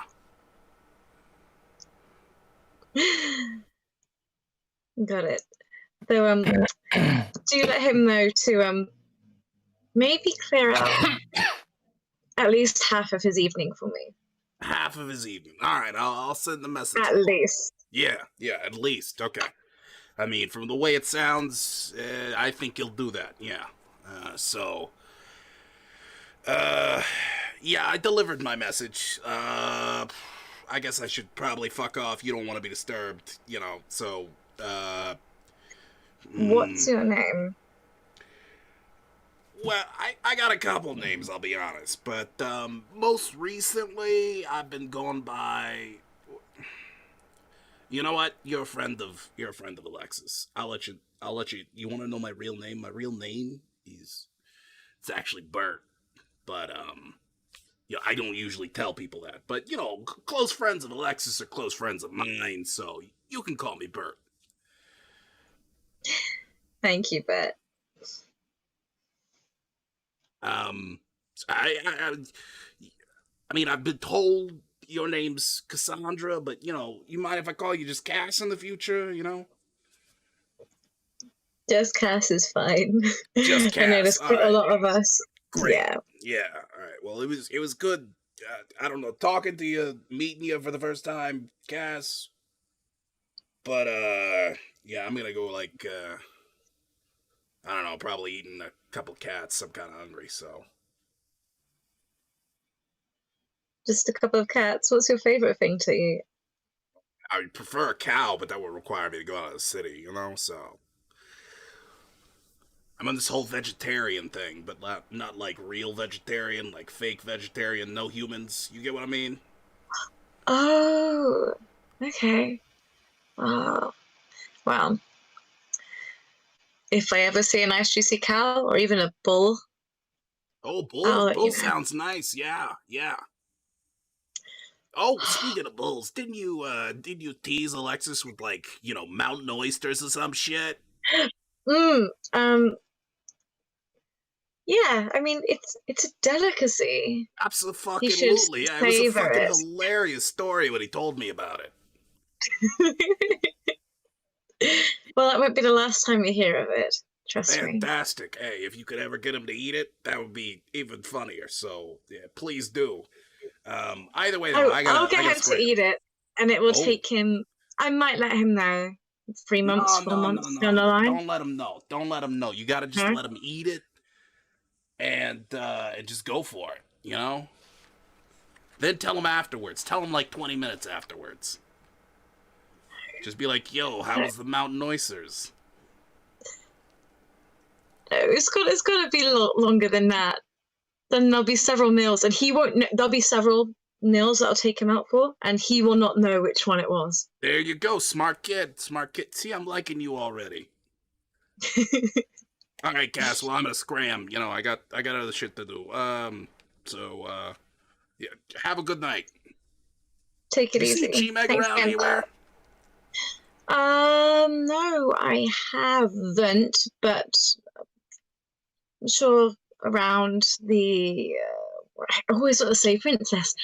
Around the Painted Lady sometime tomorrow. Painted Lady, all right, I got you. Usually where we start our out, yeah. Yeah. I figured as much, but I. Do I say? Do you want me to pass on the message? But fuck no! I'd be too embarrassed. No. Oh. Yeah. Plus, I hear I got new game. Like she's got some new ghoul. He's been talking about this whole romantic getaway bullshit with some of the cooks. Are you trying to be a suitor for her as well? Look, Cass, I'm gonna be honest with you. I got no fucking chance, but maybe I can help out this Rafiq kid. He needs a lot of help. All right, so I'll see what I can do. I'll see if I can help him out a little bit. I mean, of course, I'm gonna have to. It's gonna be kind of awkward approaching him though, because and he sort of motions to himself. But I figure I'll give him the best shot he's got, and see what I can do. Maybe I can find out what kind of flowers she likes or some shit. Proper matchmaker. Hey man, I'll be honest, I was kind of swooned when I heard his whole idea. He wants to go up to like this mountain and he's trying to order a camel. It fucking sounds awesome. He's planned it out already. Okay. He That started, yeah. I don't know, flowers. I'd think more useful arrows that are also ornate with some. I don't know. Oh shit, like a bone axe or some shit? Like weapons? Maybe I don't actually know what she does for fun. Maybe she does like flowers. If I ever find out, Well, I know this dude from like Bangladesh. He's into like ivory weapons. Maybe I'll talk to him. I hear he's got like this ivory axe. Yeah, I'll talk it out with Rafik. If you could actually, you know what, you know what you could do for me, doll. If you could get in touch with Rafik and like introduce me so that I don't come off as just a creep who's coming at him. What name would you like me to use with Rafik? Oh shit. I'm my name's Bert. I don't have fucking good names. So what do you got? I thought you said you go by many names. I mean, I do, but it's like Scruffy and Scrimpy and fucking the cat dude and Creepy and Kush Gazal. Yeah, I heard this name at the gates this one time. This Kush Kazal dude. That sounds like a pretty good name. Maybe I'll do that. If you use the name Kush Kazal with Rafik, I think you'll get on swimmingly. Okay. Okay. Yeah, sure. Anyways, yeah. Sorry for bothering you. Thank you for the help. I greatly appreciate it. Also, don't. I'll pass along the message. Thank you. He sort of begins to scamper off. And you just hear, like, as he's scampering off, that went fucking well. Yeah, that was a good job, Bert. Good job. Cassandra pretty much almost spins off in a skip herself.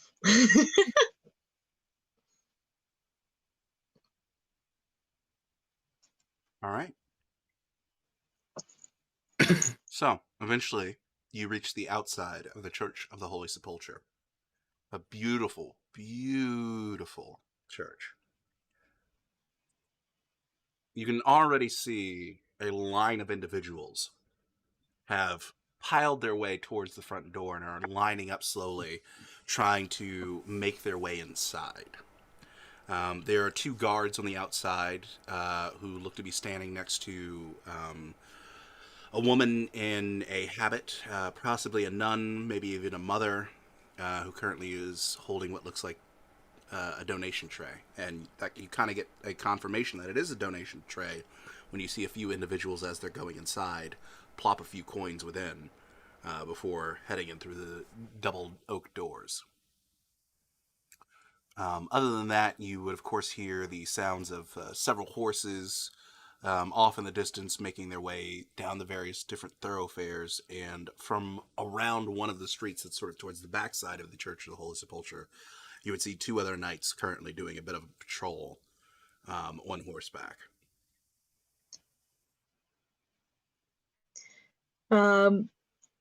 Nothing wrong with the main entrance, and main entrance, why not? She knows from at least Elizabeth that he goes by that name to mortals, right? So it shouldn't be too. Main entrance. Nothing wrong with that. Should be fine. Do you want to go ahead and push past the line, or you want to wait in line? No, I'm gonna wait in line. I'm not a savage. And donation tray, I'll probably put in more than I should, but not enough to damage my resources. I'll put in a nice donation, like, hey, let's help up the neighborhood. So you have to wait in line for maybe about 5-10 minutes, but eventually you do get to the point where you're at the door, and the mother holds out the tray. You pop a few coins in, and she quickly says, "Bless you, child," as she motions for you to go indoors. She does. Kind of a bit curious too, because again, Cassandra isn't really sure if she was religious or not before, and she doesn't really feel anything for religion now. So she's kind of like, Okay, let's see if this one gives me any belief. Well, unfortunately for Cassandra's curiosity, as she makes her way through the double doors into the large circular room of the main prayer chamber, you would hear the sounds of the melody of a chorus coming from rafters above on the second floor. You would see individuals beginning to gather around this dais in the center, and you would see that there is. You're not sure if it's a tomb or some sort of elegant sculpture, but you do see this large central piece in the center of the room that is decorated with all sorts of beautiful murals. Uh, and some of the murals look like they have recently begun having some work done to them. But there are various different religious events, I should say. But before you can even really take it all in, you are quickly approached by a individual in a brown habit. Male, maybe in his early 30s, with sort of that stereotypical monk circular hair with the bald patch in the center, approaches you and says, "Ah, Lady Cassandra, you are expected. If you'll please follow me." Expected? She'll say as she follows. He does not say anything further. He simply turns on his heels and begins to make his way around the outer circle of the Church of the Holy Sepulchre until eventually he reaches a set of double oaken doors within, sort of on the exact opposite side of where you came in through. He quickly opens those doors to reveal a hallway that Ajala might be very familiar with. And he begins walking his way down, making sure to get the doors closed behind you as he goes through. You begin to hear the sound of individuals in prayer, the sound of individuals in repentance, and there is the light wafting smell of freshly made lentils soup. He pushes past several doors on his left and right, goes down a small set of stairs that sort of just de-elevates the room a little bit, and makes his way to another set of double doors, which he slowly opens one of the doors and motions for you to step within. And as the door slowly opens, you can see that there is a large dining room table, the sound of a crackling fire, and also the light from a crackling fire that fills the room. A few candelabras placed here and there throughout the room to give it a little bit more light.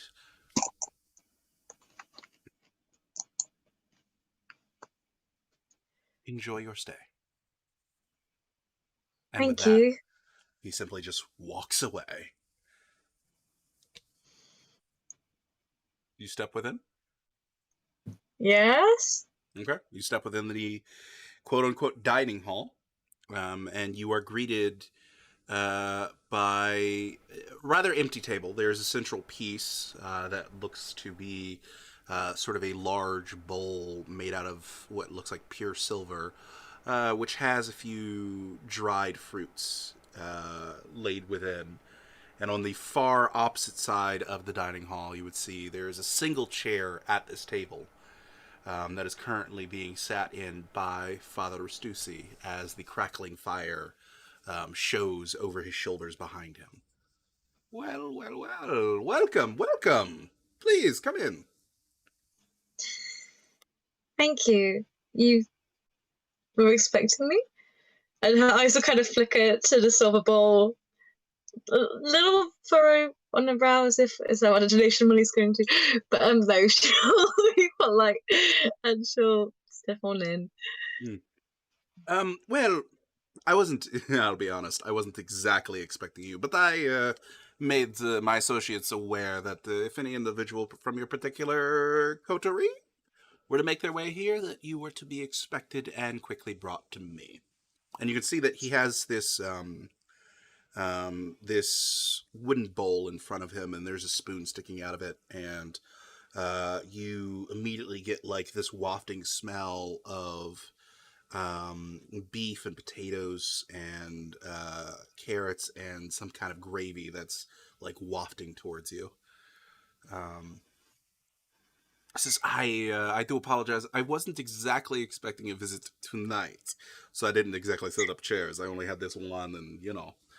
But please, what is it? How may I help your budding coterie?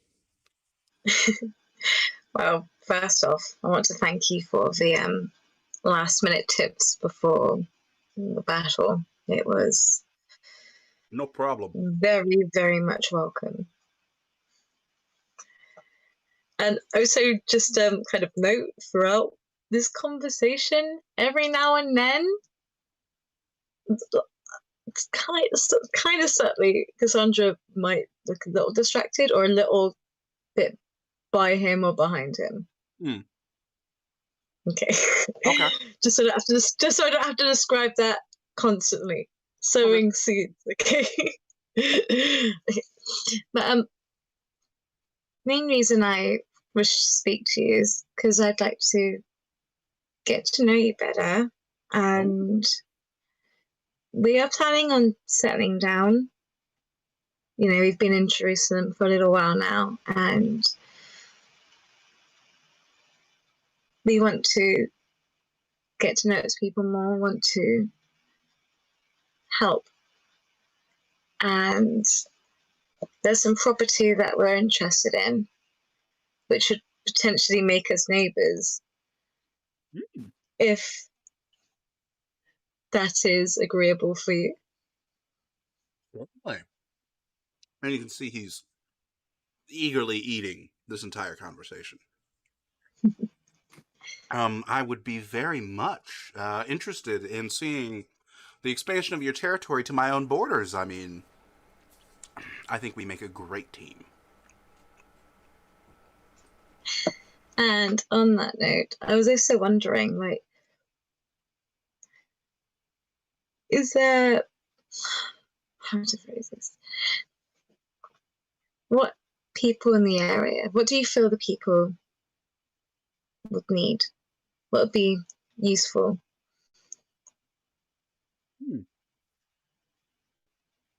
Interesting. You know, it's not often asked, these sorts of questions. The people in this area need... How should I put this? Well, what I will say is they have plenty of coin. That is not the problem. The problem really is... How should I put this? Assurances. Assurances that should anything ever befall the Levant, their community will not be destroyed. Assurances that they will not be thrown to the wayside and replaced with new, more favorable individuals in the future. Assurances that that other factions won't commit the same act that the Christians so unfortunately committed in 1099. They need that. What they also need is less... How should I say? Less individuals looking to just make as much money as they can and then run. That is one of the main problems of the Levant. A lot of people out here looking to do work, establish trade routes, do things like that, all for the purposes of making as much money as they can before this all collapses and crumbles into dust. If we could get people, influential people, take root in the various different communities here within Jerusalem,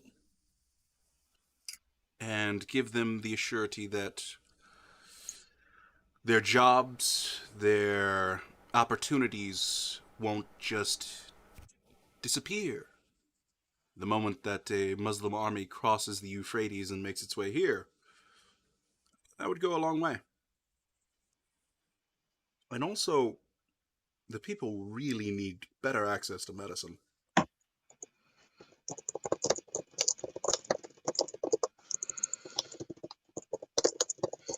That is what the mortals need. Not just what the community needs. Hmm. Does that answer your question, or perhaps was your question a bit broader? No, it's a fantastic start. Definitely a lot to think on and a lot to build towards. I I do want to apologize. set us up. Are you hungry? Do you require either mortal or canite food? If there is any to spare, it should go to one who is more needing. Ah, But we thank are you already for so doing a soup generous kitchen offer. tonight. Good. So, how has the coterie been? It's been a bit of time since I've seen everyone. Since, as you said, we last discussed before the Battle of the Dead Sea. They have been incredibly welcoming and ambitious, as always, but always with the best of intention. And, has Ajala gotten himself into any new trouble? Whatever do you mean?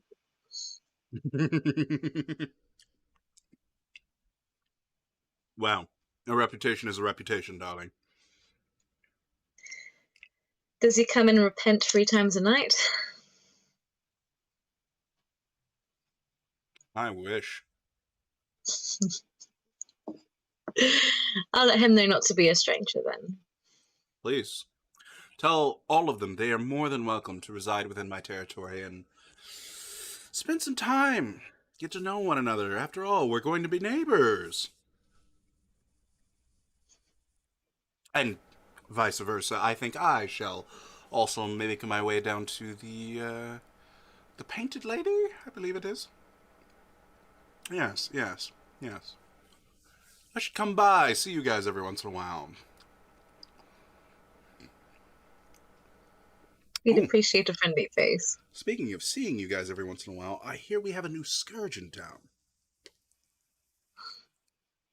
Yes, we do. Have you had the pleasure yet? No, unfortunately I have not. But, from what I hear, it's a woman. Most interesting. And a woman here to deal with werewolves, of all things. Yes. She is very accomplished. So you know this individual. First introduced this very night. Interesting. So she makes a good impression. Very good, very good. Sophia Montfort. He stops eating. And he just holds his spoon and sort of just continues looking at his bowl for a minute. Sophia Montfort. You've met? No. Isn't Cecilia a Montfort? Oh, yes, Cecilia's her daughter.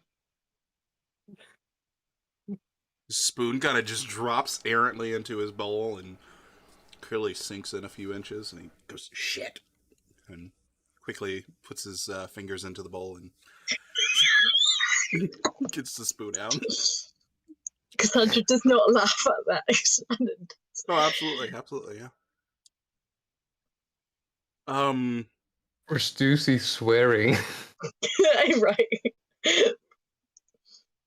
Oh. What was that, Father? I didn't quite hear you. Nothing, my child. Nothing at all.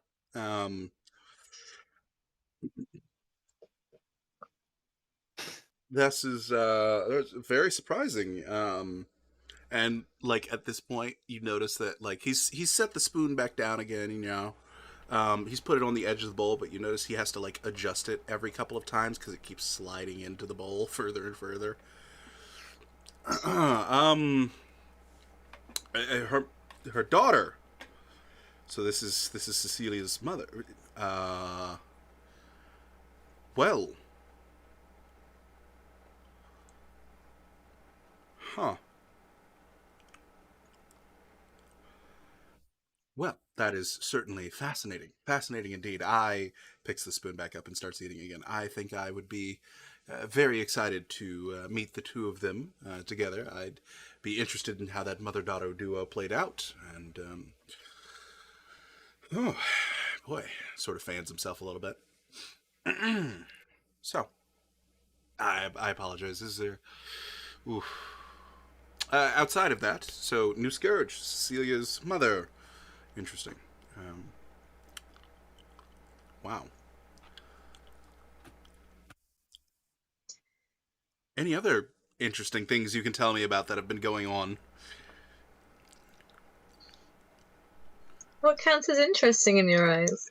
Well, at this very moment, anything and everything that you have to say. I'm still very new. I wouldn't know what's old news or new news to you. Well, we'll consider it new news between the two of us. Please, please. Matthews! Matt! And he picks up a small bell next to him and rings it a few times. You can hear the shuffle of feet outside, and eventually the door to the dining hall opens, and he says, Matthews, could you please get our young lady a chair so that she may sit? And the gentleman who looks in sort of just nods his head before shuffling down the hall. Oh, please, you needn't worry about that, she calls. Oh, you won't be staying for longer conversation then? Oh, I can stay for a bit longer. I'm happy to be standing. I'll sit on the floor. Oh, no. We can't have that. So, I personally did not get to watch the fray, as it were. How did things go with your I know it was a rousing success, but that's about all I know. As I said, I'm not particularly well versed in battle, so but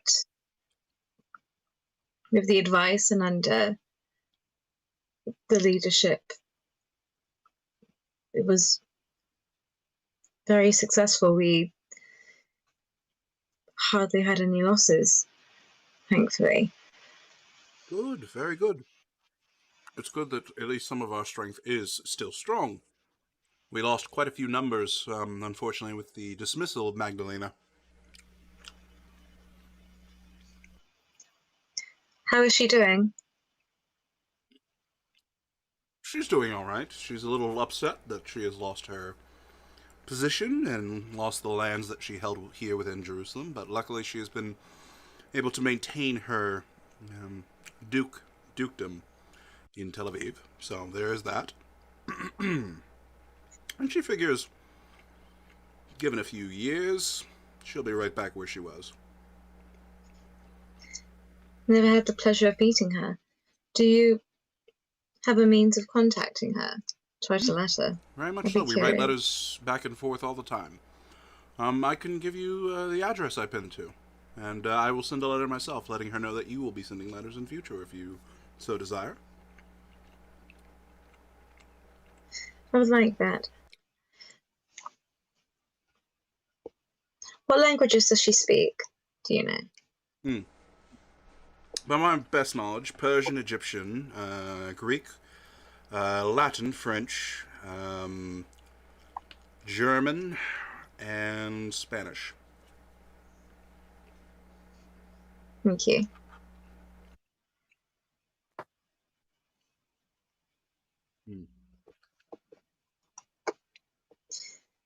Did anybody else get caught up in that situation, or was it just her who brought all the brunt of it? Luckily not. It was just her, unfortunately. But yes. Yeah. Her and the lioness had a bit of a spat, disagreement over tactics, and disagreement over overall goals. So it got quite heated, and thus the banishment. Some things were said that are rather uncouth between the two. You were there? Yes, I was there.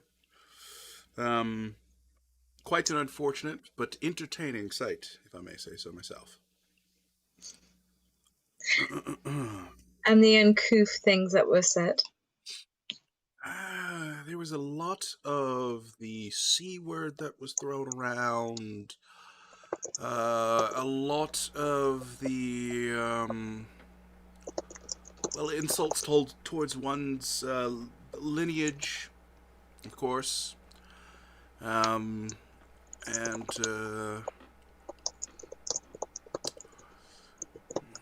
at one point there was a particular insult about the smell of one's lady bits. What were the differences in tactics? Well, quite simply, the lioness prefers a more aggressive manner in dealing with things, and Magdalena is more of a reservist. Some might say a conservative. This led initially to a peaceful disagreement that led to quite a few good debates, but eventually, after some unsuccessful maneuvers by the lioness, Magdalena became more vocal and harsh. This, of course, turned on its head, and the two started slinging insults at each other for, well, the period of about an entire night. Really. To the point where they sort of closed off the chambers that we were speaking in and just let the two of them feud. And they feuded for a long time. And then the doors were opened, and Magdalena's returning home. So, unfortunate bit of business, but, you know, it is what it is.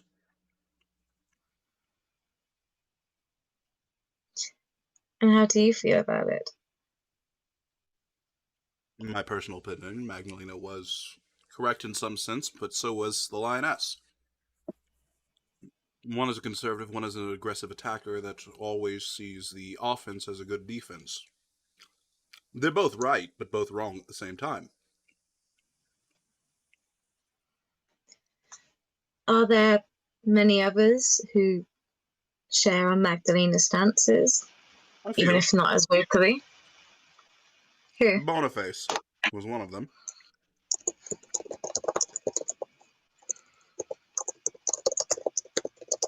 But he's not stupid enough to argue with the lioness.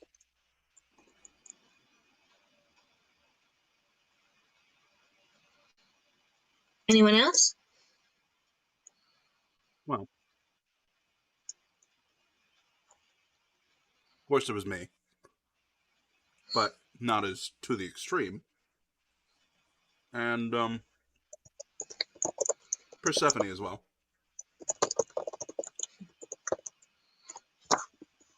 Meanwhile, the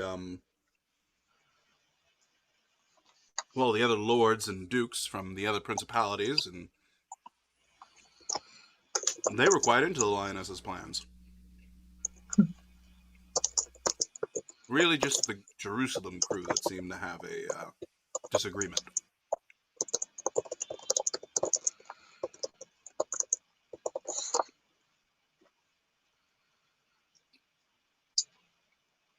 Either way, Magdalena was sent to her hometown, stripped of her lands here, and luckily I'd completed my job. So me and my troops returned here. What do you think it would take for Magdalena to be welcomed back? um, hmm.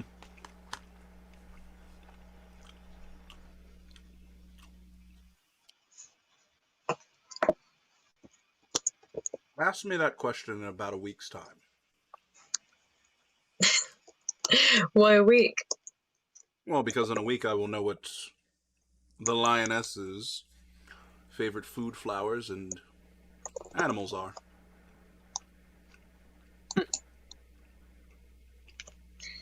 Now you jest. No, seriously. I have a network of individuals throughout the various different churches and pilgrimages that roam the lands, and Occasionally, I use this network to gain information on some of our kind, especially those within that network who are in the know. So, if I happen to say, want to know where someone's favorite place of relaxation, where someone's favorite flower resides, so on and so forth, I simply ask, put the question out into the network, and the network will find out. Usually in about 2 weeks' time.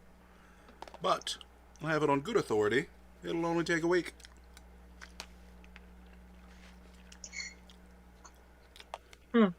I'll be sure to come back in a week's time. Speaking of knowing how people go for relaxation, and can I do a roll? Because I really want to ask something, and I'm really scared to ask something, but I really want to ask about Elizabeth. Is it Elizabeth? It was Elizabeth, Make me a wasn't it? temporary willpower roll. Thank you.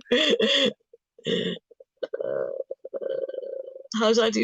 How do I roll It that? should be at the again? top of the rollable dice for where you put in your custom dice. Okay, 10 roll per hour. So why is it still? Oh, difficulty 6. That's right. Yeah. 2 successes. Do you think that would be enough to stop yourself? I don't know. Okay. Or would it be enough to be brave enough to ask it? It's not even brave enough. It's more like I don't know if this is dumb or not.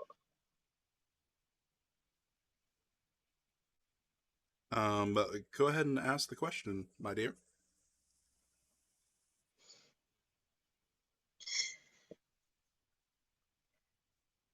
Are you familiar with a young woman called Elizabeth?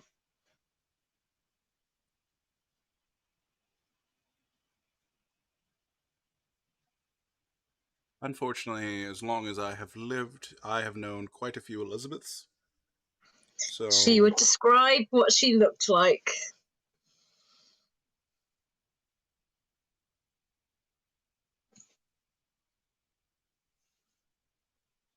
I need to make a You roll. might not have.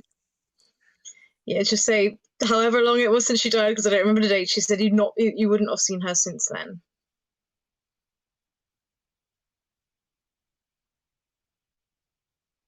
Unless demon.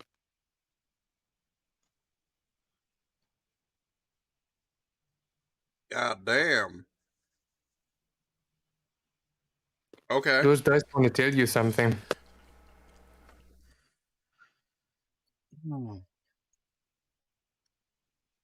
I'm afraid, darling, I am unfamiliar with the individual that you're speaking of.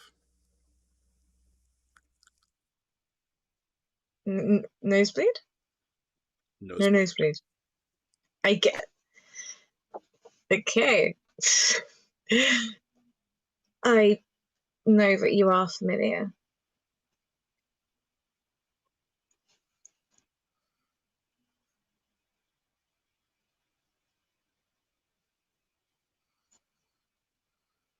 It's not what. Well, that's fine. Hypothetically, let's say I was.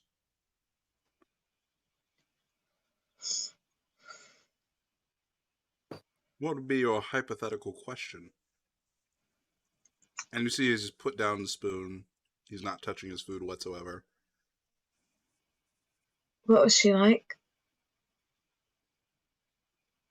Did she speak about anything different in the last week or so?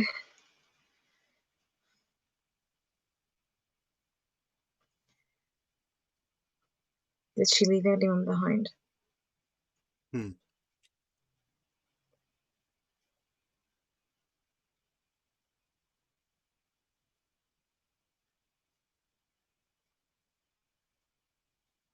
We all leave some.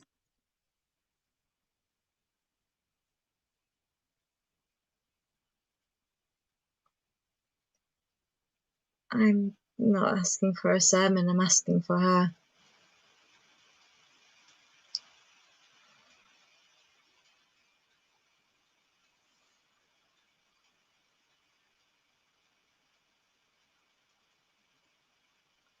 so that there won't be any more like her.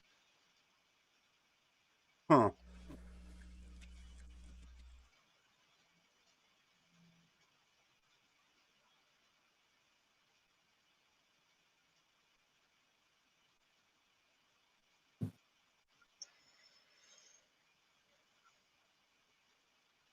Let's put it this way. I am not currently ready to talk about this individual. Interesting that you know of this individual. But perhaps another time, the two of us could have a lovely conversation about this. Mayhaps when I am not within the private recesses of my own domain, and we are in a much more public place where I do not have the urge to take certain actions.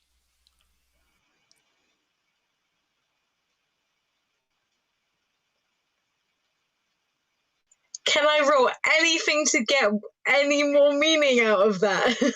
The meaning is pretty clear. He is on the verge of violence. Close. Okay. So about her head. My apologies. No offense taken.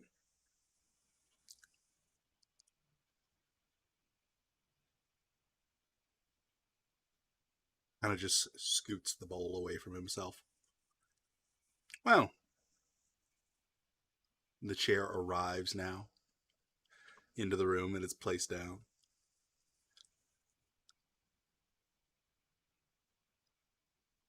Is there anything else that I can help your lovely coterie out with, or might that be the end of our conversation? Nothing else crosses my mind. It's been lovely speaking with you. Pleasure. God be Till with you, next child. time. And with you. And she'll head off and leave. You get halfway down the hallway and you just hear the sound of wood scraping against stone, and then the sound of a metal bowl hitting stone and doing that. Boom, boom, boom, boom, boom, boom, boom. And then the sound of wood breaking. Yeah, not my circus, not my monkeys. No. Leaving. Fuck, was Elizabeth his anchor? I'm so annoyed we don't know about this. Fuck, okay. Yeah, no, because I'm just leaving. Okay. As you make your way to the double doors that leads out into the central sermon room, you begin to open them and you hear this loud screech of metal and the rending of wood, and you just watch as one of the doors to the dining room disappears into the darkness. Okay.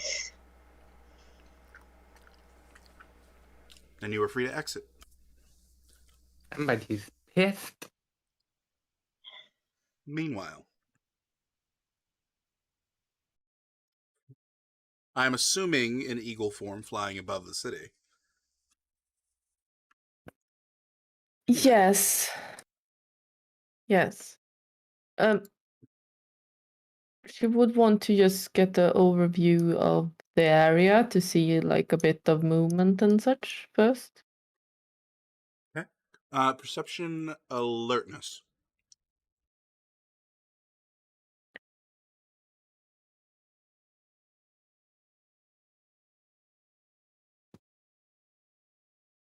Any bonus from Eagle or? 2 from eagle. Eagle! All right. So, as you begin to scout out the area, you would notice that many of the tents actually look abandoned. Like no one has been there for several days. There are only 6 guards over the entire dig site, and those 6 guards are sort of in groups of 2, doing large area patrols. And you would also notice that you can see in the dig site itself what has carefully been covered over with probably some sort of what looks like some sort of white linen, some sort of white cloth. The entrance to a crypt, bare and out for all to see. Any like markings, or maybe it's too far to see? Unfortunately, it's the crypt is entirely hidden underneath that linen, so you'd have to get closer. All right.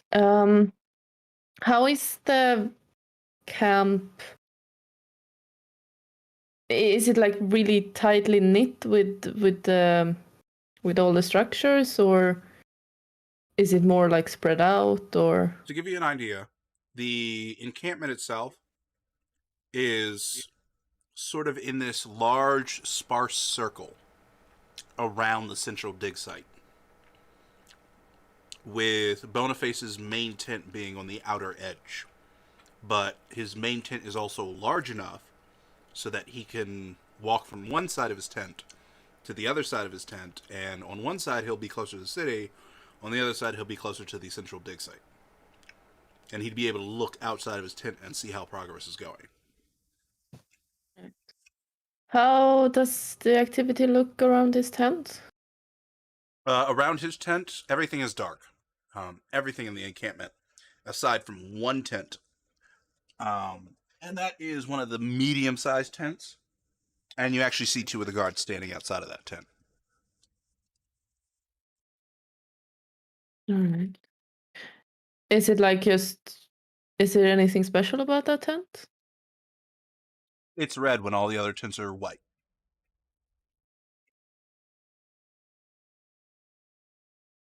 Hmm. All right.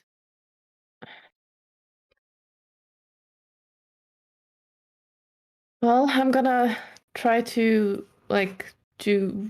spend some time just paying attention to see if like what kind of movements they are doing, and see if I can see any kind of patterns in it. And How long are you willing to spend on this project? How much time? we had you 4 have- hours left. Yeah, you have roughly about 4 hours before the sun will rise. But you could just sit out there all day as an eagle. You don't technically have to change back. True. I think I want to try to get inside this evening. So I would maybe like spend an hour trying to pay attention. Okay. And just see. Yeah, and then after that I'll probably do something depending on what I learn. Stamina investigation.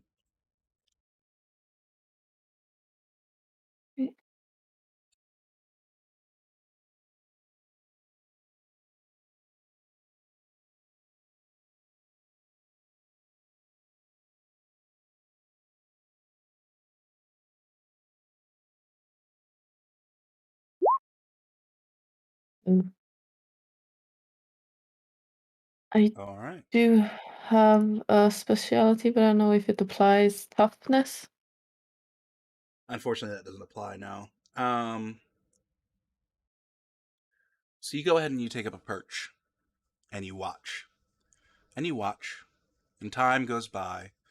Every once in a while, you glance off down the road and see what activity's going on, and sometimes you'll hear a bit of a commotion inside of the city, so you'll peek back over your shoulder to see what's going on there, but for the most part, you keep a decent watch.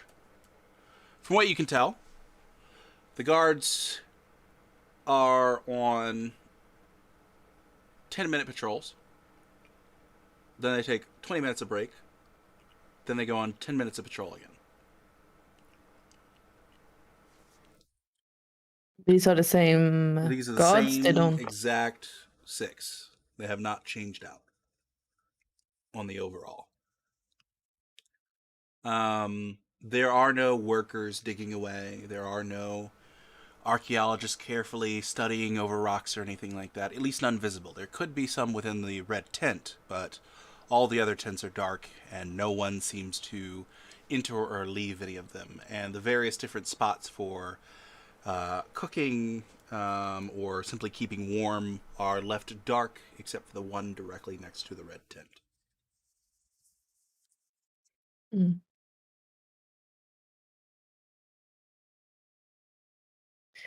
You also All right. notice one of the guards loses a lot of money at a dice game. Unlucky. All right. I will then, like, when they're about to go, well, when they have gone to their break and been for like a few minutes, I would want to make my way towards the main tent. Not the red one, the... Bone Face's main tent. Yeah, exactly. Okay. So you make your way there. You can see the flap just moves with the wind. It's completely dark inside. But there is clear signs of furniture still being within.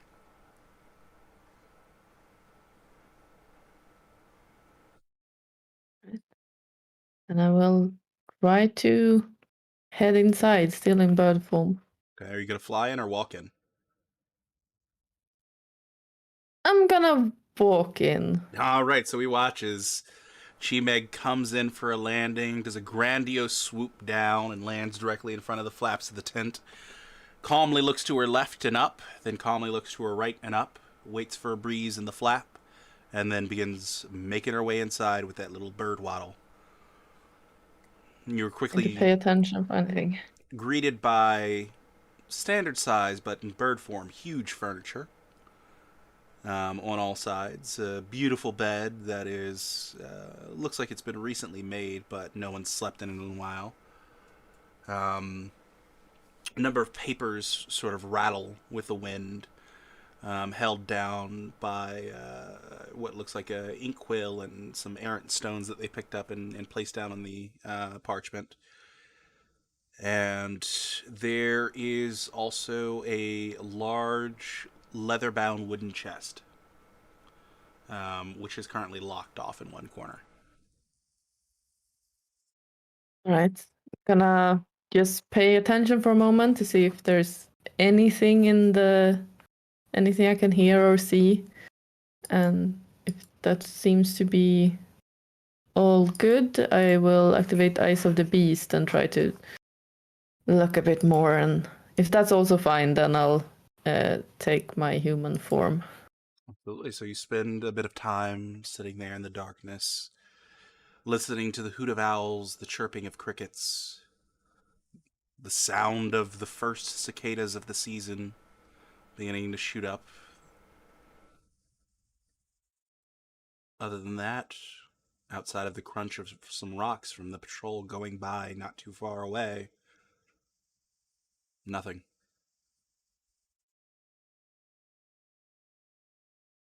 You turn on Eyes of the Beast, continue to watch, listen. You notice a small rodent, a rat, scurry its way underneath one of the portions of the tent. Sort of look around, try and find something of interest, picks up a 3-day-old apple and sort of begins dragging it away out of the tent.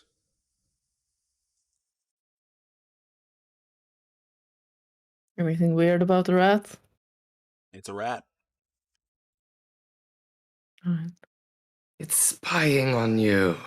I mean, you never know. All right. Then I'm going to wait until it moved out and then, yeah, bamf into Shimeng form. It struggles a little getting the apple through the flap of the tent, but eventually it does it. Shimeg might even go and give the apple a swift kick with a talon to help get it the full way out of the tent. And you are greeted once Okay. more with silence.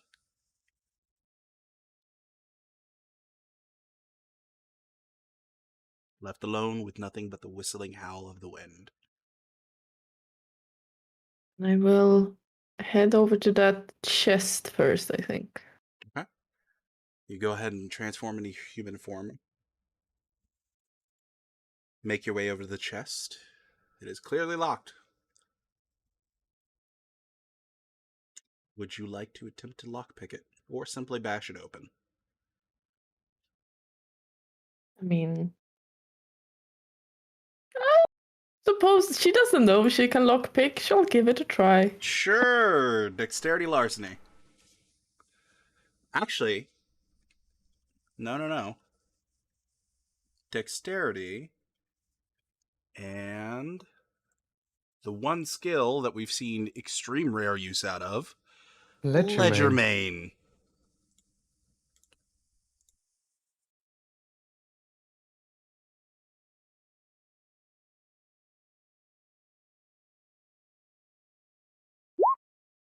Uh,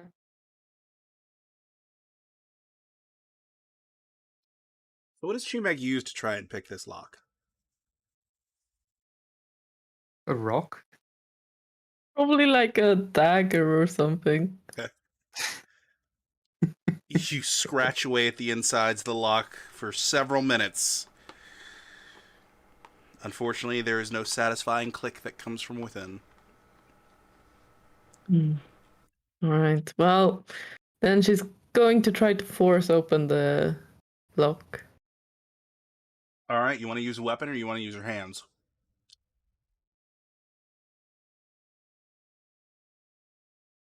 I mean, probably try to get some kind of weapon to just bend or something like that. Fantastic. You pick up one of the errant rocks off of the table, off of the map that's displayed on the table. You quickly shove your dagger into the space of the lock, of the top of the lock, the actual bar itself. You shove your dagger in there real hard, and you begin bashing with the rock on the butt of the dagger. Give me a strength melee. How loud is this, by the way? Oh, it's certainly not subtle. Not so loud? There's a decent clang every few seconds. Someone who's standing outside the tent most definitely would hear it. Would it be more quiet to try to rip? Probably not. You can always try. Melee, you said. I will willpower this Okay. because I want it to, if possible, be quiet. 5 successes. So there's a clang, clang, and then the snapping of metal as the dagger and rock have done their job, and the lock is now free. Freezing for a moment to hear if someone heard that. Listen to the quiet wind. About a minute goes by. There are no shouts of alarm, no sounds of rustling dirt, rock, or grass. You think you might have actually gotten away with it? And I'll open it up.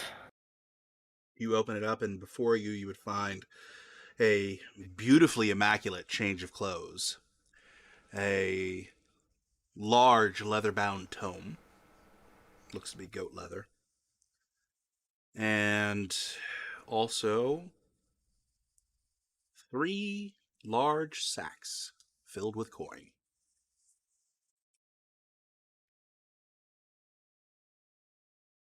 Oh, and a short sword.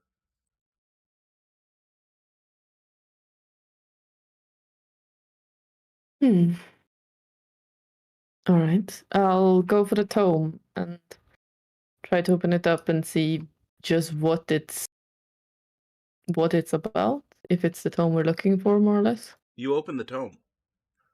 You immediately recognize it's written in a language you don't understand. That I don't understand or do understand? Don't I didn't understand. hear.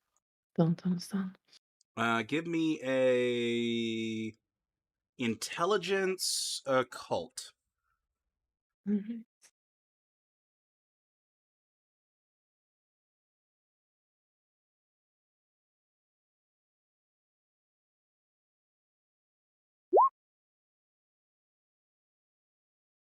Two successes.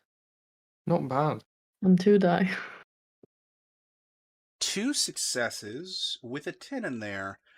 This is Babylonian.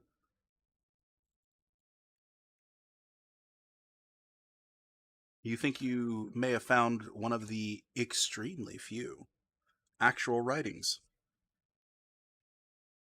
In cuneiform. Does she know what that entails, or does she No. know what it means? No, just something in the back of your head says, this looks like Babylonian. You don't know where you've seen that before, but for some reason you recognize it. Hmm.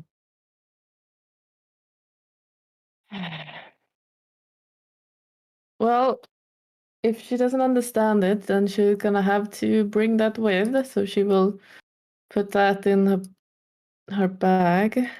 Okay. Shove the tome away into your bag.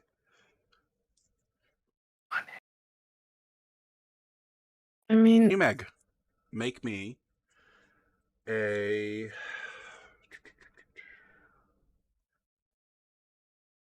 dexterity. It's dexterity athletics. Difficulty 6. I don't like where this is oh going. no, me neither. Difficulty 6. All right. Oh, that's 2 successes. 2 successes. All right. I need to roll for it. So it has 4 dice. 14, 10. It's the rat. It came back. Yes, it's nibbling on your Nice. toes. All right. So, as you lift the book, take a quick glance at it and recognize the language, but don't know what the text actually says. Quickly begin to shove the book into your pack. As you do, you hear a faint click from within the chest. From that pesky lock, there's a and then the sound of something releasing. And your clothes actually manage to catch a small needle that gets shot out of the lock, coated in vitae.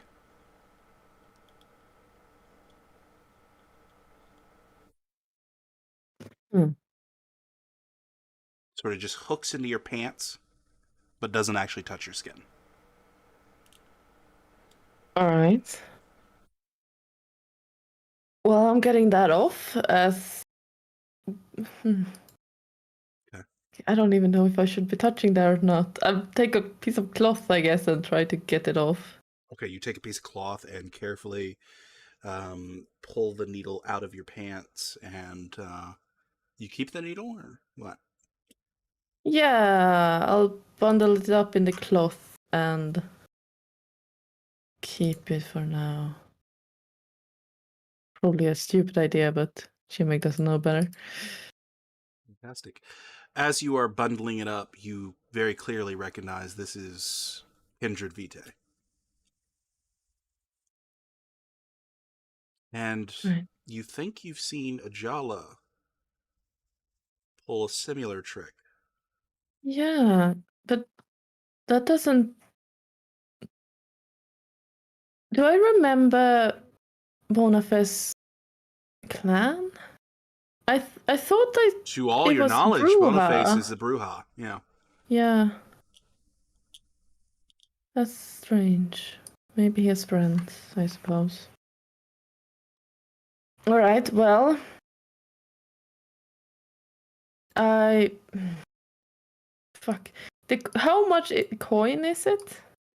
Well, you're gonna pick up the sacks that the coin are in. Yeah. All right, so you pick up the sacks that the coin is in. Go ahead and make me. No, I'm just kidding. Hmm. Looking at the sacks, there's too much coin for you to like count right here and now. But you put a rough estimate somewhere around about at least 100 gold. But it's split up into silver and All right, copper. but how much in volume is it? It would be 3 sacks. About each sack would constitute about the size of a Jala's fist. All right, then I would put those into my backpack as well. Okay. Try and shove them down so they don't make sound.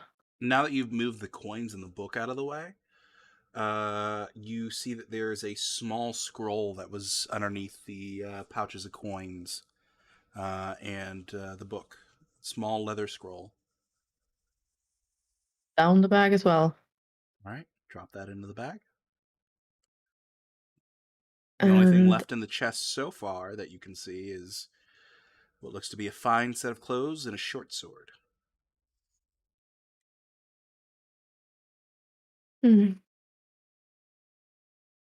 Is that worth a lot? I'm thinking like if it was just some dude breaking into this, would they take that? I mean, a short sword Is is it always worth a useful. lot? Is it worth a lot? How it's sort of big. Go ahead and make me a perception commerce roll. Good at that. Perception. Commerce. Commerce. First time used, twice in a session. Oh, Oh, wow. apparently I am. Oh wow. You take a look over 4 the on blade, 4 die. and you sort of pull it slightly out of the sheath to get a good look at it. You can see that there are intricate carvings into the hilt, and the hilt itself is lined with ivory. There is also a bit of scripture carefully engraved in Latin on the flat of the blade. Mm. Does Chimeg speak Latin? Yeah, she does. Okay, so you would notice that from the bit that you have revealed, it would say the blade of, and that's what's revealed currently. You'd have to pull the blade out more to see the rest of the text. I'll pull it out. The blade of conquest.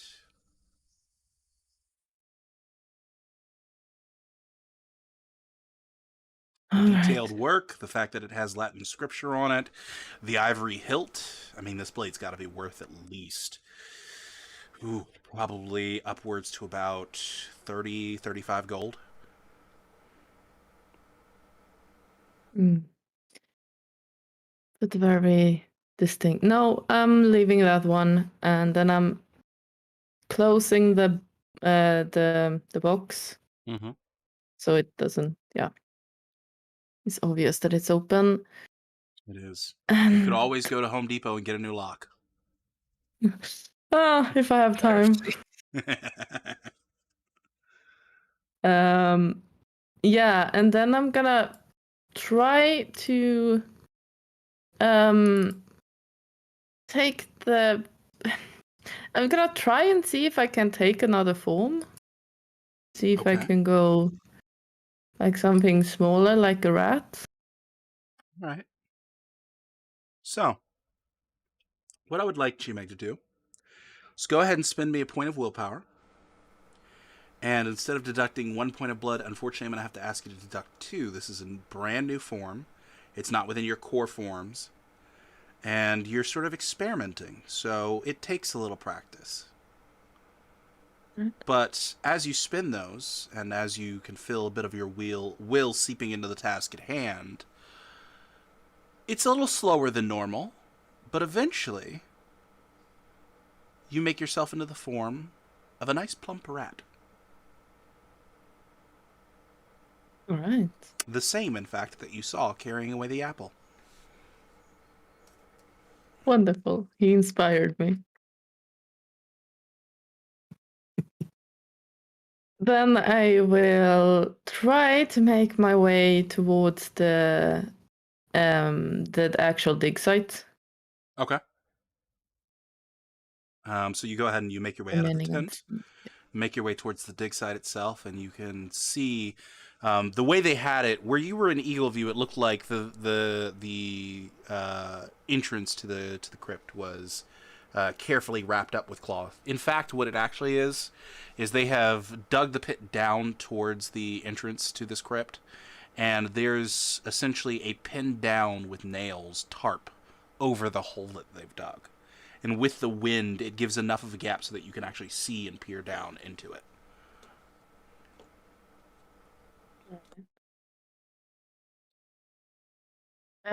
Is it easy to get down? Oh yeah, it'd be extremely easy to just slide down the decline towards the mouth of the crypt. Right, then I'll try to do that, making sure that no one is around. All right, you go ahead and, much like you did in eagle form, this time in your brand new rat form, sort of peek up onto your hind legs and look left, look right, quickly snap around and look behind you. Silence. And there's a lovely couple walking off in the distance, looking like they're heading to the nearby cornfield. But other than that, nothing interesting. As you make your way, looking back towards the dig site. And does Chimeg slide on down there? Yeah. Fantastic. You make your way down into the darkness. I'm assuming that you turn on your Eyes of the Beast. Yes. Is Eyes of the Beast a free power, or does that cost you a blood point? No, it's free. Okay. You turn on your Eyes to the Beast, and you can see clearly down here. There's this beautiful black marble entrance to this crypt, with these white veins going through it every once in a while. These two rotted away oak doors that at one point looked like they were reinforced with a bit of metal on the outside that is mostly rusted at this point, and looks like it may have at one point held some sort of intricate engraving, but that's unfortunately fallen to the wayside to the rot that has overtaken the door. You can see that there are several stones that block most of the entranceway, but there's a gap. And you've seen enough rats in your time. You know that they're quite slippery when it comes to gaps. Being able to fit through a space as thin as the bottom of a closed door. So assumedly, correct me if I'm wrong here, you hurriedly make your way up the rocks. Go ahead and make me a strength athletics. Difficulty is going to be 5.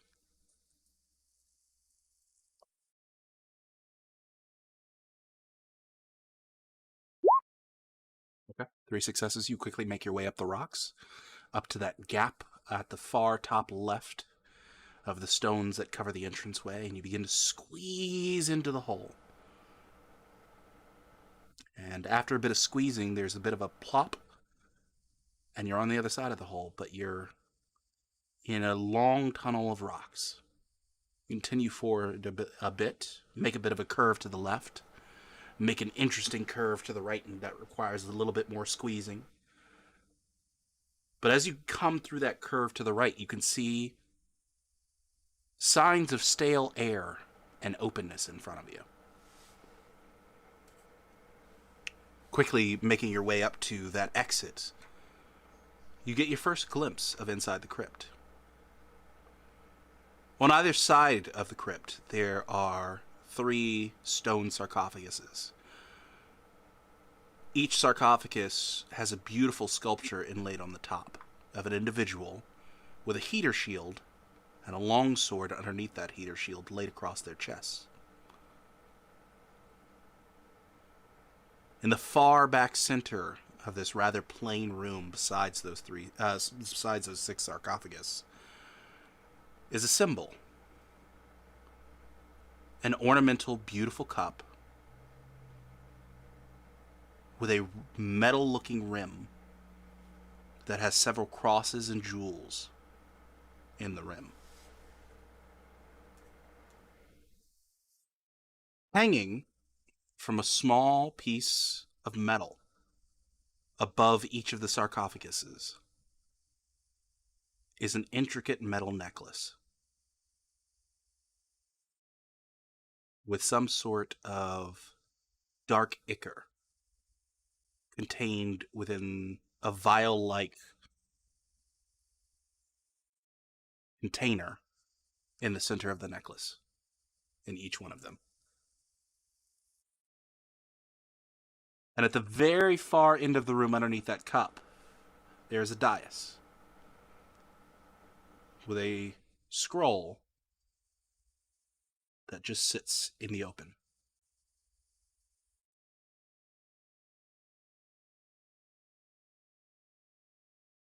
Sorry, a dais?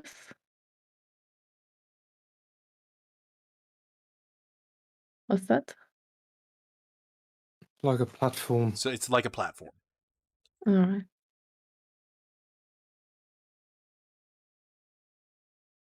All right.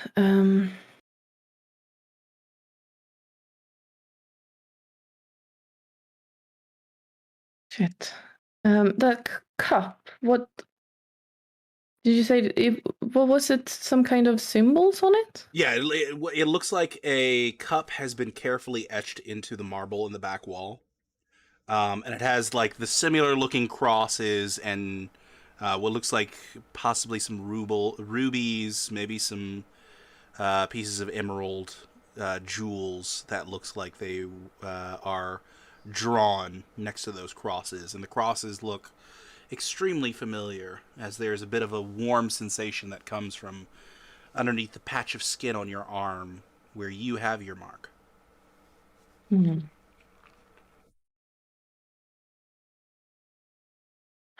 Shit. Would she Something like to- to investigate as a rat, or will she take her human form?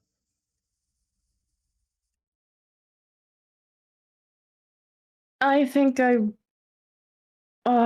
yeah, I'm gonna go into human form. Okay. So you scrabble your way down the rocks onto the marble floor itself, and with a bit of a crick and a crack, you shift back into your human form. You can see that the three sarcophaguses on the left are three ungodly beautiful women of European and Egyptian descent. And the three sarcophaguses on the right have the carvings of three ungodly beautiful men of European and Egyptian descent.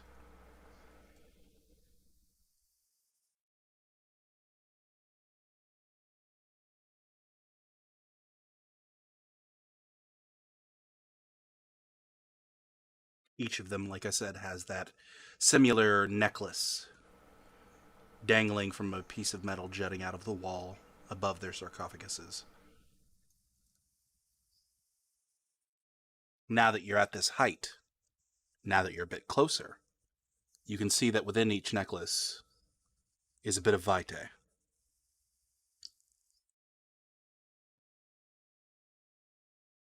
What does it look like it's made of, the necklace? The necklace itself looks like silver. The pendant that the glass vial is held in looks like it's more than likely made of either iron or yeah, it looks like it's made out of iron, which doesn't really make sense for that time period for it to have been 1,000 years ago. A lot of jewelry hadn't made its way to silver and iron at that time period. Hmm. How There was that jewelry, it old? was just extremely rare. All right. how old does this place look? Maybe that's hard to tell. Like Very hard to tell. I would need from you. There's not really an archaeology skill. I would say give me a intelligence academics, difficulty 7. Okay, intelligence academic. I am exactly the right person for these kind of investigations. Absolutely, yeah. Serafino Um, is definitely not the person that you would want here. Nah. No, I don't. I don't have willpower for that. You can still try. Uh, One I want to success. keep a little bit of willpower at least. With one success, looking around, this place is old. This place is real old. You're not entirely sure it's 1,000 years old. I mean, that sounds a little ridiculous. But it certainly is older than the last 50 years.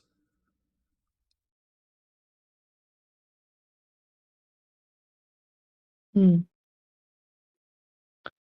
Well, that's a time span, I guess. All right. I'll walk over to the cup and look at it closer. Unfortunately, walking closer to it does not reveal any additional details, as it is just a simple carving in the marble wall. But underneath it, where that dais is, you can see the scroll. And on that scroll, there is what looks like the markings of Hebrew. Okay.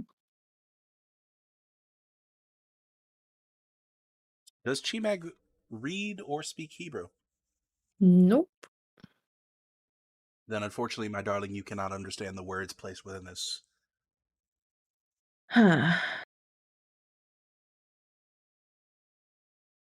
How can I reach it? Mm-hmm.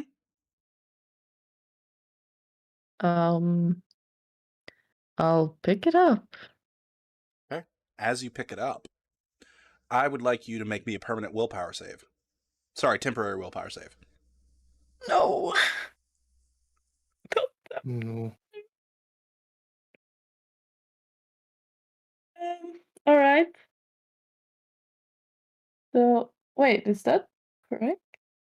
Should it? Mm-hmm.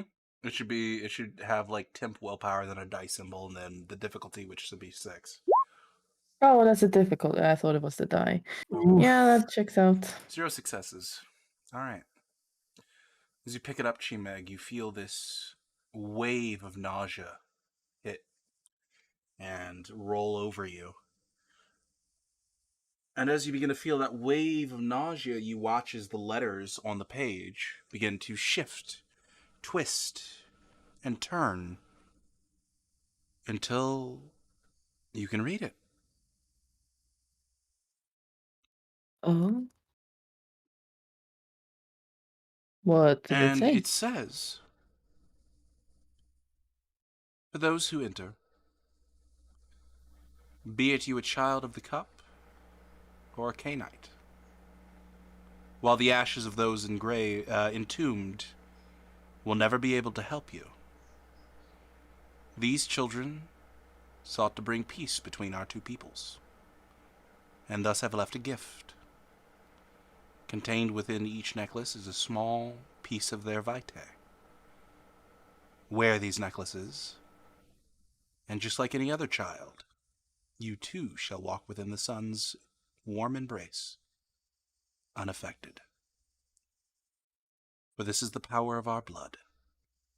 Welcome to the light.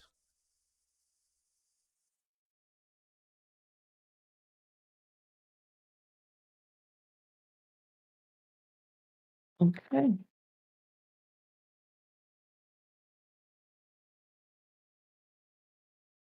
Yeah, Go full taking that scroll. Okay. And Is it possible to open the You can certainly chest? try. So, which one do you approach? You have a beautiful Egyptian woman immediately to your left, and you have a beautiful European man immediately to your right.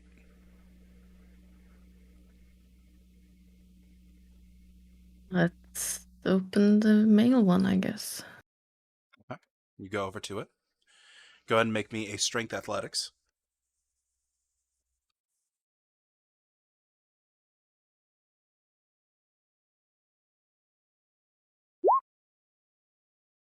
Putting quite a bit of strength behind it, you manage to slowly but surely hear the scraping of stone against stone as you slowly open up the sarcophagus. Within, you find a person-shaped pile of ashes, a set of rusted chainmail, and a immaculately kept silver blade. Silver longsword, to be exact. And a rotted away heater shield. Which, honestly, is a little early for this time period, but hey, they had one.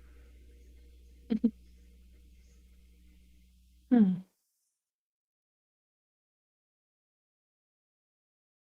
Right. Well, I will.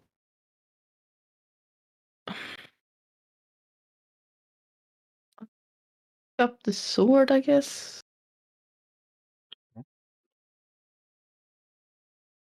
You go ahead and you reach down into the sarcophagus and touch the blade. And as you go to pick it up, your hand lightly touches some of the ashes below. I would like you to make me another temporary willpower save. Difficulty I do 9. like a poking thing. 9.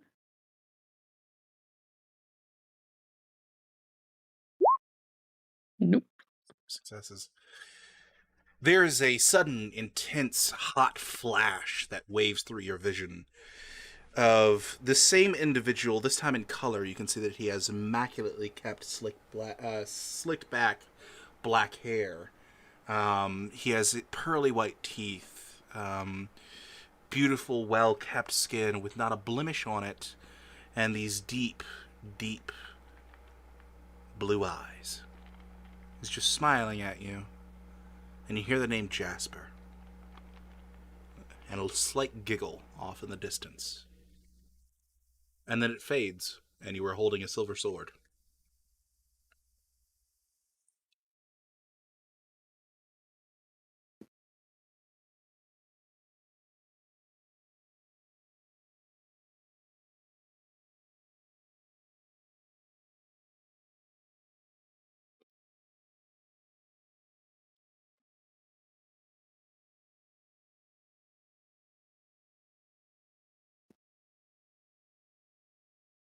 Meg stands there in silence. Sorry. I was muted, sorry. Oh, She would just kind of say to herself, well, that was uncomfortable, I think.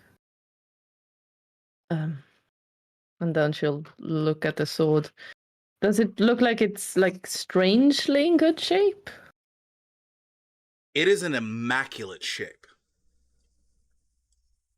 And as you sort of shift your hands from the blade itself to the hilt, as you grab onto the hilt, you watch as the blade itself begins to give off a dim light as it goes from silver to an orangish red, as though it's been put into the fires of a furnace, and then eventually to a white hot.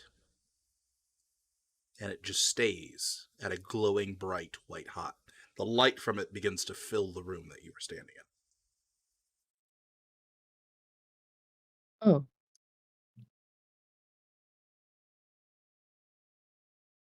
I'll like put it down again on like Okay. some stone. you begin to put it down on the stone, and you hear like the sound of a little bit of rattling coming from the stone, and like the sound of it's almost like the sound of extreme heat meeting stone, and you can see that there are like pock marks beginning to form underneath the blade. And as your hand lets go of the hilt, the blade begins to cool until eventually it returns to its normal silver. However, the blade itself has sunk maybe a third of an inch into the stone. What the fuck? I'll try to pick it up again with like some kind of cloth to see if it does the same thing. If I could bring it with me and like bundled up. So, are you wrapping the cloth around the hilt, or are you wrapping the cloth around the blade?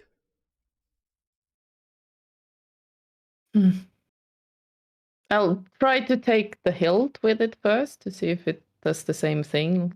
Okay. As you begin to wrap it with the hilt, every time your hand has any sort of contact with the hilt, it starts to begin to heat up again, but then as soon as your hand leaves contact, it starts to cool down again. Ah, shit.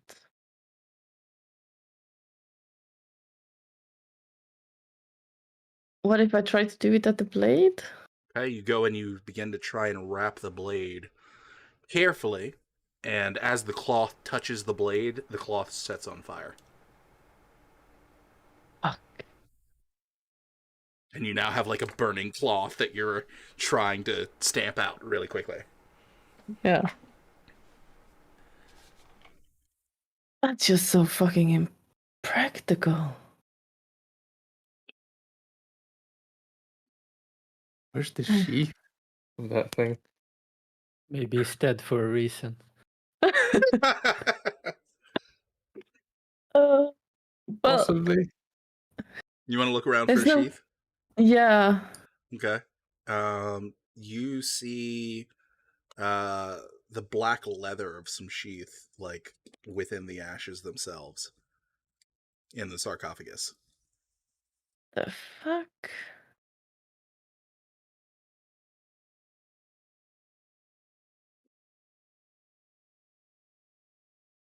All right. Well, I have no idea how I would bring that with me.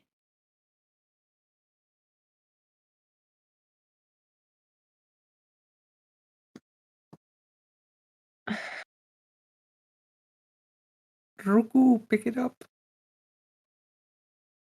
There are no pigeons here, good sir. Mm. I mean, every time I even have my hands near it, it starts burning. Mm-hmm. I was talking not about the bleed, I was talking about Well, you the lifted sheath. in the blade first, and then nothing happened. Did I? Well, Yeah, the you sheet initially was lifted it broken. by the blade to get it out of the sarcophagus. Okay, I misunderstood it. Oh, she'll pick it up by the blade and try Okay. to. Well, the cloth that you were using is now severely burnt. Would you like to still try and use that cloth to pick it up by the blade? No, I'll try to pick it up by hand. If I touched it before, Okay. should be fine, right? As you go to pick it up with your bare hand, I'm you immediately thinking roll feel willpower a again. heat from the blade that immediately makes you recoil as you realize that blade's still hot. It's just not hot enough to pockmark stone right now. Right. Shit. Well, I'll go to one of the other ones then and see if I can open those. Okay. Easily enough, you spend a bit of time, and you are able to open the other sarcophaguses. Unfortunately, the other ones just have ashes and rotted away metalwork within. Only one super sword poor party. Then I will try to. Can I just take down the necklaces? Yes, absolutely, you can. As you take down the first necklace, you notice that the blackish, brinish blood within the necklaces changes to a vibrant red. Oh. Other I'll than that, get. you're holding necklaces. All right. I'll try to wrap them in something as well and put them in my bag. Okay. Easily enough, you stow them away. And maybe I misunderstood, but the sheet was more or less burned up, right? No. The sheath is in the ashes of the Oh. person in the sarcophagus. Okay, I thought you said it was in ashes. Okay. No. All right. Yeah, then I would, after, opening all the caskets and trying to. Does it seem like it cooled down? You can always try. Yeah, then I'll try to. You move your hand towards it, and it's been a good solid 2 minutes, and there's a little warmth in the blade, but probably able to touch it at this point. All right, then I'll get the sheet and try to get that on it. As you go and you reach to get the sheath, unfortunately, one more time, you are interacting with the ashes of Jasper. I'd need you to make me another temporary willpower save. Well, 0. that was a 9 as well, I assumed. No, change it to a difficulty 6. Oh, okay.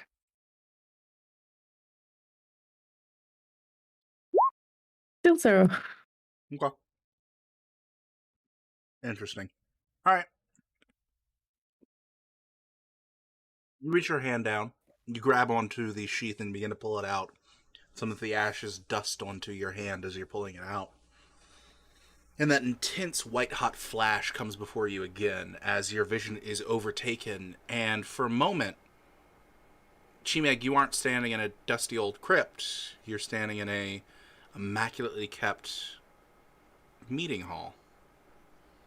There aren't sarcophaguses here. There's a large wooden table that looks like it has a beautiful piece of cloth down the center. The symbol of the Children of the Cup is etched within the embroidering of the cloth on the table. And there are 6 individuals sat around the table, smiling, talking, chatting amongst one another. And you are standing behind Jasper, who's confidently just drinking from a stein and laughing and giggling away at his friends. And then the flash fades. And once again, you're in a crypt.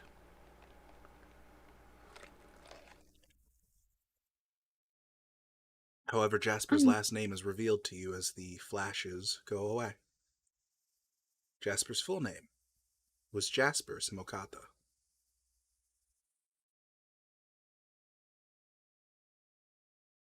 Sounds familiar. Yeah, like in Alexis Simokata, right? Mm-hmm.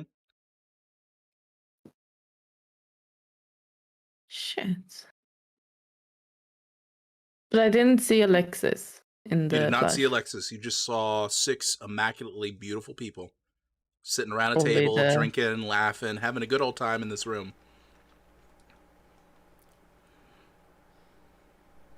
Every time you find only beautiful people, that means Semicius has been about.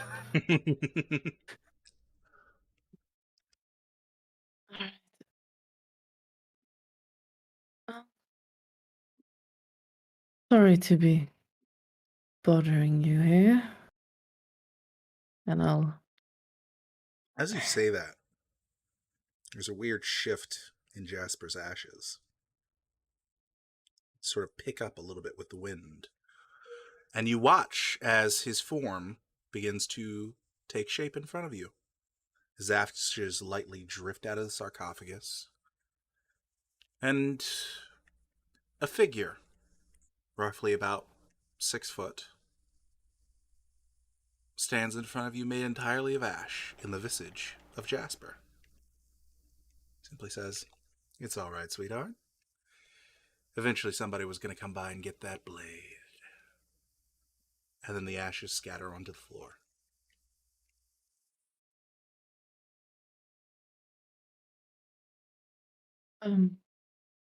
Thank you.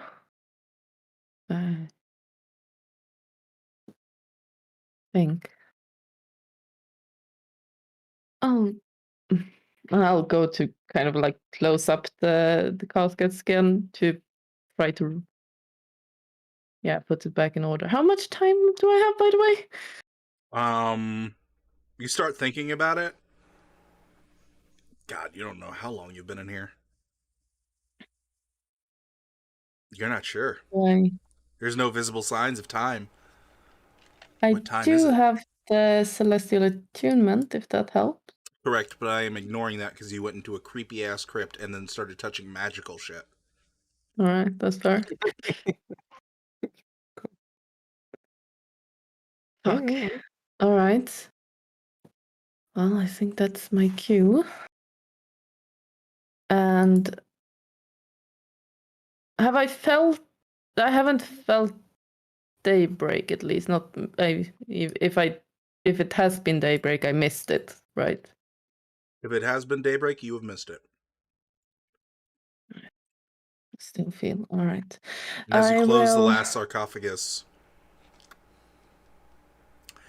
you get this odd cramping sensation from your stomach.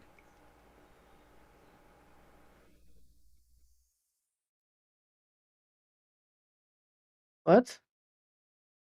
And for some reason, you have to go to the bathroom. Fuck.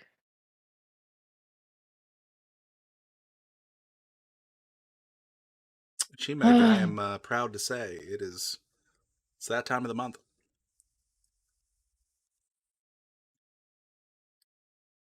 All right. Well, I'll try to see if I can become a rat again. All right. Mm. Go ahead and spin me another point of willpower. But luckily, Right. this time only 1 point of blood. Right. Chimag, as you focus on becoming a rat again, the transformation is much more painful. You can feel your body shifting, cracking, breaking.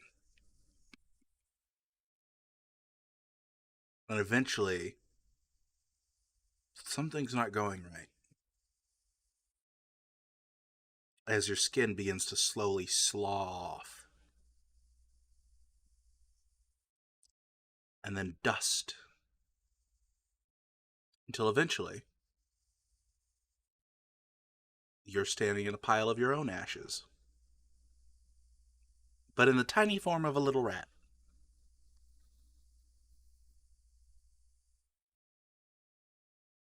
Oh shit. It's day. It's day. No, I'm gonna try to get out of this again. Okay? Strength Athletics difficulty 5.